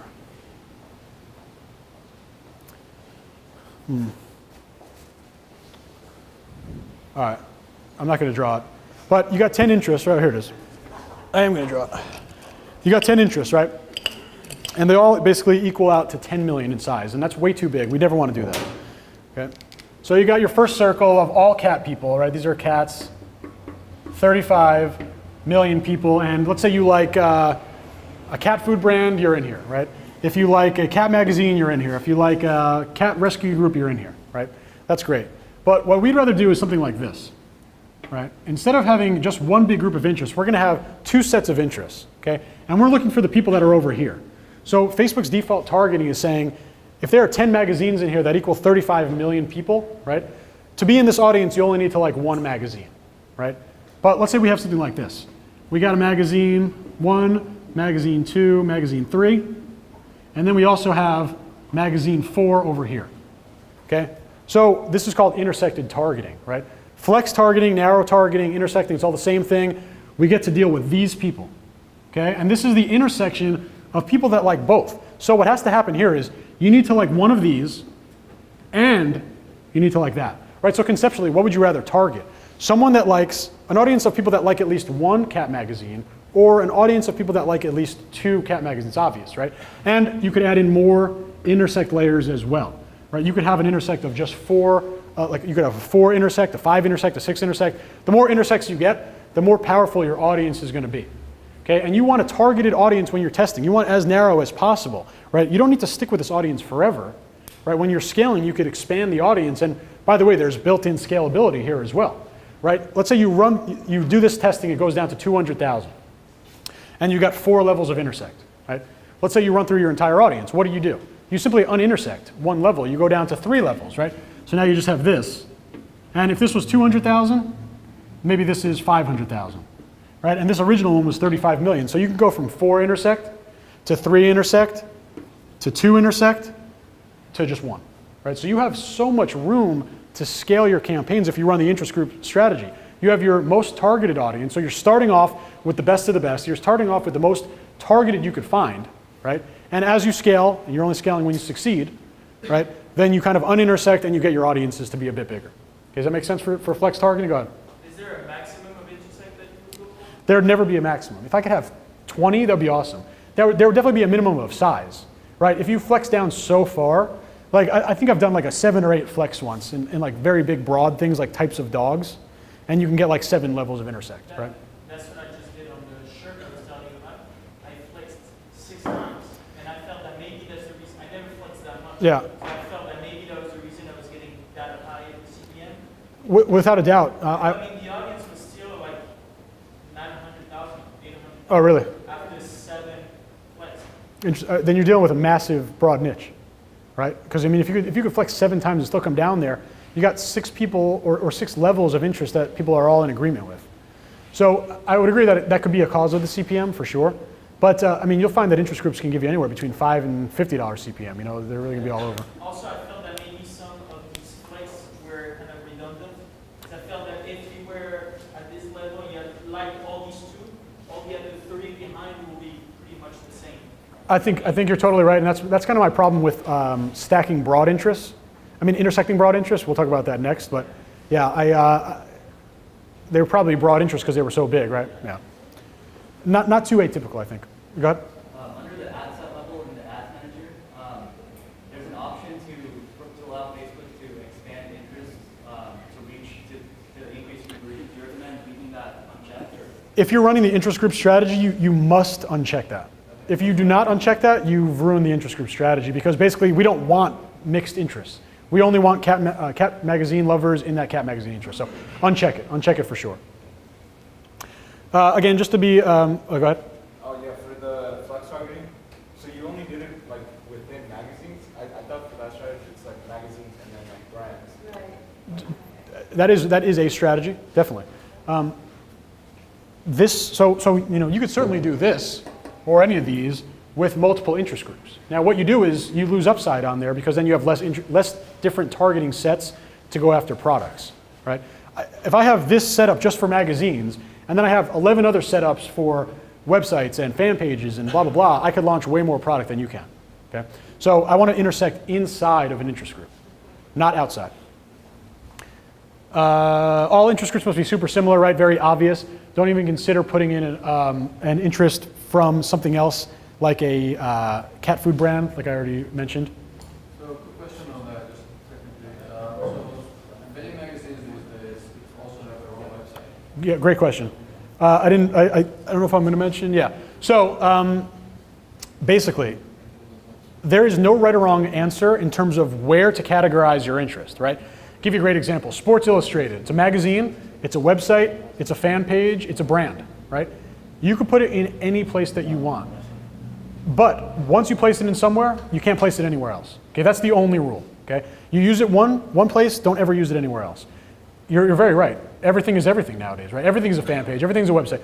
In my opinion, I want to best categorize it to what I believe it makes the most sense. In some cases, there'll be multiple answers, and you could do whatever one you believe to be best. Just don't duplicate it. Do you intersect with I'm sorry? Do you intersect with the likes? I will add in one broad interest if I'm getting a huge CPM, like over $15 off of a lookalike audience. But off the bat, I'm not going to touch them. I'll let them go plain. You're saying that you don't. I don't, yeah. Go ahead. I have a problem like doing the interest group for websites because I don't know which are just main websites since everyone has a website today. Very true. Again, no right or wrong answer. So it's not going to hurt you from doing this. But the way that I kind of classify them is If it's a website, so if it's a fan page and has a website, right, I'm going to go with the website. If it's a website that sells something, it's a store. If it's a website that doesn't sell any, like basically if it's like a blog, if it's a website, if it's a fan page with a URL, it's a website. Okay? Fan pages that don't have URLs are fan pages. Websites with products on them are stores. But you don't have to stress out about that. Like, it's going to be fine. The idea is just to categorize them so you have different setups. Sometimes you go to a website and you find like a blog and they also have like a store inside. Totally. Very true. Happens all the time. How do you classify them like a store? If there's products, I'm going to put it in the store. Because I definitely want to have my competition as a separate interest group, But I don't really stress out if it's like a fan page or a website. I'm just going to pick one, Okay. So I think I'm going to do a little example.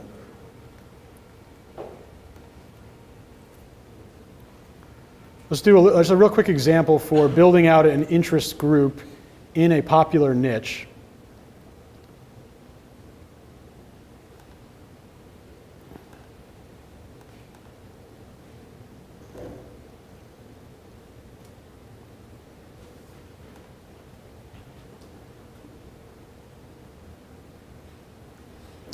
Okay, so I'm actually doing all of my ad research inside of a sample ad, right?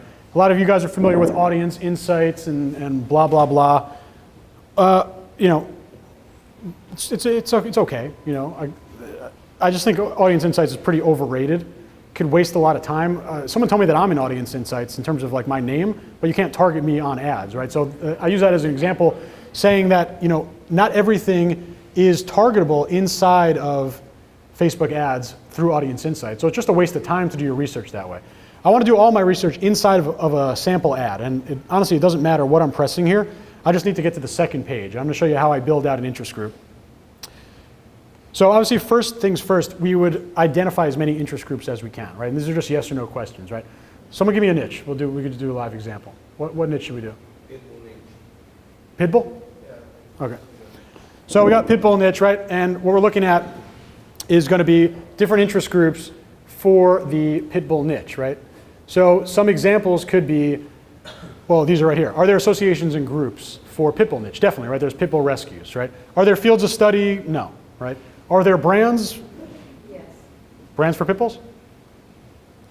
Yeah, I think so. Okay. Different type of people. Definitely, but okay.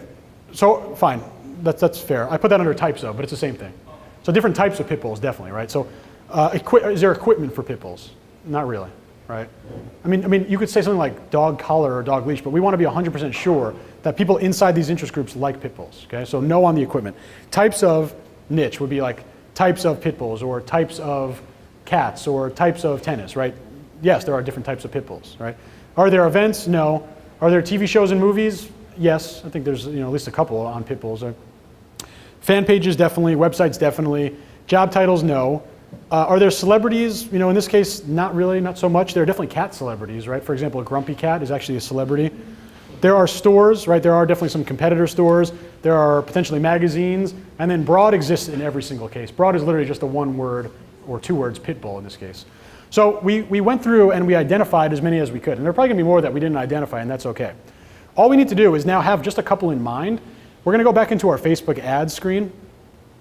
And we're going to come down over here into our detailed targeting box. And I'm literally going to, first things first, I'm just going to type in pitbull. Okay, I want to see what Facebook tells me about this. And obviously we want to ignore Pitbull the rapper, right? And Pitbull discography. But just on this page alone, right? And you guys can call them out. Let's see, 1, 2,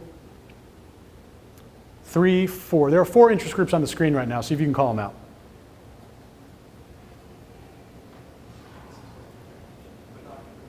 It's hard to see in the back. Pitbull lovers? Pitbull lovers, definitely. It's a fan page, right? Pitbull dogs. What's that? Pitbull dogs. Definitely. We're not sure what that is. Probably a fan page, but that falls into the same one. Is there a type of pitbulls, like French? Yeah. So we got down here types of, I know you guys can barely see that, but on the bottom it said American Pit Bull Terrier. So that's a type of, right? So it's this one down here. We got Perro's Pit Bull. I just happen to know this is a rescue. But basically if you don't know, you just Google it real quick, right? Mac the Pit Bull, this is actually a celebrity, right? This is an influencer. Pitbull dogs, Pitbull lovers, these are fan pages. And pit bull is just the broad one-word keyword. So in fact, we had what, 4 or 5 different interest groups just on this screen, right? And this is how easy it is to build. So all we need to do is, let's just pick one, okay? And I'm gonna pick, we could pick anyone. How about we pick types of pit bulls, okay? So all I'm gonna do now is come over here and I'm gonna click into American Pit Bull Terrier, okay? This is why doing your ads research here is so much better. Facebook's gonna do almost all of your work for you when you just come right into here and click suggestions, okay? Immediately, we see another type of pit bull, right? Staffordshire Bull Terrier. Actually, that doesn't make sense. That's not a good one. We see basically different selections, and this is actually a good example. I'm glad that we picked this one first, right? There actually are no other types of pit bulls on this list, right? We see Bull Terrier, and there's another Bull Terrier down here as well. Staffordshire Terrier, right? But they're not pit bulls, right? So it's a great, I didn't plan this, right? What do we do with this interest group? Because look at the size right now. Can't even, you guys might also see this is a bug this week with Facebook. But the audience size is going to be, you know, in the millions, right? I'm going to just add and remove this. Let's see if I can get an estimate to show up.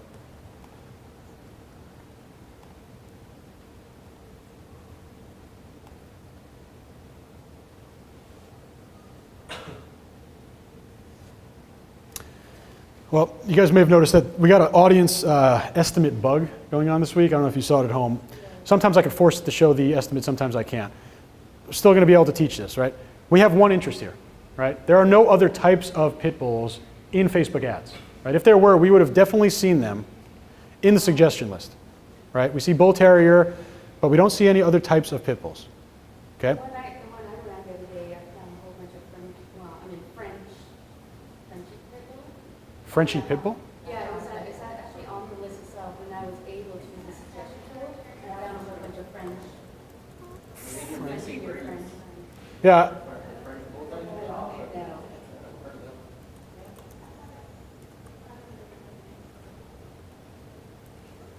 I don't think so for pit bull. It would definitely have showed up. I have my ad that was running. Well, I think I may have used the word dog or something, and then found pit bull, or I typed on French or Frenchie, and I just found it. yeah. I would believe that, I know the French Bulldog is going to be huge in terms of interest. Either way, we'll just use this as a learning experience, right? Even if there are potentially more. The point is, there's only one interest, right? It doesn't meet our size requirements. What do we do with it? We don't throw it out. We still use it as is. Doesn't matter what the size is. Ideally, we want to be 75 to 500,000. But it's way worse to throw out an interest group, right? Because I told you how important interest groups are. They are literally the upside, the life of your entire store. Sure, it's not ideal. We're still going to use it, right? And again, all we're doing is researching and building here. We have no idea how these perform, okay? So there would be no interest size, there'd be no interest setup, there'd be no combination of interest that we would want to not use. I don't care if it's 50 million in size, right? Sometimes, like in the unicorn niche, right? It's only one interest. It's probably 3 million people. That's it. That's all there is. Still have to use it, okay? So I don't care what shows up here. You want to meet your ideal numbers. If you're not able to, totally okay, right? You're still going to use the interest here. Okay, so let's build one that we could actually kind of do some intersecting on. I'll do the fan page one, right? So again, I'm not even leaving this page. I'm just going to add in a fan page here. And I'm going to go to suggestions again, right? And immediately, seeing tons of fan pages, okay? I'm going to literally add all of them in here. And if you guys aren't familiar with, like, let's say you don't know what this is, right? You could certainly just do a quick Google, Peace, Love, and Pit Bulls. You'll find that it's a fan page. I have the unfair advantage of doing this a few times. This one I actually think is different. So this is a good example. I don't know what it is, or I don't remember. The Positive Pit Bull, okay? Looks like a website.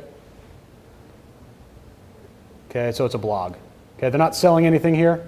So the Positive Pit Bull right here, this won't go in this interest group, right? Because I'm building the fan page interest group. It doesn't deserve to be there. It definitely deserves for us to remember. And in fact, when I do this, I have like a little notepad document out, and I'll write down website Positive Pit Bull. So I remember it and come back to it later. Okay, but I'm not adding that in here. I'm certainly adding these in here though. Okay. Okay, so save the pit bulls, right?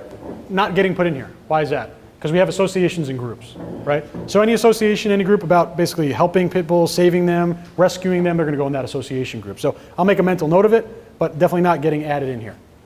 Okay, and I'm just simply scrolling down here and looking for some more fan pages about pit bulls because I want to add every single one that I find. Okay. If you add one, Justin, and you figure out it was a mistake later, can you go back? Oh, certainly, yeah, definitely. Let's say you don't know. Typically, you can have a high level of confidence that it's relevant if Facebook's putting it up there on the top list of the suggestions. So this looks like we got them all. Again, this audience size is killing us here. But what we would want to do is perform that intersecting activity. And this is how you do it. Okay. Let's just use, because I'm just going to make up the numbers here because they're not working. Let's say we're at 1 million. This is a bug that everyone's seeing on Facebook. Let's say we're at 1 million right now for what we're seeing on the screen right now. Okay. It would tell you up here, 1 million in size. Okay.